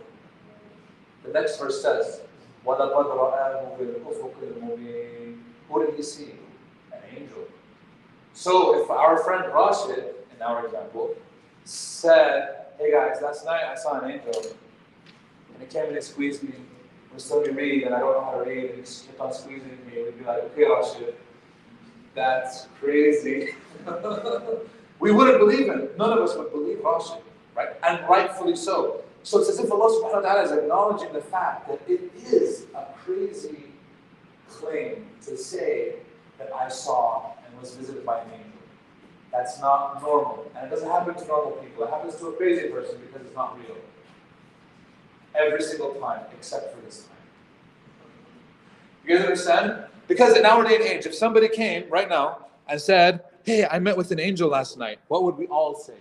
Unanimously. You're crazy. I mean, we wouldn't say it like that. We don't use that word, typically we'd be like, hey, so are you taking any medications? Did you skip one? Or did you take anything extra? Were they mushrooms? Stuff like that. What was going on here exactly, right? When it comes to sheer delusion, Allah subhanahu wa ta'ala proves to us that it's not a delusion. It's real. So he says, He doesn't know the future. He's not claiming to know the future. And it's not the words of a shaitan either. Like, look at the content. If he was delusional, then the content would be also crazy. Like a crazy person speaks crazy words. So look at his words. Look at his behavior. Is he crazy in everything that he does? Is there anything crazy about his life? Other than the claim of meeting with an angel and receiving revelation. No, there isn't. In fact, his life is very rational, put together. It makes sense. It's upright. In fact, everybody's praising him. His character is perfect. This guy is amazing. None of his words are crazy. In fact, the content of what he's receiving is actually sensible and good, and it makes a lot of sense. So it isn't delusion. This is one. You're going to say something? Oh, 100%. It'll show up immediately. We've all been around crazy people, and like as soon as it makes it okay. Have you guys, I don't know if you guys have this here, every community has the person who claimed to be the Mahdi. Do you guys have some of those? Not yet. Not yet? No, he's not. He says yes. Huh? Yeah. We had like 2 in Memphis, and in Utah there were like 3 when I was there. There was a guy who came, he wrote in my head, he's like, brother, can you give me a ride to the train station? But I won't take a ride from you if your car is white, black, or blue or red. And I was like, my car's gray. Is that okay? It'll work. Okay. What color are your shoes, brother? Because we were in the masjid. Right now, I can't remember what shoes I brought, but I think they were sandals. Okay. They're brown? Yes. Okay, that'll work. We get in the car, within the first 2 minutes. I'm a special person on earth. I'm a man. You know that? I'm like, oh, snap. This is one of those. I was like, so, why did you need a ride? I mean, if you're this most special person, then there's something not adding up. And then if you were that special, why did the color of my car make me be a certain way? He's like, those colors. I was asking about the colors. I'm like, what's up with the colors, brother? He's like, you know, those are colors of Shaitan. Oh, why? Those are, I met Shaitan. You met him? I'm like, no. He's like, yeah, those are the colors that he wears. I was like, oh, snap. This is not going anywhere. So there's clear, when delusion is there, it's clear that it permeates every aspect of the person's life. Asks you about his family, he's like, my wife doesn't talk to me anymore, my son doesn't talk to me anymore. Why? They've abandoned him because Miskin is delusional. He is legitimate, he needs help.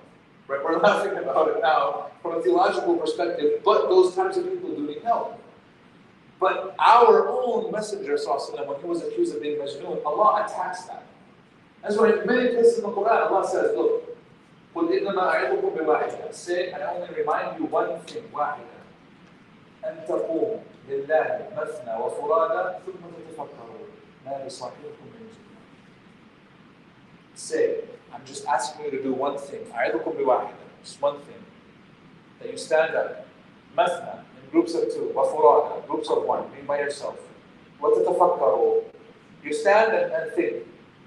There is no craziness in your sahib, in your friend. Meaning you know who he is, you know his life, you know his character. He's not crazy. You know this. But if he's not, then his claim is legit. A crazy person, so all of this is great. His character, his life, perfect. Another thing that we can prove that he's not deluded is the fact that a delusional person will use every opportunity to further prove his claim. So anytime something comes up that would help push it forward, he'd be like, yeah, of course, this is a sign. Yeah, I'm a prophet, sure, totally, 100%. Yeah. But that's not the case. And we have classical examples of this. The best one is the eclipse. When the sun eclipsed. When did the sun eclipse? What happened? You guys remember the story? It's in Bukhari. His son, Ibrahim, newborn, and not newborn, is 18 months old, passed away. And they've just finished burying him, and then the sun eclipses. And all the Muslims at the time were like, Allahu Akbar. This is a sign that Ibrahim is a great person, because his father is a great person. This is proof. Because the sun eclipses to the death of a great person, or the birth of a great person, and because the sun eclipsed on this day, this is proof that Ibrahim, if he would have grown up, he would have been a great person, if not a prophet. And what did the Prophet say? If he was delusional, what would he have said? Of course, I am the prophet. This is my son. Of course, this is the case. But he didn't. What did he say? He set it up. He says, the sun and the moon do not eclipse for the birth or the death of anyone. They are just signs from the signs of Allah. That's it. He puts that notion down. He's not delusional. Because if it was delusional, he'd be like, of course, this is, yeah, totally. But in fact, he said what we now know to be the truth, that it's just a natural occurrence. Now, it is a sign. It's a signpost. By the way, you guys remember when the eclipse happened here in North America? Did anybody go and watch it? We had to drive, so Memphis, we were partial, but Nashville was a total eclipse. So we drove 3 hours. We drove to Nashville, and right when the eclipse happened, clouds came over, and I was so pissed. But I recorded it. I have it on video. When it happened, the freakiest thing happened, because it looks like sunset. Even though it's in the middle of the day, the crickets started chirping. And the birds, what's it called? Birds were freaking out. Bats came out. We saw bats in the middle of the day because everybody thought it was night. All these creatures, they don't know what the heck is going on. They did interviews with so many people about the eclipse. There was an atheist scientist whose job is to go and observe eclipses. So he's an eclipse jumper, or hopper, whatever they call him. Which means that he goes around the world. There's an eclipse on average every year and a half, anywhere on the globe. It happens every year and a half, right? But it'll happen most of the time over the ocean somewhere in the middle of nowhere. But he's one of those people that will book a ticket and will go there and will book it ahead of time. So he knows in a year and a half it's going to be over here, and a year and a half it's going to be there, and then after that it's going to be here. So we'll get reservations and go. This is what he says. He says, when I think about eclipses, this is why it's a sign. Remember what we said, there's a signs ayah? He says, at the time of the dinosaurs, for example, 65 million years ago, there weren't any eclipses. Because the moon was too close to the earth. You guys know the moon is drifting away from the earth. A certain amount, it's tiny, every year. But when you're talking about millions of years, that makes a big difference. So it's like 65 million years ago, for example, at the time of the dinosaurs, there was no eclipse. The moon was too close for there to be an eclipse. So it wouldn't take place. And we as human beings exist in this window of 3 million years best. How old is the earth? 4.5 billion years. There's only a window of 3 million years where eclipses can take place. That's a small, tiny window. That's less than 1 percentage point. Tiny in comparison to the age of the earth. And he's saying, it doesn't make sense to me. Now, he's an atheist. So it doesn't make sense to me that it would happen and coincide with the existence of a creature that can appreciate what actually is going on. Because the dinosaurs wouldn't have known, if it happened at their time, they wouldn't have known what was going on. Because clearly all the other creatures don't know what's going on. The bats, the crickets, the birds are all freaking out. They're like, well, what's happening? Is it night? No, it's not. What's up? But us as human beings are like, whoa, that's an eclipse. And we can calculate it and know what's happening. And it's like, to me, that seems to be too close of a coincidence for me to ignore. And then he says, when I look at the eclipse standing there, it gives me a sense of awe that I cannot explain. You know what I'm talking about when I say that sense of awe, right? It's just like, there's that sense of beauty and awe. By the way, we have some videos on sapiens. Oh, it's over here. Yeah, I'm standing over there. There's a sense of awe that is inexplainable. When we see something beautiful or something magnificent, that sense of awe, there's nothing scientific about that. Why do we get a sense of awe? That's not biological. That has nothing to do with survival of the fittest. Right? That I have a sense of awe. So then, why do we? And why is it so spiritual and it affects us to our core? Remember, it's that fitrah, awakening.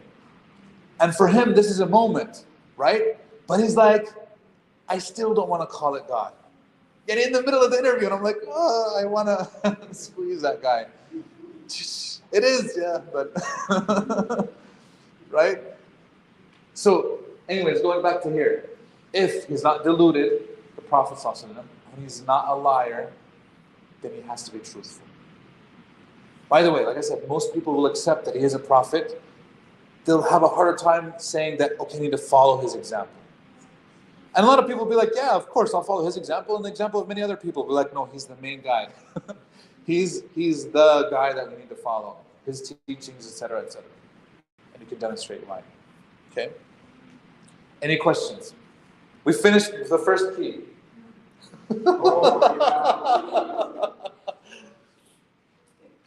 Okay? By the way, the whole eclipse thing, what key does that fit under? Yeah. Huh? Reflection, experience. Right? These other keys, I know it's like we're wrapping up.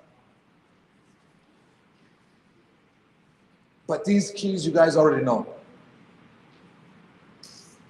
Everybody goes through positive experiences, negative experiences, things that will have them reflect on their lives, things that will change them.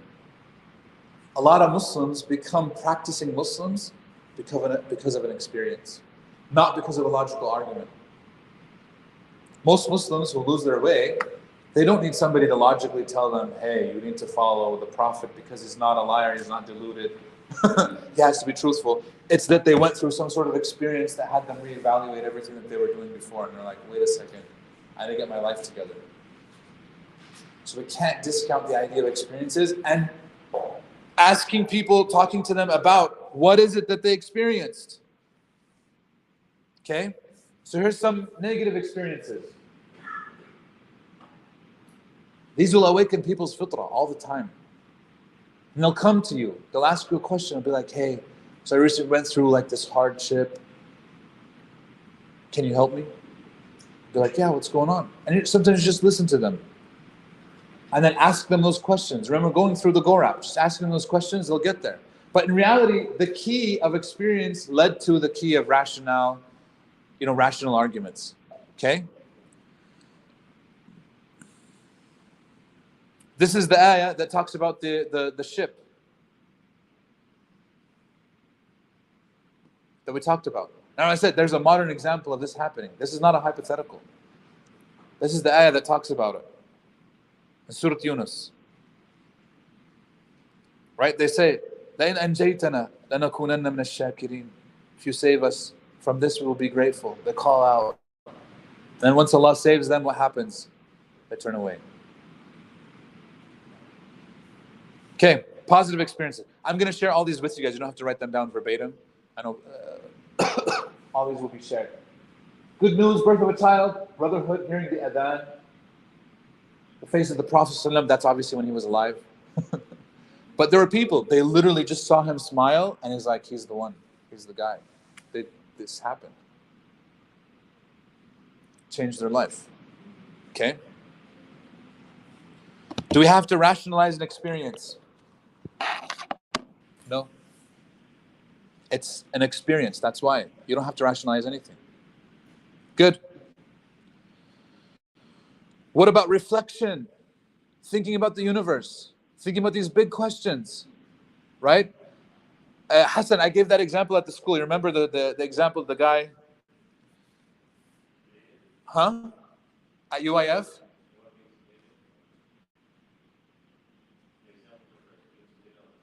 Yeah. So he leaves his house, he's going to work in the morning. He's headed to his car. And then this van, unmarked van, pulls up, 4 masked men in black, kidnap him, throw him in the back, put a hood over his head, inject something into his shoulders, passed out. Then when he wakes up, he's on this nice airplane, sitting down, first class. He's never been in first class before. Looking out the windows, clouds. It was very pretty. Somebody comes over. What would you like for dinner, sir? Dinner. Here's a menu. Go ahead and order. Here we have an entertainment system full. You can watch any movie you want. Any show, whatever. If you want to play games, use an Xbox or whatever. All these things. Yeah. Play your dinner, sure. And then they call it. There's a foot massage if you want. Your shoulders and your tense. Perfect. This is nice. And it stays like that for a few hours. And then they come back, another meal, and more entertainment, and another meal, and more entertainment. But eventually, it's like, things aren't adding up. The question is, would you be able to fully enjoy that experience? What's going on in the guy's mind? Huh? How do I get here? What did I do to deserve this? Okay? Where am I going? What else? What did she say? What? Yeah, who are those guys? Right? What else is going on? When is this going to land? Right? We're flying. It's a long flight. I get it. But this is a plane, guys. We're going to have to land sometime. Where are we going? What's going to happen? Why am I here? Why am I on this plane to begin with? Okay? All these questions, the whole idea of what we just mentioned is a metaphor for life itself. Most of us distract ourselves with food, entertainment, the pursuing of pleasures, but that distracts us from those big questions. Eventually this plane is going to land. Why am I here to begin with? What's going on? Plus, if you just pause the entertainment for just a second, and take some time to reflect, sometimes it even ruins the entertainment itself. You can't fully enjoy it unless you numb yourself to everything else that's going on. That's why there are a lot of those people that talk, I just want to feel numb, I don't want to feel anything, I'm going through whatever difficulty, etc. Because those answers to those difficult questions are too difficult for them to answer. And Islam gives us a lot of those answers. That existential angst that people experience, Islam has a solution for. So we can't negate that. And we have to focus on it. So reflecting on those is definitely a way the fitrah can be unlocked. Don't discount that. And people reflect all the time on their lives. But oftentimes they'll try to find the answers and they don't know where to look. And if they have that one Muslim friend or a neighbor or a coworker that can reach out to you, they'll be like, man, so what do you guys believe about these big questions in life? Did I had a coworker when I was working in IT. This is a few years ago. And my coworker, very nice guy, came up to me and he's like, Anwar, can I ask you a question? So I was working in, I was assistant admin and desktop support. So we would do like network permissions and get their computers out for them and fix their problems. But it turned out that we were fixing more than just the computer problems. People would come and just want to have a conversation. They saw me, because the people that were running the department were two Muslim guys. And we were the only Muslims. Well, actually, there was two more Muslims in another department. But because we were there, they'd be like, so I'm having email problems. But, also, like, I'm having problems, like, in my marriage and stuff. And they were like, they thought, we were just thinking about it. So we were talking to them. What I'm also saying is, at one point, I wasn't always an imam, I worked in IT. So, when I was doing this guy came up to me and he's like, I want to ask you a question, but don't get offended. I was like, go ahead. And by the way, at this time, I actually was working at the masjid, but the masjid wouldn't hire me full-time. They only said, we'll hire you part-time. So I still had to keep my IT job. I told Hassan about it last night. So this guy comes over and he says, so you seem like a really happy guy. I'm like, okay. He's like, it seems like a little too happy. I'm like, okay, I'm flattered. And he's like, so can you tell me why? Because I think it's one of two things. Either you smoke more weed than anybody has ever known, or number two, there's something really genuinely causing you happiness. Which one is it? I died. I was like, oh no, Jeremy. Let's go for lunch, man. He says, what are you doing for lunch? He's like, so it is weed. I was like, no. Let's go for lunch. So I went to lunch with Ski, man. He's just life in general, but he's down on people, right? And talk to them and have conversations. We did. Now, I can't share good news that he accepted Islam. I can definitely tell you it had a big effect on his life. Just having a conversation, hearing him out. He was going through difficulties, he was married, doesn't know what's going on in his life, thinks he's reached a dead end, is worried about this and this. And it was more about him than it was about me. Obviously, his question was about me, but I'm just like, this is what's going on. You'll have, what I'm saying is, these conversations are good to get somebody to reflect. Is important. And if you can just get them to reflect, sometimes it'll take people time, but that's all we need. Are there verses in the Quran that encourage reflection? Yes. Right here. Indeed, in the creation of the heavens and the earth, the alteration of the day and night, the ships that sail the sea for the benefit of humanity, the rain sent down by Allah from the skies, reviving the earth after its death, the scattering of all kinds of creatures throughout, the shifting of the winds and the clouds drifting between the heavens and the earth, and all of this are surely signs for people of understanding. You can't help but, this is why it does not make any sense to me. Like people who watch those nature documentaries, you know what I'm talking about? I'm serious. Like there were those brilliant ones like Earth and then Earth 2.0 and all that. I love those. I'll watch them with my kids. My kids are like, Baba, we have to watch another documentary. I'm like, uskutu, let's watch. We're gonna. But then I would comment. Then I'm running commentary. I'm making it entertaining for them. But we're watching it, and they're like, I'm asking them questions because, how did this come about? What's going on? You can't, I don't know how people can watch that and then say, yeah, there's no creator. You can't. You can't come out of that and say that. It's impossible. And that's why us on the whole awe, these people are in awe of nature. But then they'll be like, it's an unanswerable question. Yeah, you're just denying it. At this point, you're denying it because you can see the sign in front of you and you're just in denial. So I can't help you here. Okay. We're making progress. We finished a lot of these keys. Spirituality. Do you guys agree with this statement at the top? Are we all enslaved to something? Then the only thing that can liberate you is by being a slave of something that is transcendent and beyond all things and so powerful and magnificent that it's actually no longer slavery in that sense. So the only thing that sets humankind free is being a servant of Allah subhanahu wa ta'ala. Yes? That's it. Now, we can go through this tangent, whole thing. I had a whole series. You can check it out. It's on YouTube. It's on the MIC channel. So where we post my videos is on the masjid that I currently work for, the Memphis Islamic Center. And I called Ibadur Rahman, the servants of the most merciful. But in the first 3 episodes, we're just breaking down what does it mean to be a proper servant of Allah subhanahu wa ta'ala. And what does the most merciful mean? Right? The idea that Allah subhanahu wa ta'ala alone is deserving of us being servants of Him.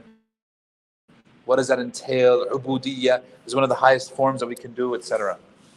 Okay? We have this verse. Ibn Abbas says, the worst person is the one who worships himself. أَفَرَأَيْتَ مَنِ اتَّخَذَ إِلَهَهُ هَوَاهُ.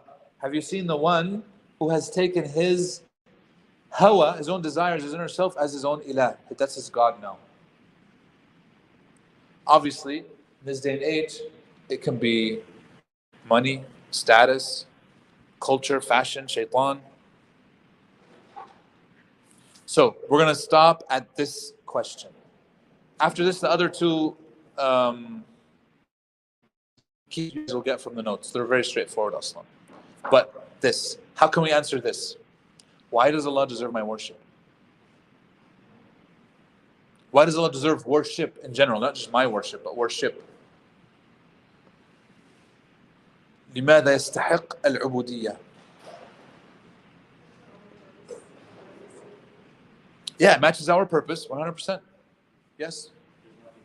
There's nothing like Him. Is He worthy of praise? How praiseworthy is He?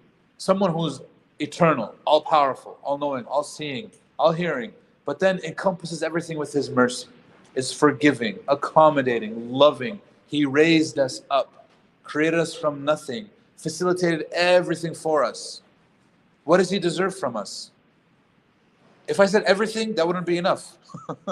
From me, everything that I humanly possible can give Him is arguably not enough. And would deserve even more. Right? What does the angels say? There's those angels that Allah created purely for worship. Some are either standing, some are in ruku', some are in sujood.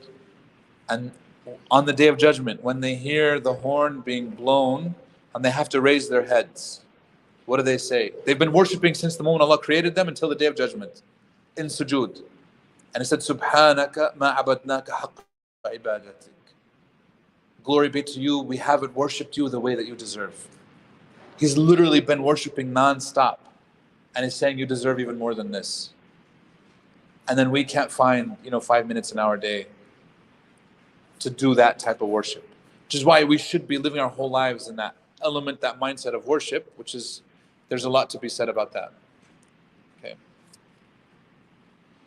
God, by the direct definition, is the one who is entitled to our worship, and all acts of worship are to be dedicated to Him alone. Of course, He said, indeed, I am Allah.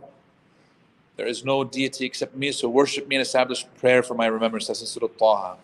Allah subhanahu wa ta'ala possesses all perfect names and attributes to the highest degree possible. Allah is the only one entitled to our supplications and prayers, and it's for our own benefit. Because it's in line with our nature. Our nature is to worship. We will worship something inevitably. People will worship something because it's in our nature. And when it goes wrong, this is when it makes our nature unstable. And when we worship Allah, then we're in line with our purpose. Perfect. But inevitably, we will all worship something. Some people, and even Muslims, will worship money, status, their desires, whatever it is that they're worshiping. And we have to align it with the worship of Allah subhanahu wa ta'ala. Okay?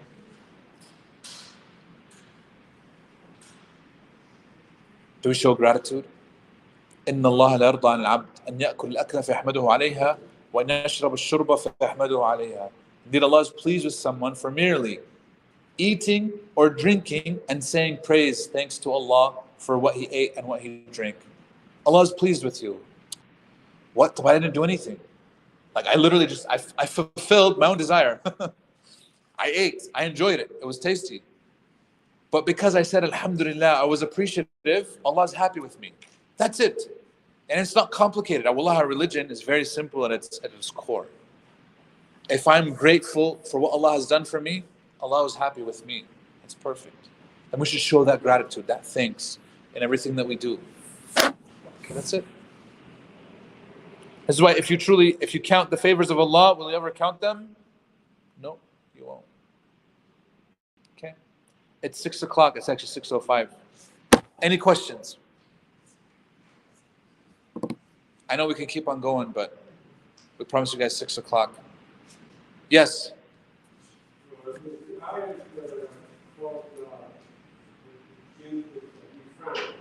Uh-huh.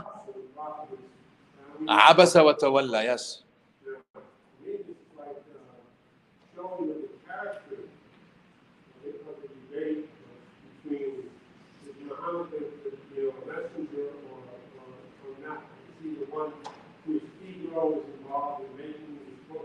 Yes.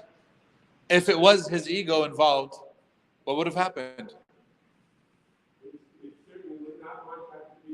100%. Like it doesn't make sense that they would include that. And many other verses. Right? Yeah. Yes.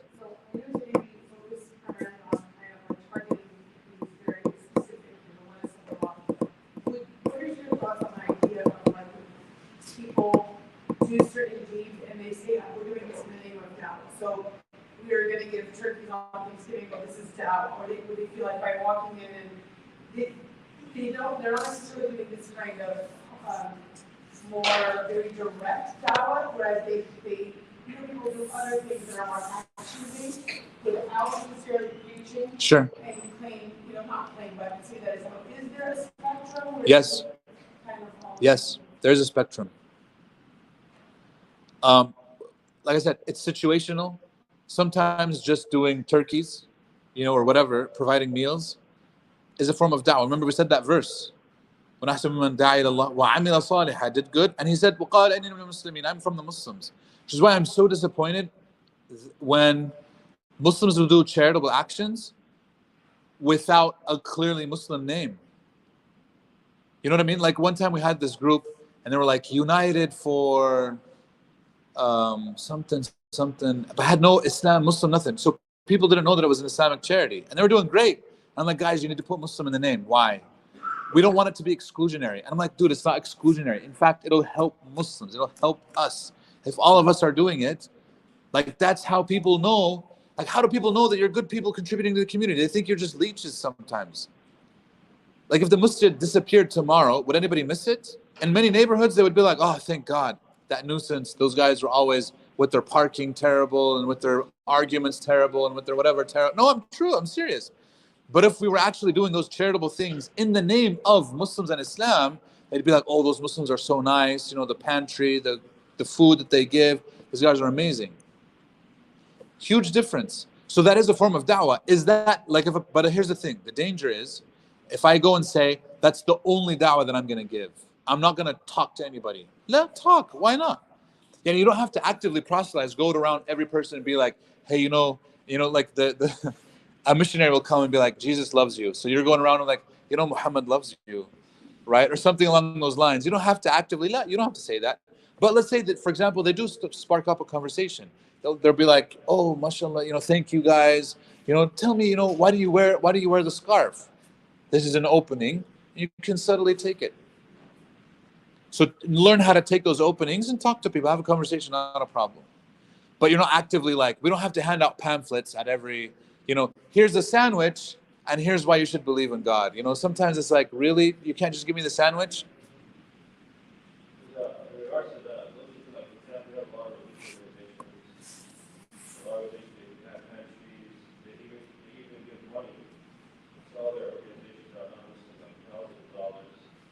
These are Muslims? Yeah. I have an organization that needs thousands of dollars. No, I'm just kidding. Yeah. Anyways, but they say they're Muslim, but they really don't proclaim Islam. What do you mean? Like they're very strict about not using Islamic language, or like a lot of this, like basically, like they're very conscious of not being told that they're doing stuff too much. Yeah. And we're Muslims like validate us, basically. But Islam is not like you'll never, there's not, even if there's smart people, love people like you'll talk about Islam. Huh. Right? Basically. So I feel like it's not like the non-time like I feel like when you talk about Islam, the Christians will never acknowledge the God, no matter what you say. The spiritual people, they'll say that it's like a which I think is more dangerous. Because they need no room for argument. Oh, there's no rule. Yeah, there's no prophet. Like, what does it mean to be a prophet? Yeah, so then it's the same thing. So like, there's some folks who say, like some say we hate Muslims. But these people say we love everyone. Right? So your faith doesn't really mean what you love everyone else. So it doesn't even like, it's not even significant anymore. Because you can just do it, even when you do good, they're not looking, oh my God, these are Muslims. Yeah. They're like, you guys are just like everyone else. Because the crowd they're attracting is that other crowd. But those who are actually hating Islam, they're not the ones that invited to these events or the ones that are seeking that help. Yeah.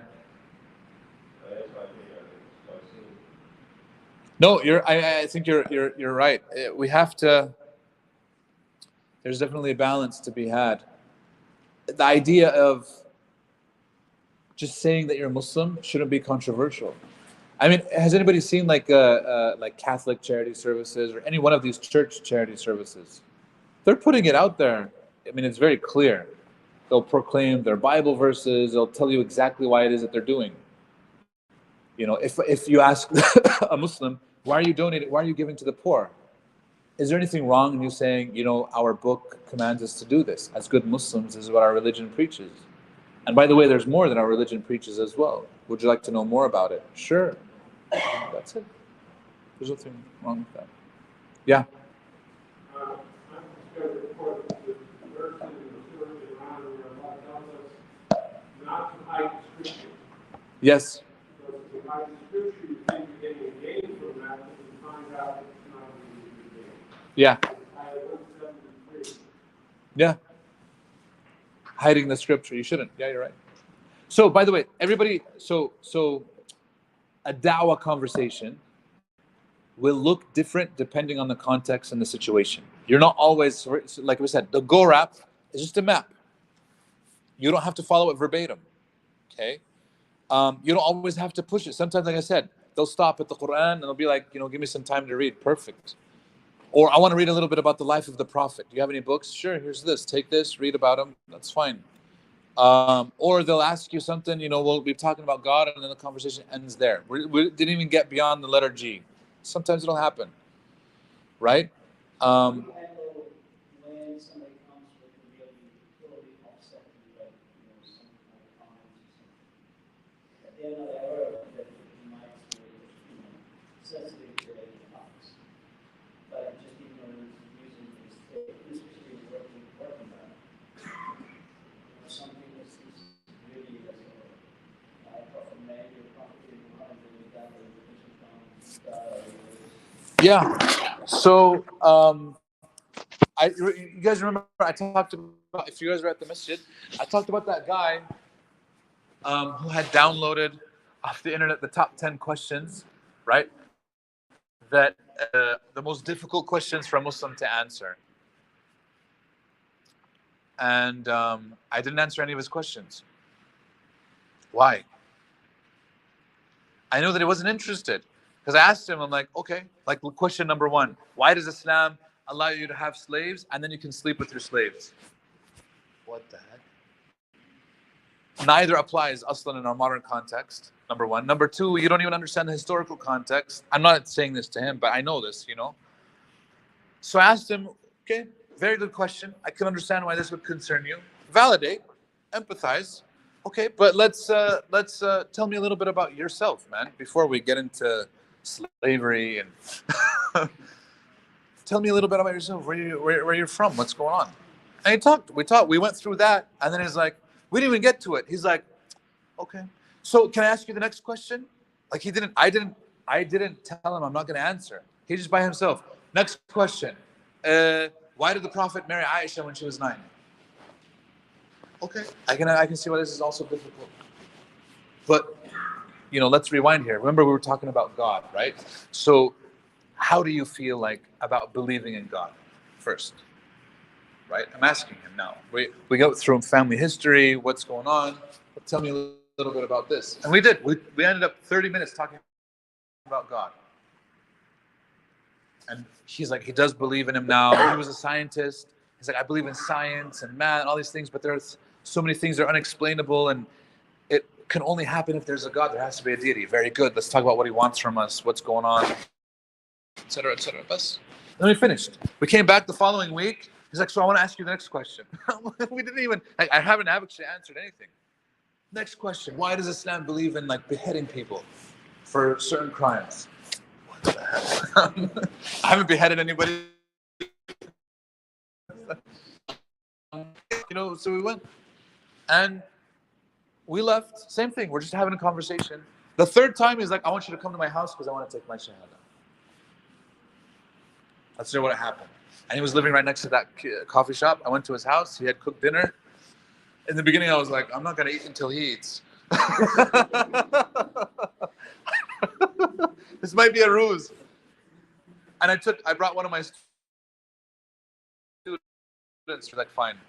So with me as well. And once you start eating, I'm like, okay, it's safe. Okay. But mashallah, he took his shahada, was going to the masjid, and eventually he moved overseas. Found a message. He emailed me years later, and he's like, hey, when we met, when we did this. So what I'm saying is, the conversation sometimes will take some time. You don't have to answer every question, and if it is a difficult question, you can say, I don't know. There's not a problem, right? And if it is something sensitive, let's say you do go through the Gore app, and afterwards they still ask you that question. Now you just have to frame it from your perspective as a Muslim. From the perspective of God. Look, God is the one who decides, not me. If God decides this is halal, this is haram, that's on him. Now he does provide some guidance in the book itself, but beyond that, I can't give you any answers. Some people that's hard to comprehend, but that's ultimately what we do. Okay. Yeah.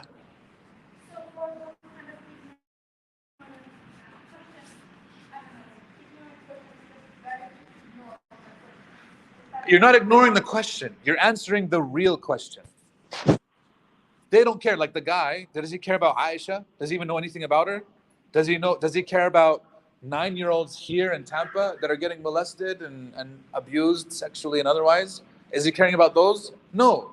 So then the question has nothing to do with the actual question. If your religion is valid, how do you explain this thing that I don't like? You don't even know what it is. So you're actually doing them a favor. My religion is 1, 2, and 3, the Shahada. You literally walk them through them. Does that make sense? You're not ignoring the question. Don't ignore the question. They might circle back to it. But see, here's the thing. Like the issue of the age of Aisha radiallahu anha, we now know everything is contextual. Everything, society as a whole. Here in America, people were marrying girls that old 100 years ago. It's not this is a modern issue. For us, has anybody really, their iman, been affected by this issue? It's very rare. There's usually an emotional component, right, that's going on with it as well. By the way, we're not advocating that people should get married at that age either. This is not something that we're encouraging. We're on the same page. You should be mature enough, you should be ready, we understand this is not a problem. So it's a non-issue, but for him, this is a mistake or a hole in your guys' religion. Explaining it to me. So you explain the whole religion instead. The essence of what Islam is.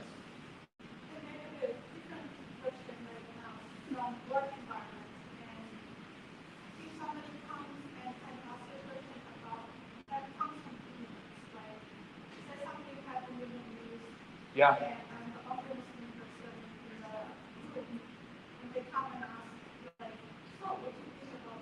Yeah. Do you Muslims like to kill babies and kids? Yeah, how do you answer that? Yeah, what do you guys think? Yeah, no, this is it's true. This happens, yeah. Why are Muslims bloodthirsty? Always killing and bombing and what's going on? What would you say? This has happened. This has happened to me. Why are you Muslims always violent? Really? Really? Us Muslims? Who did World War II, man? Ukraine right now, and it's ridiculous. But anyways, and it's these misconceptions. You can be like, dude, first off, this doesn't make any sense. Yeah, you tell them this is ridiculous for a number of reasons. You can point that out and then be like, look, you're assuming things about the religion, you don't know what it is in its basic form. I'm obviously exaggerating here, right? Just give me a few minutes, let me explain to you the religion. Is that okay? Perfect. So we believe in God. I'm assuming you do too, right? Yes, very good. And then you move on. We're on letter G, we go through quickly, and we're talking about what God says. We have two books, the Quran and the Bible. One has mentioned the sword 200 times, the other one 0 times. Which one is which? Which one is which? The Bible has mentioned the sword 200 times. There's no mention of the sword anywhere in the Quran. Which one is more violent? And you can point out inconsistencies and move on. But more importantly is to focus on presenting the religion while pointing out those inconsistencies. Okay? Any, yes?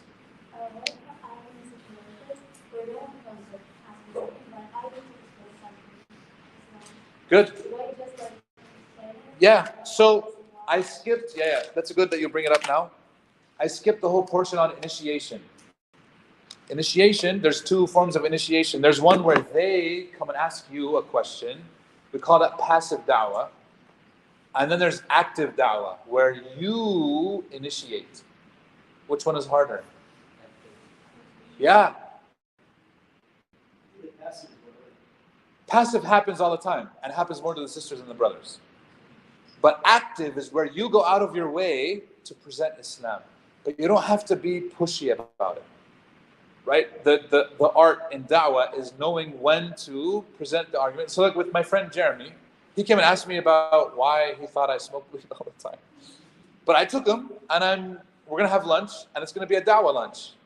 But on another occasion, I took another guy to a restaurant in Salt Lake. It's called Curry Fried Chicken. Amazing. This guy, and he's Pakistani, he took fried chicken, and he puts the curry spices in it. Oh. And it's fried, like KFC, but 10 times better. And it's halal. So I would go to that restaurant as often as I could. I took many non-Muslim friends. This one guy, he's Mormon. We'll call him Steve. He came, and I told him, hey Steve, are you getting lunch or anything today? No. Let's go. And literally, he doesn't know. He hasn't asked me anything, nothing. I just took him there. I don't ask him, so you're a Mormon, right? He's like, yeah. It's like, do you really believe in it? I asked him, do you really believe like the whole... Because there's so many inconsistencies in Mormonism, it's ridiculous. And he's like, I don't. But you're still Mormon. You pay tithing. He's like, yeah. You tithe 10% of your income to the church. I do. And you don't believe in it. Why? He's like, they offer good social services. No, this is what he said. He said, social activities are amazing. And he's right. His wife and kids, if they left, he's like, if I left, I don't believe in it. And I'm sure my wife knows on some level that it's also false. But if we left, we would have no friends, no social circle. We would lose all those benefits that we're getting. And we like those benefits. And I'm like, so what about something else like Islam? He's like, Islam makes a lot of sense to me, but I could never become Muslim. He said this. I said, why? He's like, you guys have nothing. Socially. He's like, I know. It's like, your mosques are probably terrible. Muslims are barely going. He's like, he's heard my conversations with Qasim about, the challenges we're going through in the masjid. You guys have no social services, nothing to offer a community. If I wanted to come, me and my wife and my kids, would there be any programs for us? Things that we could join? Activities for us to do? On Monday night, they have Monday family night. On Wednesday night, they have Monday, Friday movie night. And on Saturday, they do picnics. And on Wednesdays, they do Bible study. And on every day of the week, there's something going on. And the church is encouraging things and sending out stuff. And it's so organized. But of course, they can afford to be organized. People have to tithe at 10%. This one guy came, and in our company, he was like, Anwar, can you please talk to my mom so that she can become Muslim? This one guy, Mark. I'll never forget this. I'm like, what? He's like, please. She's on Social Security and she still pays 10% to the church. That's way too much. She only gets $700 and she's paying 70 to the church. The church doesn't need her 70. I need her to be a different religion. And I think you guys Muslims have something going on. I like the whole polygamy thing. And I'm like, oh my gosh, it's for the wrong reasons. Okay? He's like, please just come talk to her. I'm like, what about you? He's like, I'm already with you guys. You know I'm with you. But it was like, I just want her to stop paying 10% to the church. So you have these issues, that people on some level know that Islam is the truth. Sometimes they'll have a hard time committing. And sometimes it's on us. We have to present something better. Yep. Go on.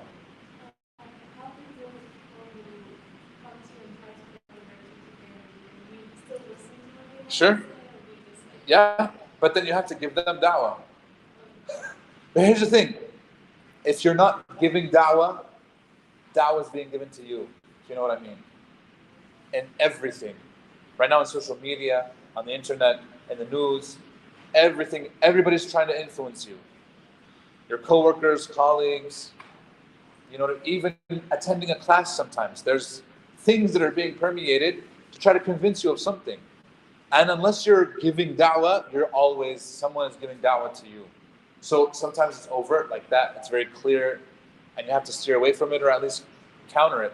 But sometimes you don't know that you're being influenced, and you'll find yourself in a very different place than you were 10 years ago, 15 years ago, whatever it was, because of that effect that was happening. So we have to be careful. No, you don't interrupt, but you answer it by asking them about their beliefs. So like when I was in Utah, we would get visited by Mormon missionaries, right? They stopped coming for a reason. The guys would come over, Miskeen, I don't know if you guys know how it works in the Mormon church. If you're a male, you go on your mission when you're 19 years old. What do you know about your religion when you're 19? Barely anything. Or about life. And you're supposed to be spreading the mission. It's hard. Man, these 19-year-olds that come in, and it's like, we're going to give you really good dawah today. And they sit down. By the way, most Mormons, right now it's about 15% of Mormons are leaving the church every year. It's like a ridiculous number. They're bleeding. 15% of the youth of Mormons in the recent years have left the church. Not on a yearly basis, I'm sorry. It's in the last, I don't know how many years. 15% of their youth have left. And it's estimated it's even more. Why is it that high? Most of them leave when they're on their mission. What's happening? It's because these people aren't ready for it. They're not properly trained. They know that now all these inconsistencies are coming out. People are telling them about their own religion, and they're hearing now about these controversies for the first time. Like black people couldn't be ordained as proper saints because it's the Latter-day Saints until 1976. You point this out. I gave this to Muhammad Hijab, and he used it in one of his debates with the Mormon guys at Speaker's Corner. He found them and he was like, he texted me, he's like, when I used it, check out the video, thank you so much, blah, blah, blah. Because they were shocked that this British guy knows so much about Mormonism. And it was like, what the heck is going on? And he's like, here you go, here you go, here you go. So black people couldn't be ordained until 1976. And by the way, it's pressure for the NCAA, not pressure from the people that caused them to switch because of BYU, the basketball team. So they go in and you tell them like some of these inconsistencies and they're like, yeah, I mean, they don't know how to answer. And then they realize all these doubts permeate because it's falsehood, it's batil. Yes? In the statistics that I have seen about the Muslim population, yeah. It says that we're losing about 25% of the Muslims every year. I know this, the study that you're talking about, that's actually not what it says. It's 24%, but it says 24% no longer identify publicly as Muslims. It doesn't mean that those people have left Islam. In fact, with the further study breakdown, it says it's estimated about 1% to 2% have actually abandoned the religion completely. But those 25%, the danger is that these people are not comfortable enough, youth, all of them are young, second generation, third generation Muslims, are no longer comfortable enough to publicly identify as Muslims. That's the problem, yes. Right? when the study broke down, I talked to the author of the study, and they showed you, once you actually read it, it's like a huge document. They break it down. It's estimated that about 2% completely left the religion. Now, 2% is still high.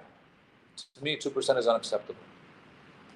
And in the 2%, they have completely left the religion. That's still a problem. But like I said, most of the time it's not because of a logical, rational argument. It's because of something emotional that they went through. There's almost a consensus on this. So that's something that we have to remedy. Since you know so much of the statistics, how many much of the statistics the immigrant community actually go to the mosque?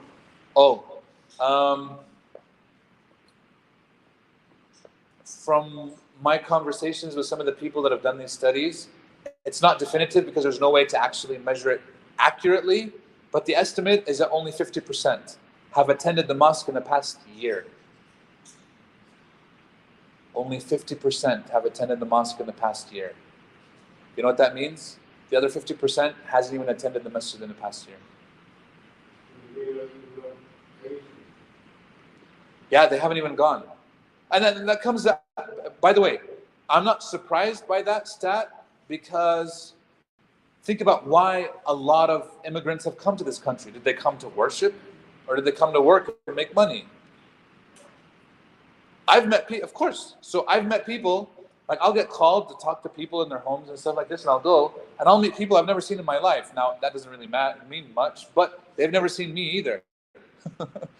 And I've been around in all the masajid in Memphis, as an example. And I'll go to the guy, like in a few cases, and I'll ask the guy, like, what mosque do you go to? And he's like, well, I don't really go to any. He's like, where do you work? Like, I work at Masjid Rahman, for example. Oh, which one is that? It's now been built for 10 years. He's been away from any knowledge of this masjid. And he's been in Memphis for 30. These people exist. These people are there. And there's a lot of them. So I asked him, what about your friends? He's like, my entire circle of friends, we don't go to any of the mosques. Do you guys even fast Ramadan? Yeah, we'll call back home. Find out when it is. Yeah, no. Oh, that should be, 100%. And so we do talk to them. By the way, this guy that I'm talking about, in this scenario, alhamdulillah, I got him. His daughter was going through some issues. We talked to her, we talked to the mother. The mother was much more religious than the father. The father was like, I don't want anything to do with the masjid. I was surprised to see him 2 years later in the masjid. He came, and he became friends with some of the other guys. And this last Ramadan, I saw him in the masjid, and he was in tears. Again, one of the nights, the 10 nights, I remember seeing him, and I was shaking his hand, and he came up and hugged me. And it was one of those hugs that like, hugs you to your core, you know? You could tell like he was lost for a while, and he made friends, he made better connections, he came back to the mosque. Is that right? Are those people deserving of our da'wah? 100%. We should focus on those people. We shouldn't abandon them whatsoever. Is there an argument to be made that those people should be targeted more for da'wah than somebody who doesn't even know anything about Islam? Yes, I can make that argument. But we don't want to be people who we just say, we're only focusing on Muslims, we're only focusing on non-Muslims. I think we should target everybody equally. Equal opportunity da'wah. Any last questions, thoughts, ideas? Yeah. Yeah. Obviously, we have to know more about our religion to get better at it. But would you also recommend studying concurrent philosophy? Yeah. Why not? If you want to.